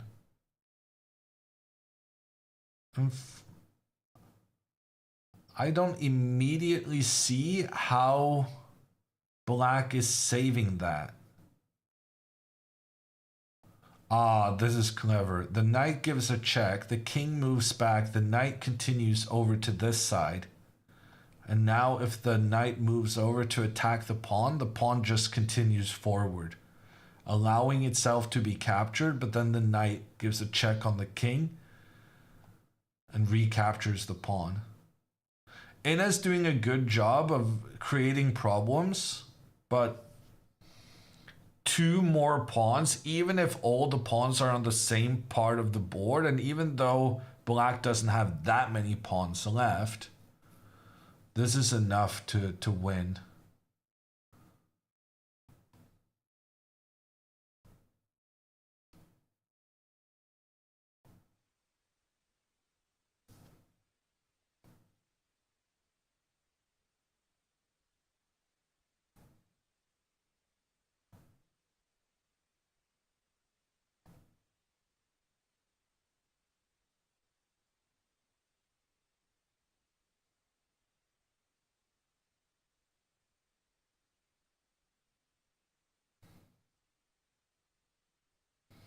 My eval bar is showing white slightly ahead. Yeah, that's just nonsense, in my opinion.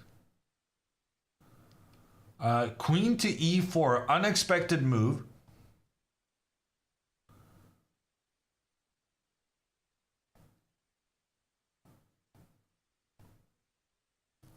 But Anna should just...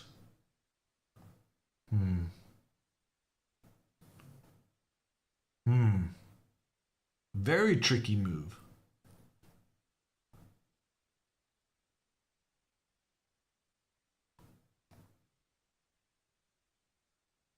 Can we not just go... No, because then pawn here.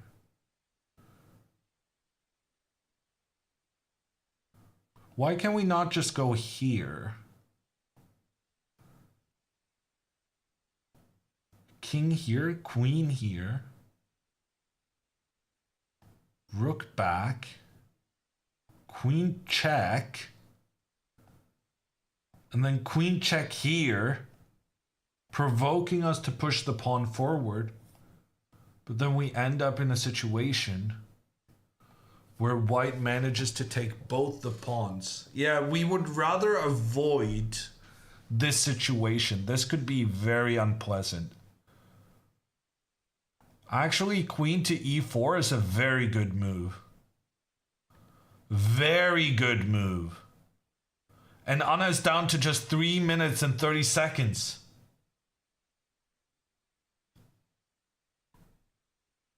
What about king up here?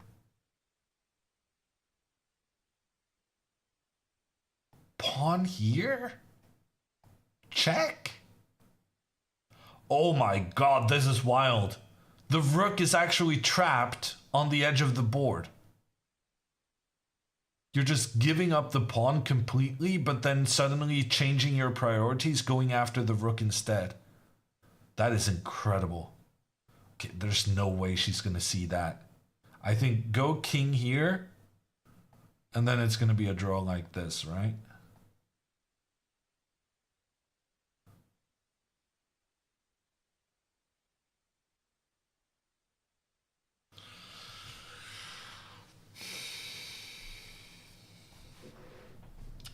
Very tricky position. Only 2 minutes and 30 seconds remaining.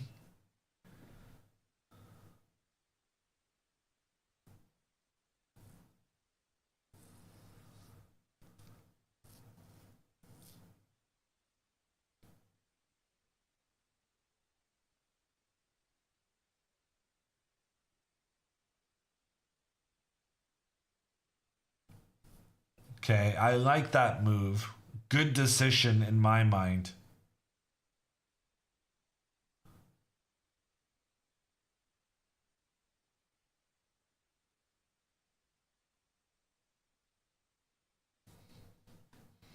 I don't know why the board is so slow.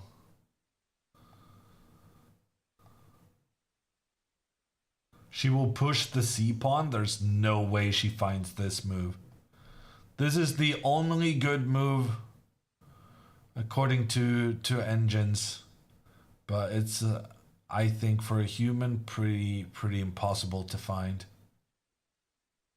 It was easy to find when the king was here. When the king is here, pawn forward makes tons of sense because then you're doing this check.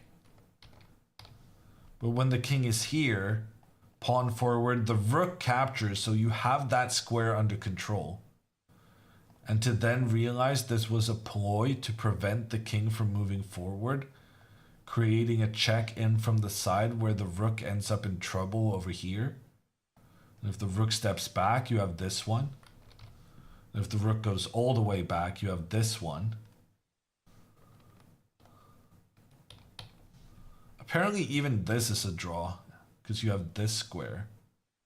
But yeah, no, this is shaky. Because now you're limited for where you can go. You can no longer go one step forward because of this double attack. And so you have to go away from your own pawn. And you end up in this situation again. The good news is that the worst case scenario is this endgame. The bad news is that I think in practical play, this is a nightmare to defend. Although maybe... Can you just put the rooks on the same rank? And then you make the argument that the pawn can never get past that rank? The concern is that at some point in the future, if you just sit there, the king is gradually going to make its way up. And then at some point, The king is going to be able to. Yeah, you're going to get into some sort of situation where the king starts being able to work together with the queen to try and just capture you.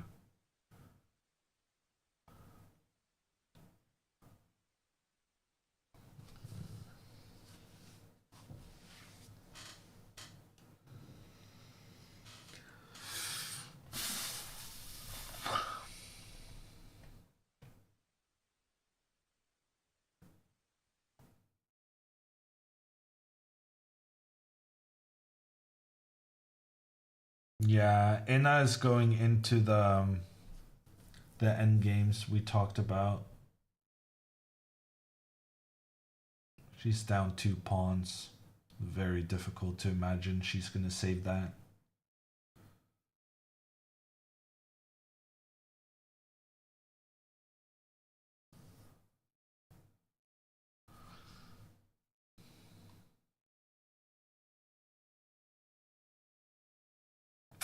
Which means Anna needs a win. Which also means I'm surprised that Anna's opponent hasn't yet just agreed to a draw. Because for the team, that's an amazing result. I wonder if she's going to just sit here for 10 minutes and see how Inna's game progresses. Oh my god, she goes for the win.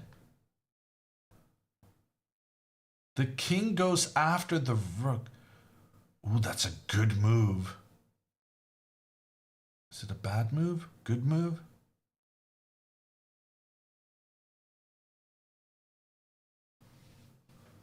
Oh, it's a scary move.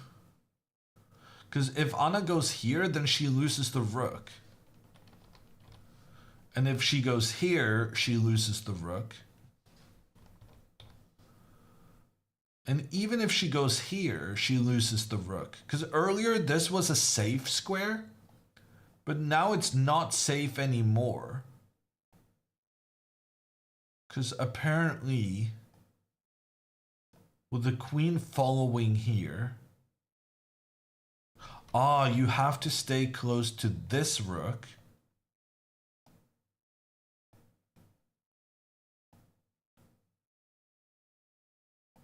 And wow, this is interesting. Somehow you cannot avoid either rook getting lost here. That's amazing. Anna found the right move though. She just moved the rooks so that they're protecting each other. Very sensible. Anna could play for a win here, maybe. If her opponent keeps playing these moves where she's trying to go for the win. I forgot the cam.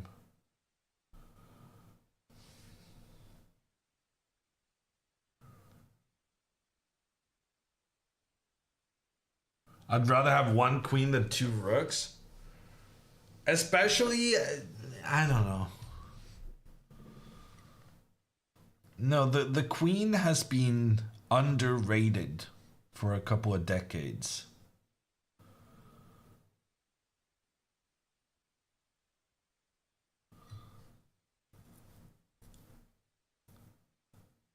You keep teasing us with Anna could go for the win. Well, right now, like her opponent has lost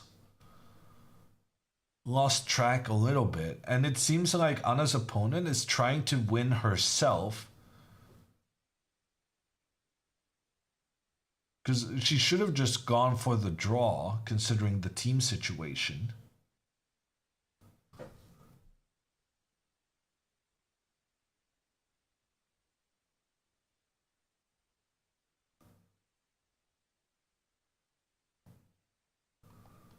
Chat asking to see.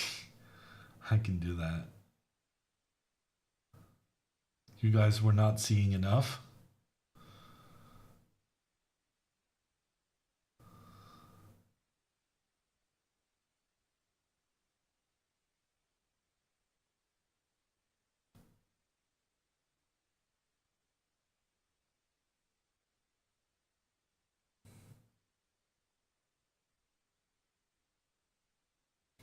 Anna's opponent is sitting there so calmly.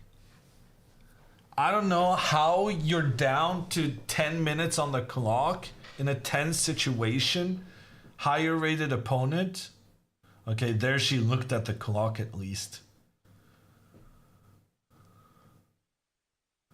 Surely she's gonna go for the draw now.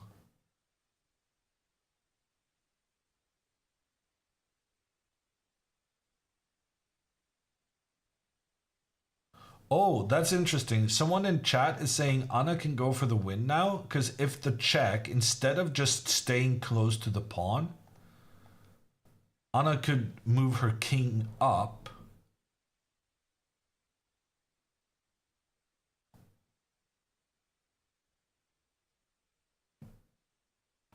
And then I guess you go here. This would be very good. Yeah, no, here she can legitimately go for the win.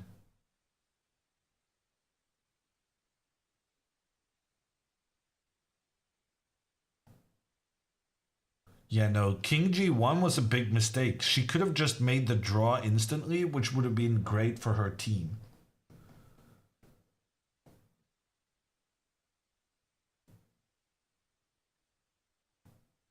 You think Anna's playing for the win? Well, I mean, she wasn't last move, but maybe she is now.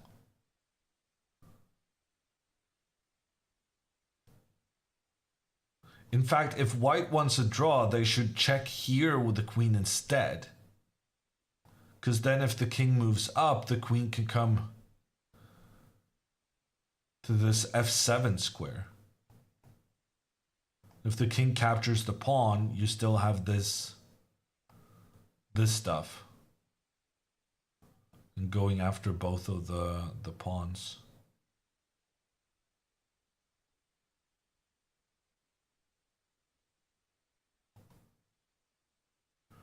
"10 minutes remaining. A win here for Anna could save a tie in the match for Sweden. She does play queen to c6, but now Anna can go for the win with king f5. King f5! No, Anna's going for the draw. She can change her mind though if her opponent showcases that she's trying to make a draw. Anna at this point should go for the win. It's no longer a question of can Anna save herself. Okay, so her opponent has decided to go for the draw, but Anna should consider the match situation. She should look at Inna's board. It's very difficult when you've been losing the entire game to go for the win. But in team tournaments, sometimes that's what you gotta do. She has only 2 minutes remaining against a marauding queen. But we want to see her go for the win. Oh, darn it. Darn it. Her opponent changed where she's giving the checks. She got one chance to move the king up, but on the second attempt, her opponent has made the realization that the queen check on c4 is better, and it is. Now Anna cannot avoid the draw.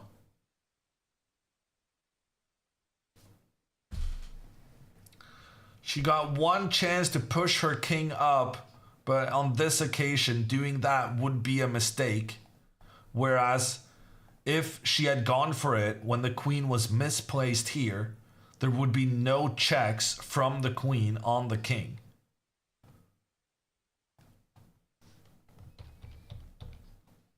It's very rare to see someone going for the draw and still switching which square they give a check from.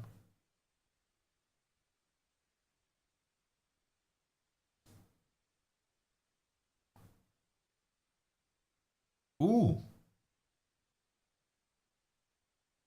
She's going for it. She's going for the win. And I think it's kind of working, right? If queen gives a check here now, the king can step back, and then there's no more queen. The queen cannot get here to give a check. The problem is the queen can go here, and there's no way of defending this pawn.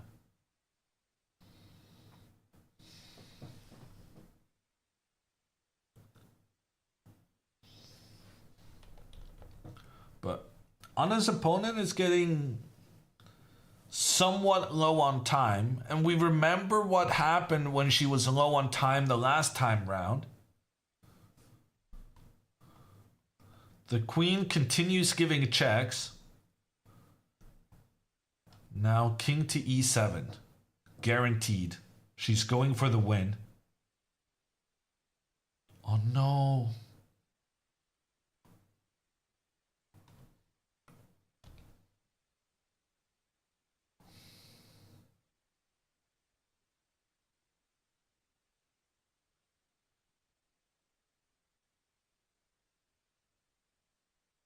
Yeah, okay.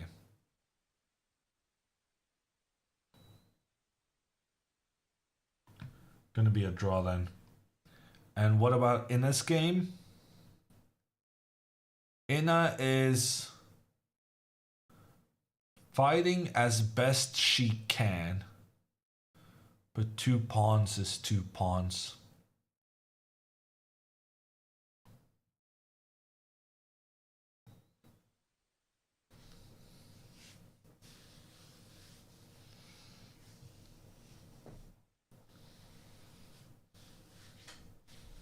Incredible fight back, that's true. Anna was lost since like move 15. To manage to come back and get the draw is a nice save.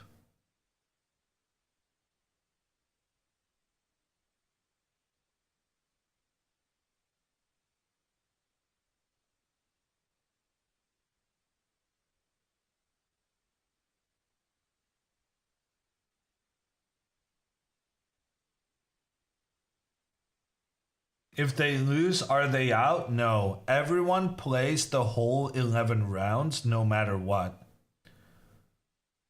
But losing to a lower ranked team is not good for the team's ambitions. And it means that they will face an even lower ranked team in the next round. Oh my god. Anna's opponent is still going for the win. And it's brilliant. Pawn to c4. Amazing move. Because now if Anna captures the pawn, the queen comes in, check on the king. The queen comes in, check on the king and attack on the rook. But Anna can rook first, give a check. She's done it. Rook first gives a check, and now the rook is controlling the g6 square. The king moves over. Now Anna can capture the pawn.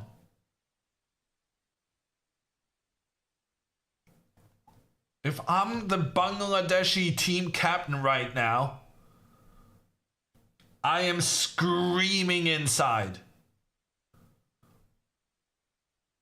That was the top ranked move by the chess engines, but still, if you make the draw, your team wins. Playing with fire right now. Because now Anna can capture this pawn, and she is managing to preserve both of her central pawns.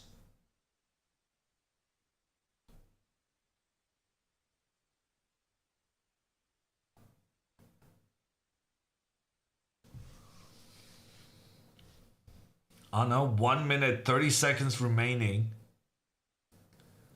She can capture the pawn. The queen can give a check, but then the king moves away. Very important where you move the king, though. If the king moves back, the queen is able to put pressure on both rooks at the same time, and the king is unable to cover both.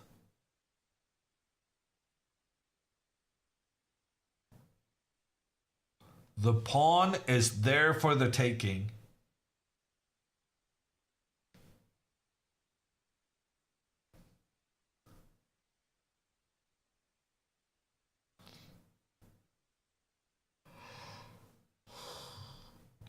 What if Anna loses? It doesn't really matter if she loses. The team is gonna lose no matter whether she draws or loses, because Inna is gonna lose her game. It's win or nothing here for the team. Anna takes the pawn, threatens the queen. Queen check. Anna knows where to move the king. Pawn comes in for the check. But still no concern. We can just move back. We need to keep the king close to the rook. King back, only move. But it's good enough.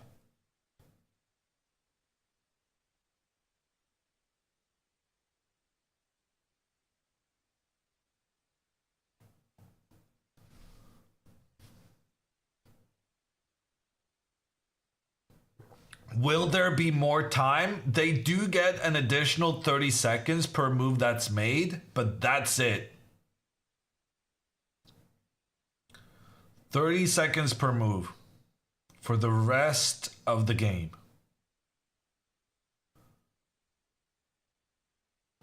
Is there any chance for the win? I think so. As long as you preserve the pawn in the middle, I think there's a chance for a win. Ooh, but queen to e6, good move.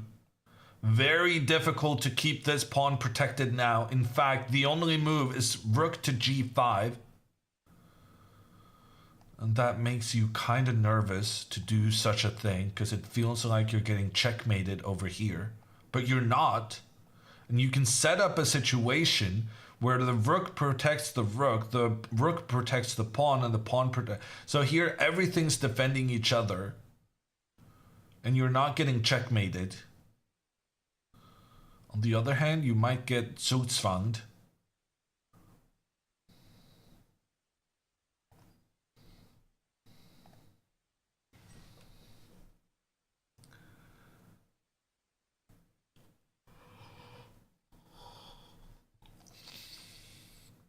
Computer, one of the recommended moves is pawn to f3, ignoring the threat to the rook, because then you can go counter checkmate.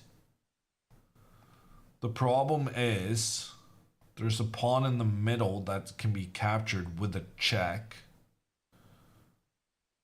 But pawn to f3 would be creating some threats on the white king, preventing the white king from getting off that bottom rank.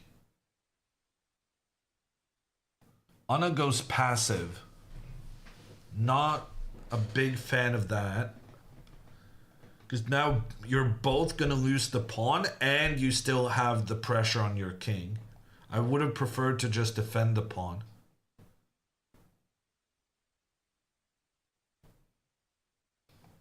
So now queen takes pawn.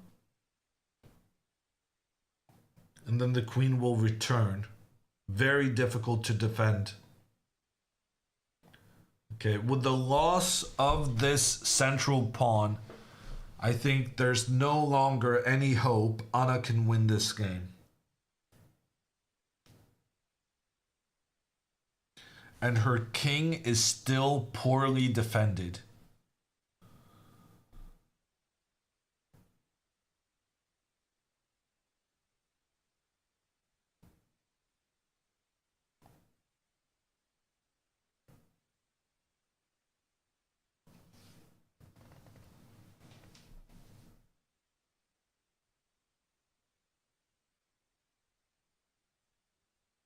The opponent is playing really well. I mean, her decision to go for the win seems to have been somewhat justified right now.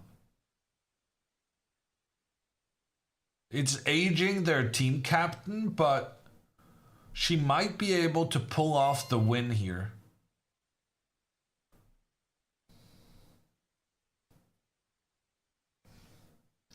Ian, thank you for the prime. Okay, queen takes pawn. Check on the king.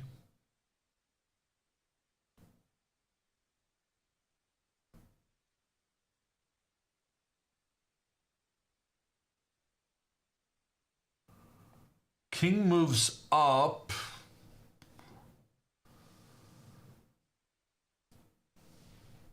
The queen is going to return. And the king cannot capture the pawn because then you leave your rook unprotected. So you have to step back.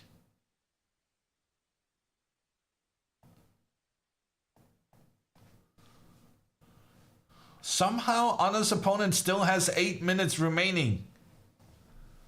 She never seems to get below 4 minutes.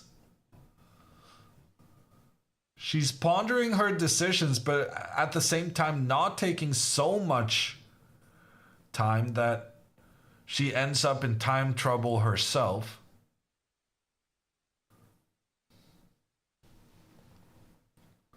The queen returns, making Anna's move pretty easy.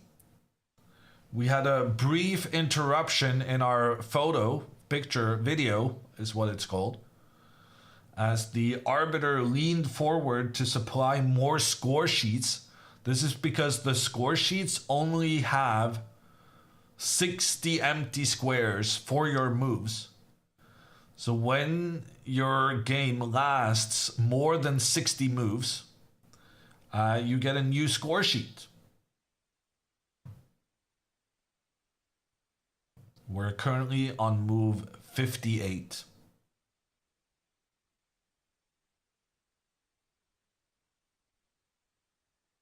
Is the other game totally lost? Yes. Inna is down 2 pawns. But her opponent is still having some work to complete the game.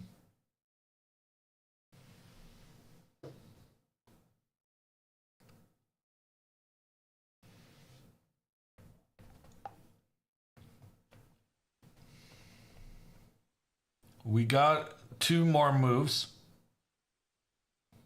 The queen came in to give a check on the king. King retreated. Anna's 2 previous moves have been very easy because she's only had 1 move that doesn't lose the game instantly. Same could be applied for the next one. After queen to c6, king over here is the only way to make a draw. Because if the rook goes in between, the queen will get down in the corner, check the king, and win the other rook. Which is what we talked about earlier. Keeping the 2 rooks coordinated, watching out for each other, it's a very tricky thing to do. Queen to a6, same idea. She wants to come and win this rook. King here is fine. King here is fine. King here is... Well, all the moves are fine.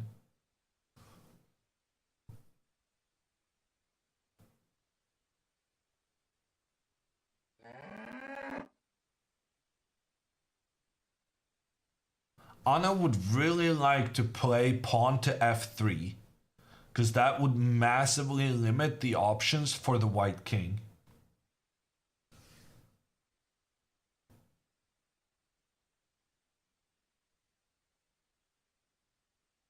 And once white stops checking, pawn to f3 is definitely available to her.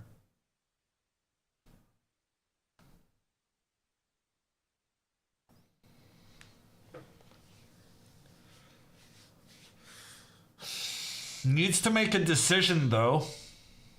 All the king moves are okay, but she's only got 40 seconds remaining.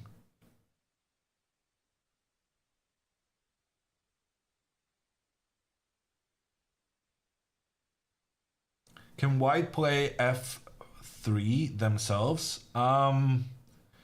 Yeah, but you'd rather not. Preferably, you want to have your king on this square, because then the king can attack the pawn. Whereas if you play the pawn forward, it's difficult for your king to get next to the pawn without getting checked relentlessly. That's Anna's dad observing? Yes. He's the captain of the team.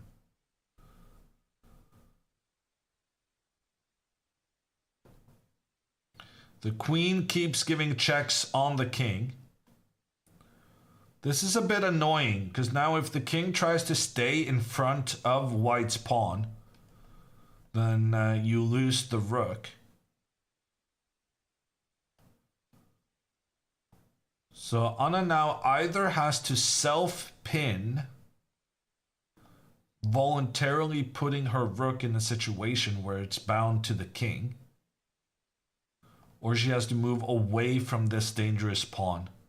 She chooses to self-pin.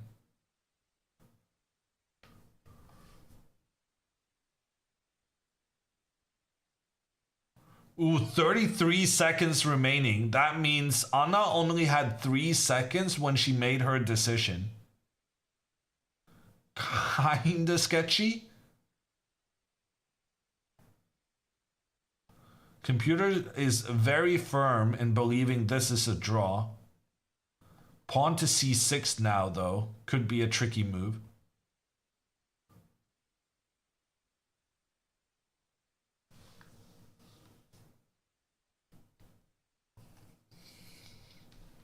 Anna is hoping that she'll be allowed to play rook to f5 next move and take the pawn. Okay, queen gives a check.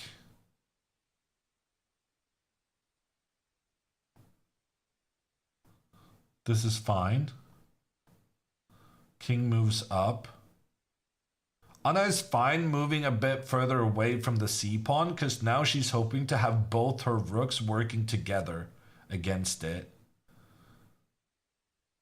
Queen to e4, check. For some reason, king to d7 is a mistake here. Very difficult to understand why. The right move is king to d8.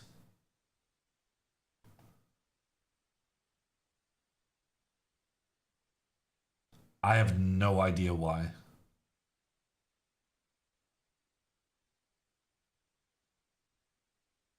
She finds the right square. That was not easy, I think.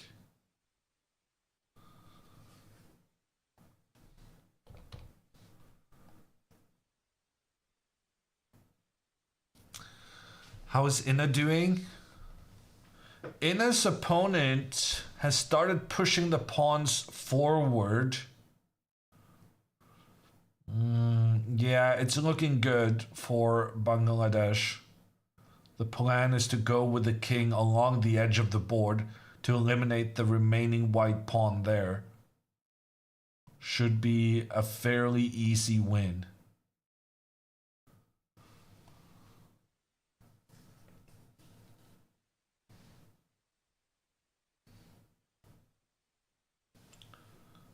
Isn't this black's opportunity to push the pawn forward? Yeah, but now Anna might have... Okay, never mind. Yeah, no, this could be a nice moment to push the pawn. I agree.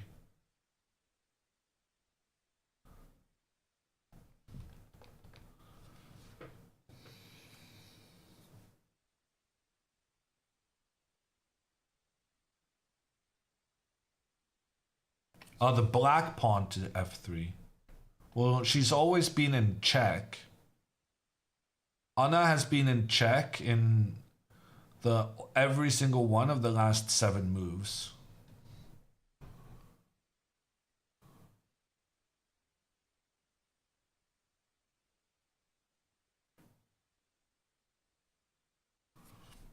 Five minutes remaining. Finally, it feels as though the opponent's clock is also ticking down. Can the players talk amongst themselves during play? No. No talking during the game.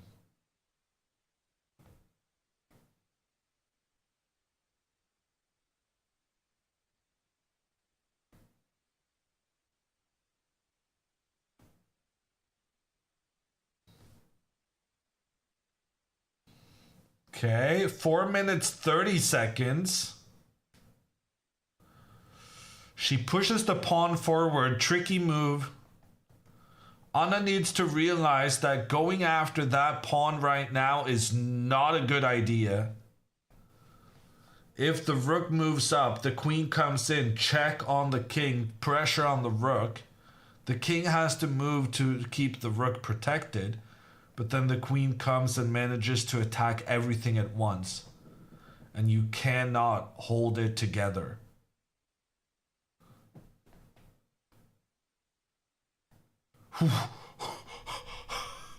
She moved the rook up, but she moved it only one step up.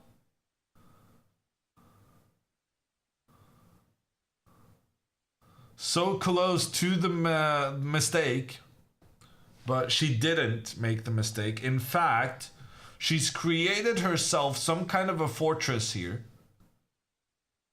King protecting rook, rook protecting rook, rook protecting pawn. And also, all of these pieces are at the same time blockading the white pawn from becoming a queen.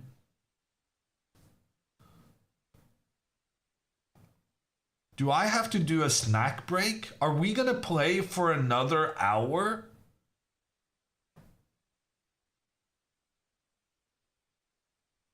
I kind of assume that the Bangladeshi player will concede to a draw once it's confirmed that Inna loses.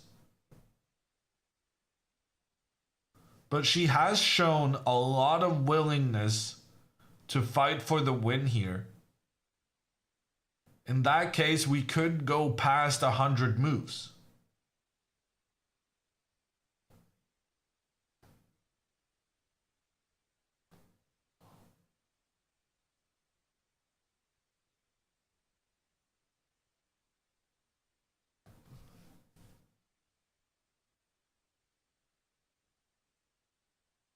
How long has this game been going on for?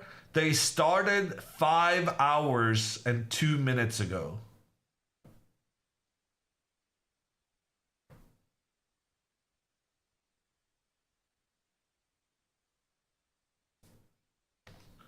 Okay, the queen gives a check on the king. Anna moves the king out into the open, because if she moves it to the right, she actually would have been trapped in a back rank checkmate. Good awareness. But it's a bit scary moving the king forward here. Now the connection between the rooks have been broken up. Gets the green star though. Opponent down to 2 minutes 40 seconds. Now this is becoming a scramble. What's the longest game of chess you've been involved in? I had a game in Reykjavik against an Iranian, Moradiabadi. We played for 144 moves.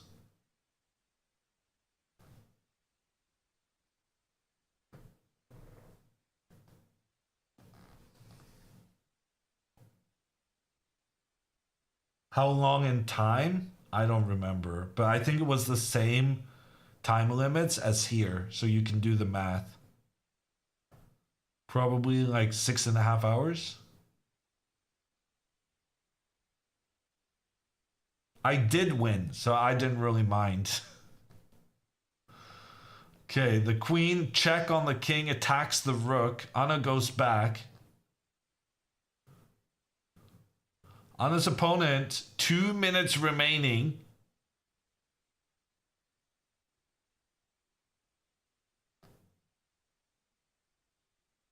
What if the game is still going on when the next round is supposed to start? Well, let me tell you then. The next round is not starting.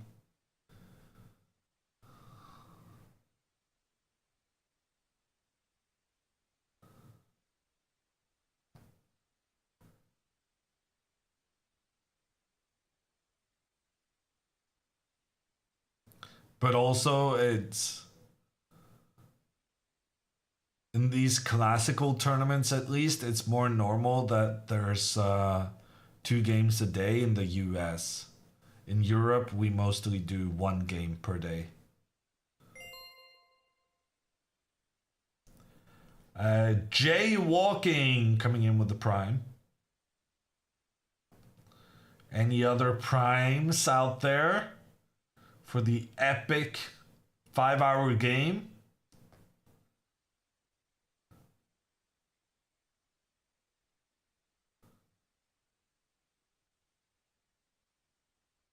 Okay. Yeah, I see how it goes. Queen gives a check. King only has one option, has to return. Are we going to see the end of the game right now? Is this going to be it? Back and forth for the draw. Ulan coming in with a 5 gifted. Thank you, Ulan. When the primers disappoint, Ulan comes in to save the day. Thank you also to Fart and Gerard. Ooh, and Tink Tank and Svante, or however it's pronounced. Nautical Dog. The primers are in. And we might catch you just as the game ends. Because it does seem that we have come to a conclusion here. We've gone back and forth a while right now. Never mind. Success also with the prime.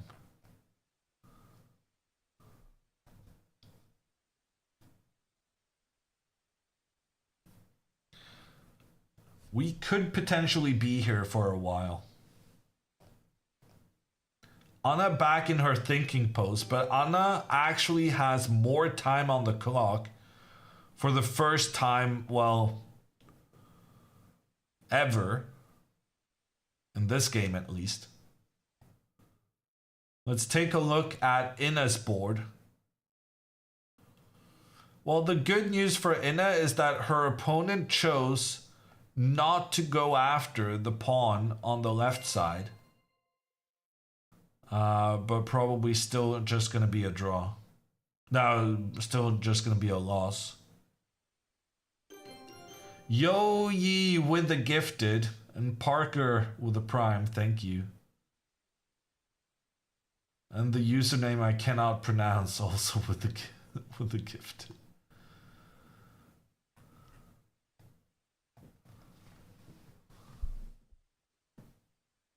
I don't know why Anna is thinking right now.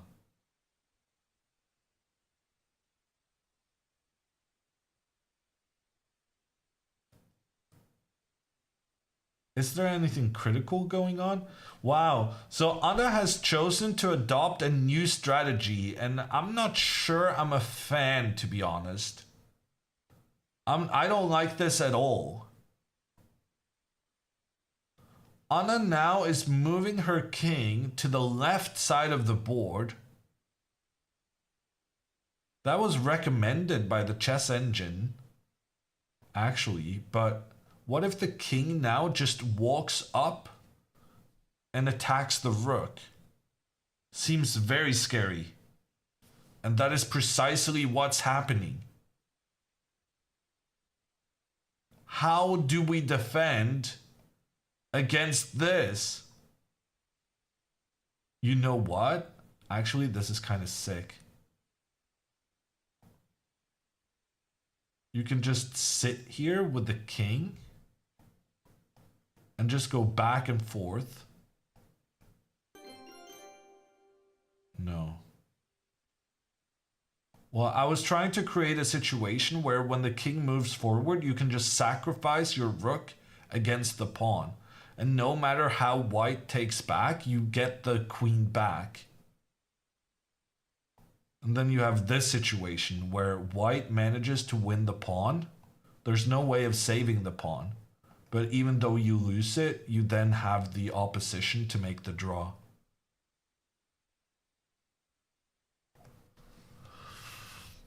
But it feels scary with the king moving up.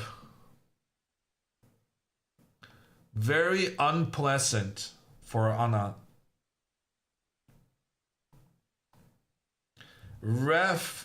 Reshev and XO coming in with the prime and gifted respectively. Okay, Anna moved her rook back. Now this rook is undefended. I'm always nervous when our stuff is undefended. Less than 1 minute for both players right now.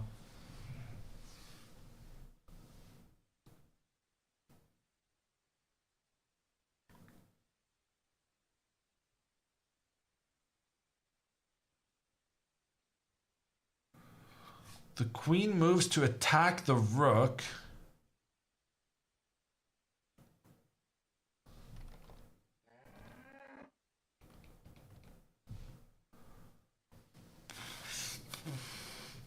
Only good move is moving the rook back, because if you move the rook over here, the pawn can just move forward.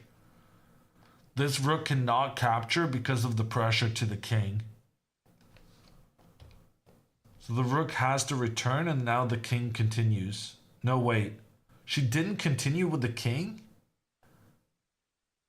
Wait, why are you not moving the king up? Instead, she's giving a check. Another check.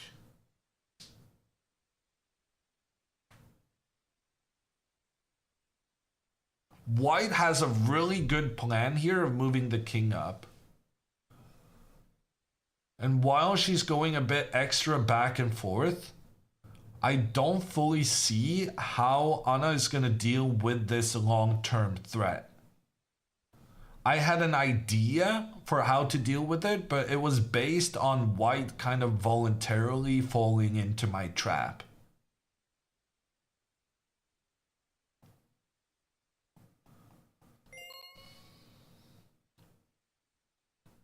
Isn't it repetition? No, I don't think it's anywhere close.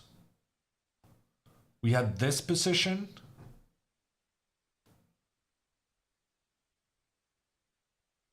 But then the king moved up. Yeah, it's not even the second time this position occurs, because the king was on a different square last time. Anna moves the king up. Oh, Inna resigns. Inna has resigned the game. It's 2-1 for Bangladesh. This could be the saving grace for Anna, though. Because now her opponent might go for the draw. Oh my gosh. She's going for the win. She's going after the king. What a determination to win this game. A draw secures the victory for the team, but she wants more, and frankly, I'm kind of scared right now. Because this king making its way up the board is very difficult to deal with.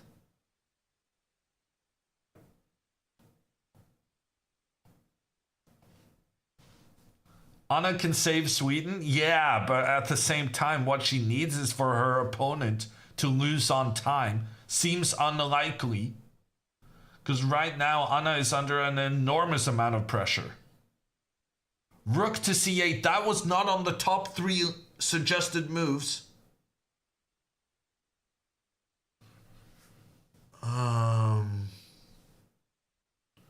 Seems fine, though. I don't see the problem. The queen gives a check. The king has to move here, and then she does the same queen here as she did earlier, pointing down on the queen, on the king. That's very clever. Great move from white. Anna finds the only good move. But now queen to e6 sees white making nice gradual progress.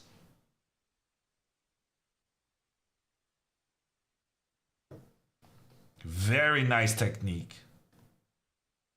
Third time we have this position on the board, but for each time we've had it, the king has progressed one step further. Rook to c7, only drawing move. And definitely not a guaranteed draw either.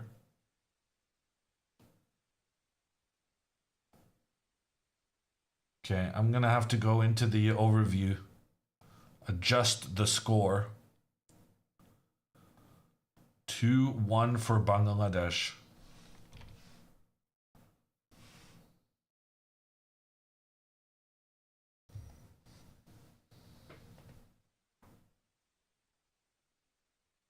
The king continues up the board.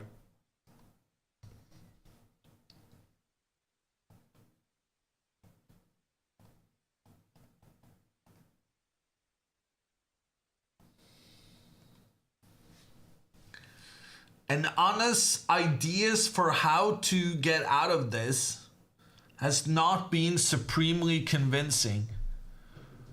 Every time she tries to get out of the different threats, her opponent manages to fix it and then continue with the king moving forward. Right now, this is looking like it's going to be a win for white. The computers say it's a draw, but it's based on very tricky defensive mechanisms. King to g7. Anna stays put with the same defensive plans.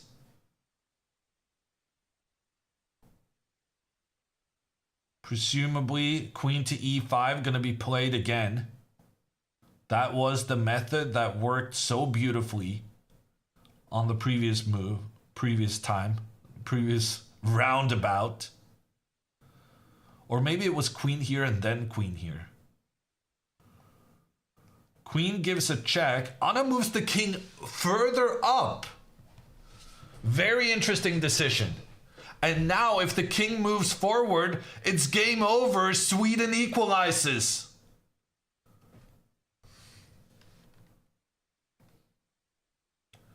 Instead, the queen gives another check. Honestly, why not continue further up? Because now if you continue further up, if the king moves forward, then you can give a check with your rook. If the king moves up, then you sacrifice the rook, just like I showed earlier. And you get this situation, and even though you lose this pawn, but you get the opposition to make the draw. Great idea for Anna. And she does go king g5. Great move. The path to the draw is clear. Anna has decided to move her king further up the board, and that is very important. The king now controls these two squares, which are squares that the rook is going to need to use to put pressure along the ranks. King to c5 has been played. Now Anna needs to find this rook sacrificing itself idea. Rook to f5. That's game over. That would secure the draw. Well, Sweden would still lose the match, but it would feel good managing to survive this prolonged pressure from a very, very determined Bangladeshi board 3.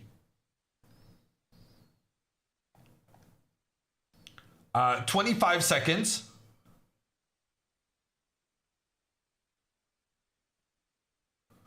That's not what we were looking for.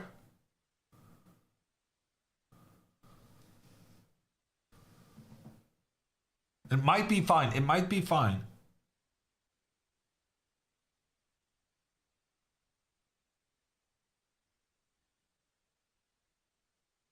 Okay, so now the king is moving up without us having the ability to sacrifice our little defensive plan. But maybe if we just move the king back and forth, this is going to be fine. Because it's not like white can push the pawn forward. Then we're just going to... Well, then we'll even win, apparently.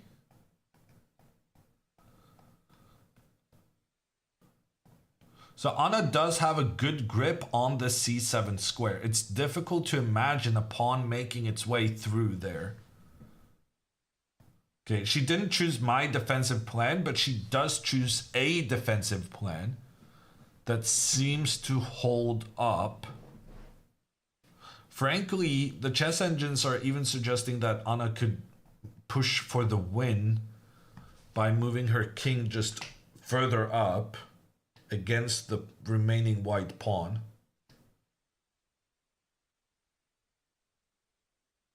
I mean, you might as well.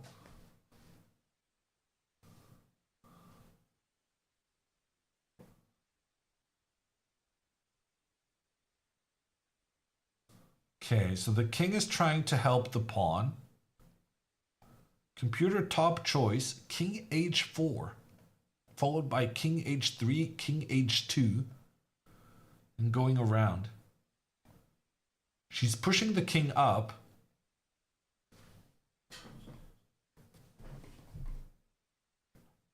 Low key going for the win right now.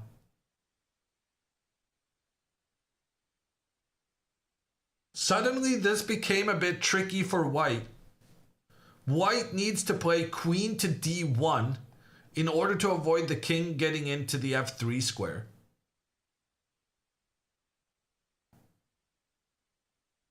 Damn it.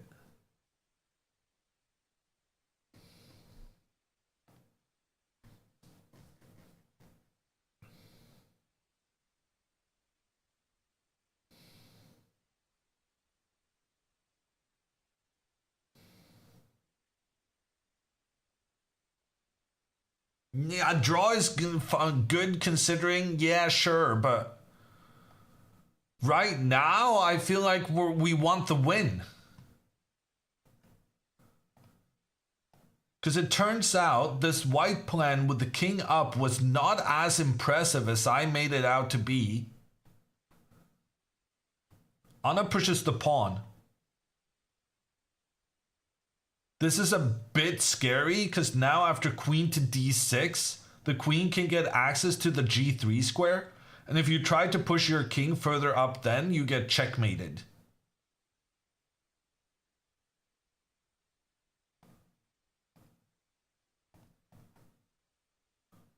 So now after queen to d6, you gotta abandon the plans of moving further forward. Queen to g1, okay, same thing. You can't move further up because of the checkmate.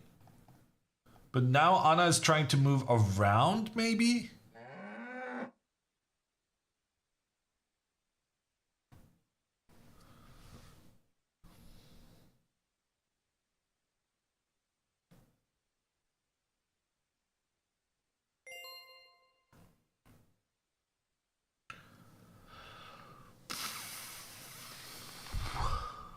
Another check. Anna moves back. Okay, it's over. It's over. As determined as she may be, she also realizes that the match hangs in the balance for the team. And Anna gives her a smile, offers the draw, shake hands. Well fought on both sides. Anna comes back from a terrible opening, saves herself into an endgame, but the endgame was deceptively difficult. And she defends it all the way to move 85. Sorry, 86.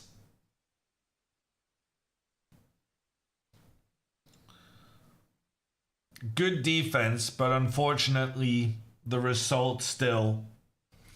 Sweden taken down by the Bangladeshi team, despite Sweden being huge favorites on paper. It's Sweden 1.5 versus Bangladesh 1.5.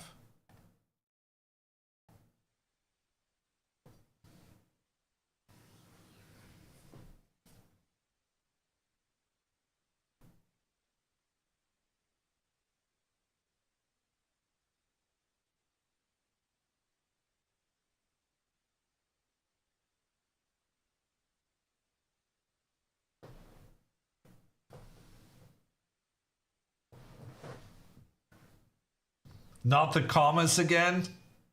Welcome to Europe.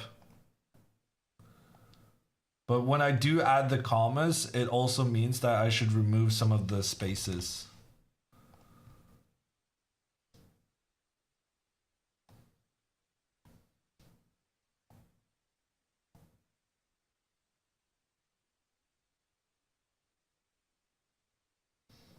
Okay, and as we watch the past, we will now join the future.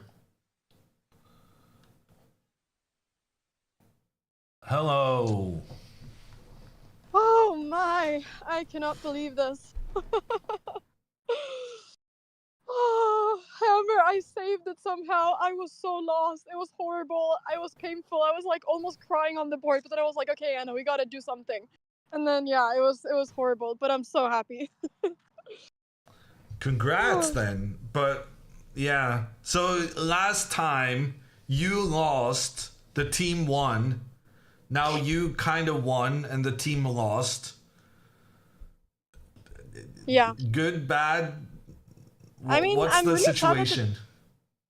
at this point, I'm only focusing on the fact that I was sure I was gonna lose for like the whole game and that I didn't lose. So I think that happiness is right now taking over. But of course, I'm sad that the team lost.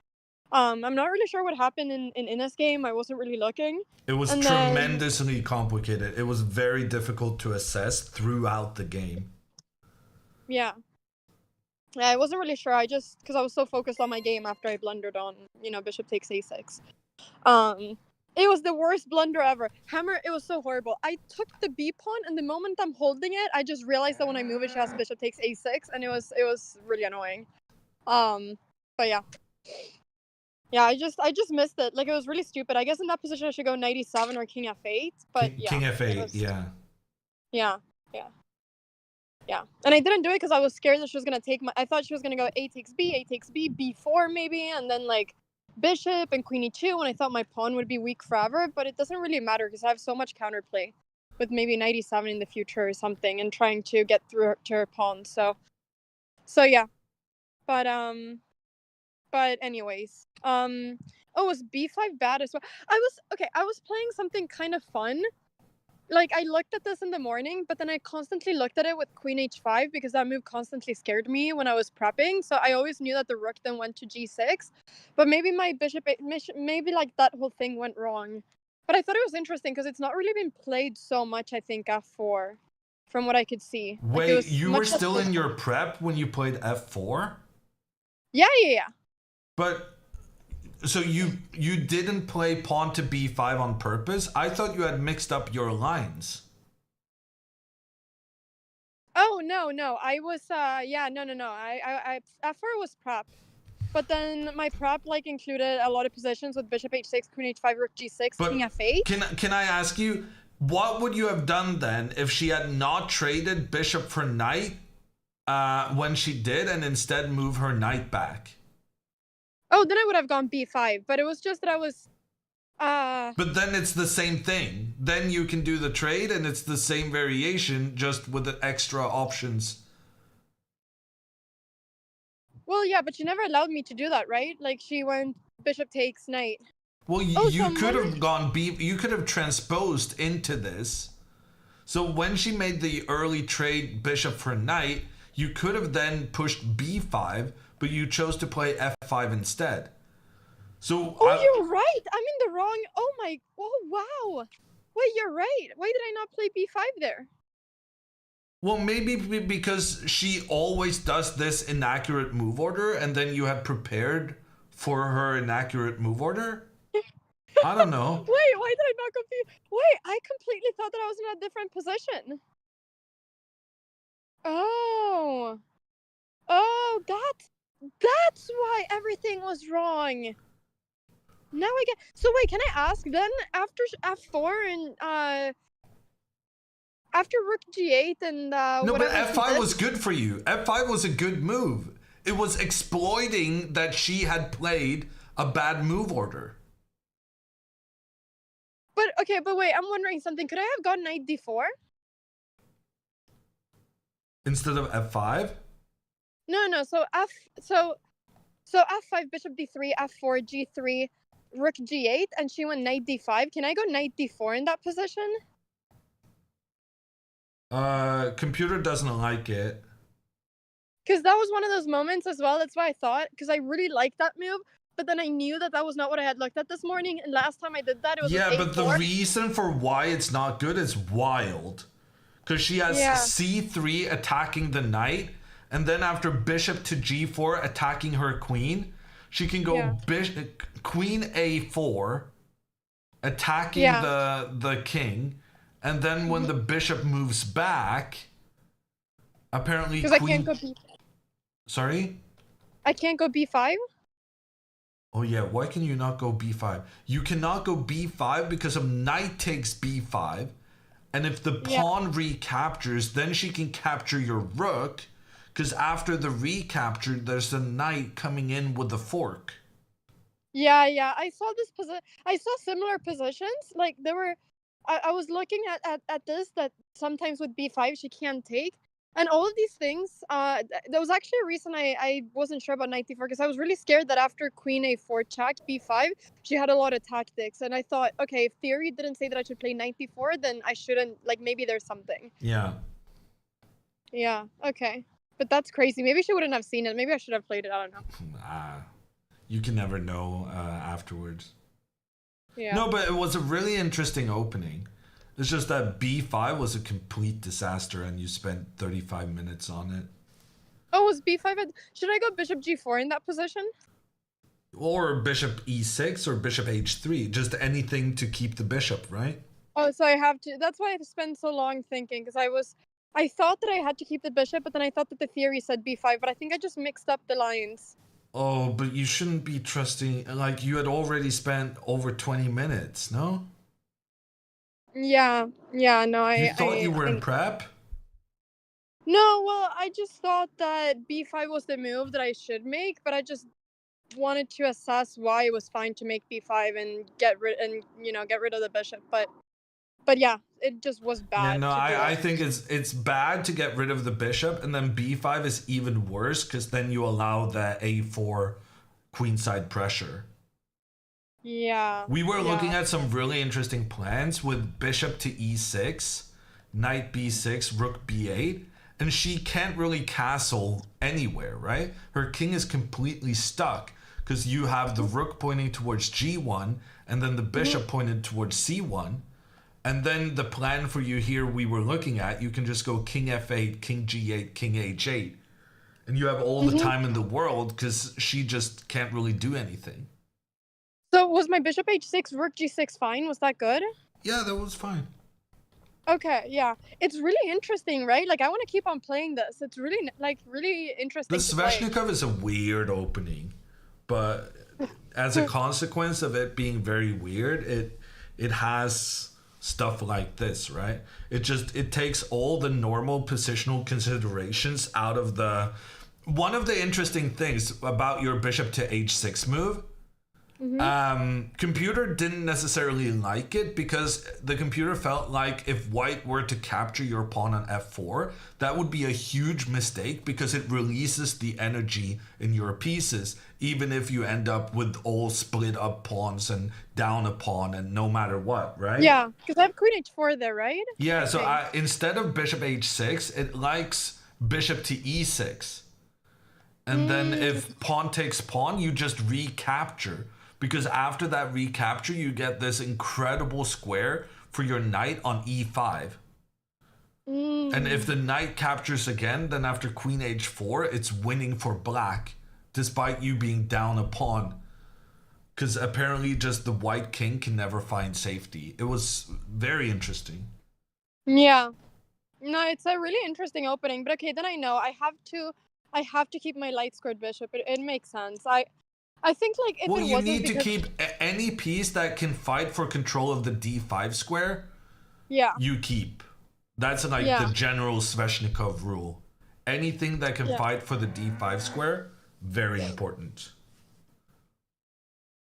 Yeah, someone is asking when I talk it through like this, am I seeing the board in pieces in my head? I am because I'm too lazy to set up the stream. But I mean, I've been thinking about this game for so long that I have like all of this in my brain at this point. But yeah, and then I mean, after bishop takes a6, I'm just so lost and I had so little time, and so yeah, I don't know how I swindled it. I took on g3 because I thought I wanted to take on c3 because I thought otherwise, like even if I get a knight on d4, she's just gonna have so many passed pawns and I couldn't see what to do with my knight on d4 without my bishop. So yeah, I decided to take on g3. I don't know if that's good, but I wanted to be able to take on c3 to at least have her pawns being split without her having rook c1. Because I thought if I take on c3 immediately, she has rook c1. Okay. Okay, that is okay. Yeah, I didn't catch that reasoning because I may have said some things about taking on g3. I didn't realize this was. You're absolutely right. Engine says rook c1 is a very very clever move. Yeah, and I didn't want to take on g3. Like I knew that it's gone horribly wrong because I knew I should never take on g3. But I thought in this situation, I have Yeah. to prevent it. Because I thought if I don't do any of that and I just play king f8 or something, she's just gonna take on b4, I think. And then if I go knight d4, she goes bishop d3, and what do I do? She just has two pawns that are running, and Yeah, I but don't know what to her do. king will never be safe then, at least. Yeah, I Yeah, don't but know. I just don't know how to attack it Yeah, no, without my I bishop. agree. It's very difficult to assess. Hmm. Engine says this is some counterplay for you. Oh, okay. Yeah, I didn't. 1.5 and all the other stuff was like 4. Yeah. Okay. Yeah. Yeah. I don't. And then wasn't a draw always the end game? I guess it is. Yeah, but I thought it was very difficult. Yeah. No, I was really scared when I had little time and she kept checking me. I was terrified that I would blunder my rook. Like I was. I But was you could have really made a scared. draw instantly. Instead of going rook b8 and trying to take her knight, you could have just taken on g3. And after the recapture, you had just instant drawing checks. Oh, I did. Yeah. Oh. Because the thing Oh, I is, did. she can never cross over the f file, because then you come with your rook and trap her king and queen with the rook Mm. f6 and the pressure down. Yeah. And then I if didn't she realize tries to that. escape up along the side of the board, then you also have checks. And Yeah. just, yeah. Yeah. I mean, you know that I played a move with a second left on the clock, right? It was No, I terrible. didn't see that.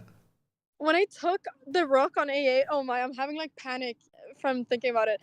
I went down to 1 second. I looked at the clock and I was praying that I hadn't lost on time, and it said 31 seconds. I was so stressed. I was so stressed. So stressed. Wow. Oh, Yeah, oh. no, that was dangerously close. 1 second away from losing.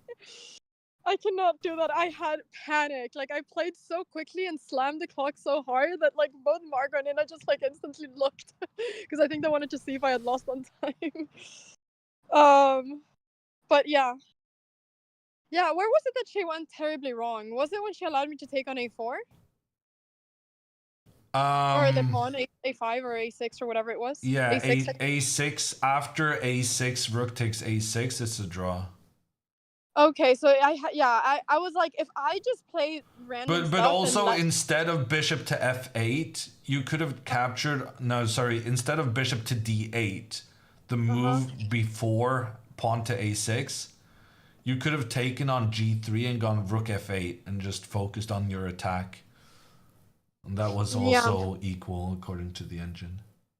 Yeah, I only had seconds there. I just Yeah, I was just trying to. One thing that I was trying to do was that if I thought that a variation looked scary and I thought about it and I couldn't really see exactly how I get out of it, or like I get out of it very barely, then I thought I should not enter those lines, because if I miscalculate, which I might do because I have 10 seconds left, I'm just going to lose the game. So I was trying to make a little bit more flexible moves.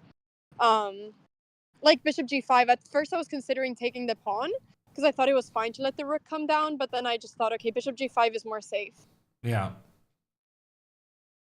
Yeah. Yeah, bishop g5 top move. Oh, it is. Okay, amazing. Yeah, that was Amazing. pretty good. I was not expecting that. Amazing. Okay, so what are your overall thoughts of the game, Hammer? Your final thoughts? Very, very, very good defense. In the end game, that felt very tricky. Even though the computer says is with best play it's a draw, it felt like it was gonna be a struggle. Yeah. But at the same time, spending 27 minutes right after you got an additional 30 minutes is maybe not the play. But I had to calculate rook h1, rook h3, but then I realized it doesn't work. And I was trying to win. Yeah, okay. I was trying to win, Hammer. But it's so beautiful. Imagine if it would have worked rook h1, the queen moves to b7, rook h3, but then the problem is she has queen e7 check, and no matter where I go, she has to check, and then she wins my rooks, and then it's the lost pawn in game. And I was trying to make all kinds of things work, but I guess I should have realized that nothing works and that I need to go for the pawns and just hold the draw. Yeah. Yeah. But you did, and you did it well. So, highlight of the game: defending under pressure against a very determined opponent. And the low lights were plentiful, and maybe we shouldn't focus on them. All right. Well, I'm gonna sleep well tonight. I'm so happy, and I feel like I kind of. Yeah, I felt like my confidence in the beginning of the game was so low after the loss yesterday. Like I was trying to not have it get to me, but I did feel like I was constantly scared of blundering, which I think made me overthink way more. And then it was almost as if the moment when I already blundered, I was like, "Hey, I have nothing to lose, and now I just have to play whatever I think was gonna give me most chances." So yeah. So, anyways, I'm very happy. Gonna get some dinner, and then tomorrow we gotta try to win as a team. Yeah. You might be behind the Norwegians now, just putting it out there. Okay, Hammer, we don't need a reminder of this. You absolutely want the Swedish people to be in front. Okay? Are you asking me or telling me? I'm telling you what you should want. Okay. Okay. All right, everybody. Oh, I just realized that the bus is leaving in 2 minutes. Wait, I'm gonna run whilst I say goodbye. Okay. Thank you so much, everybody, for watching the stream. Papá, el bus, vamos a cogerlo. Salen 2 minutos. Thank you so much, everybody, for watching the stream. Both me and my dad are running. Thank you so much, everybody, for watching the stream. I will see you all tomorrow. Thanks, YouTube. Thanks, Twitch. Thank you for the support. I'll see you all tomorrow. And tomorrow we don't get a bad opening, okay? All right. Bye-bye, everybody. Wait, I need to raid. Wait, how do I raid whilst running? Wait, give me a second. Give me a second. I'm gonna raid in just a second. Do not go anywhere. Oh my. Oh my, I need to start going to the gym more often. 10 minutes? Okay. Papá, no hay prisa. No hay prisa, dicho. Okay. Who do we raid? Let's see. We are raiding.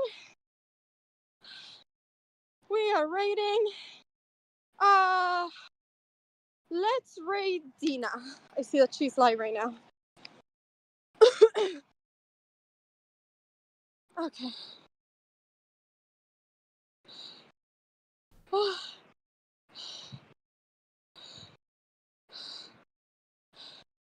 You okay? I am. How big is this venue if you have to be running and then first walking for 5 minutes and then running in order just to get to the place where the buses are? Yeah. It's an interesting place. Okay, everybody, I'm sending over the raid. Thank you so much for watching. People from YouTube, check out the last recap if you haven't already. And I'll see you all very soon. I'll see you all tomorrow. Bye-bye. Thanks, Hammer. Thank you.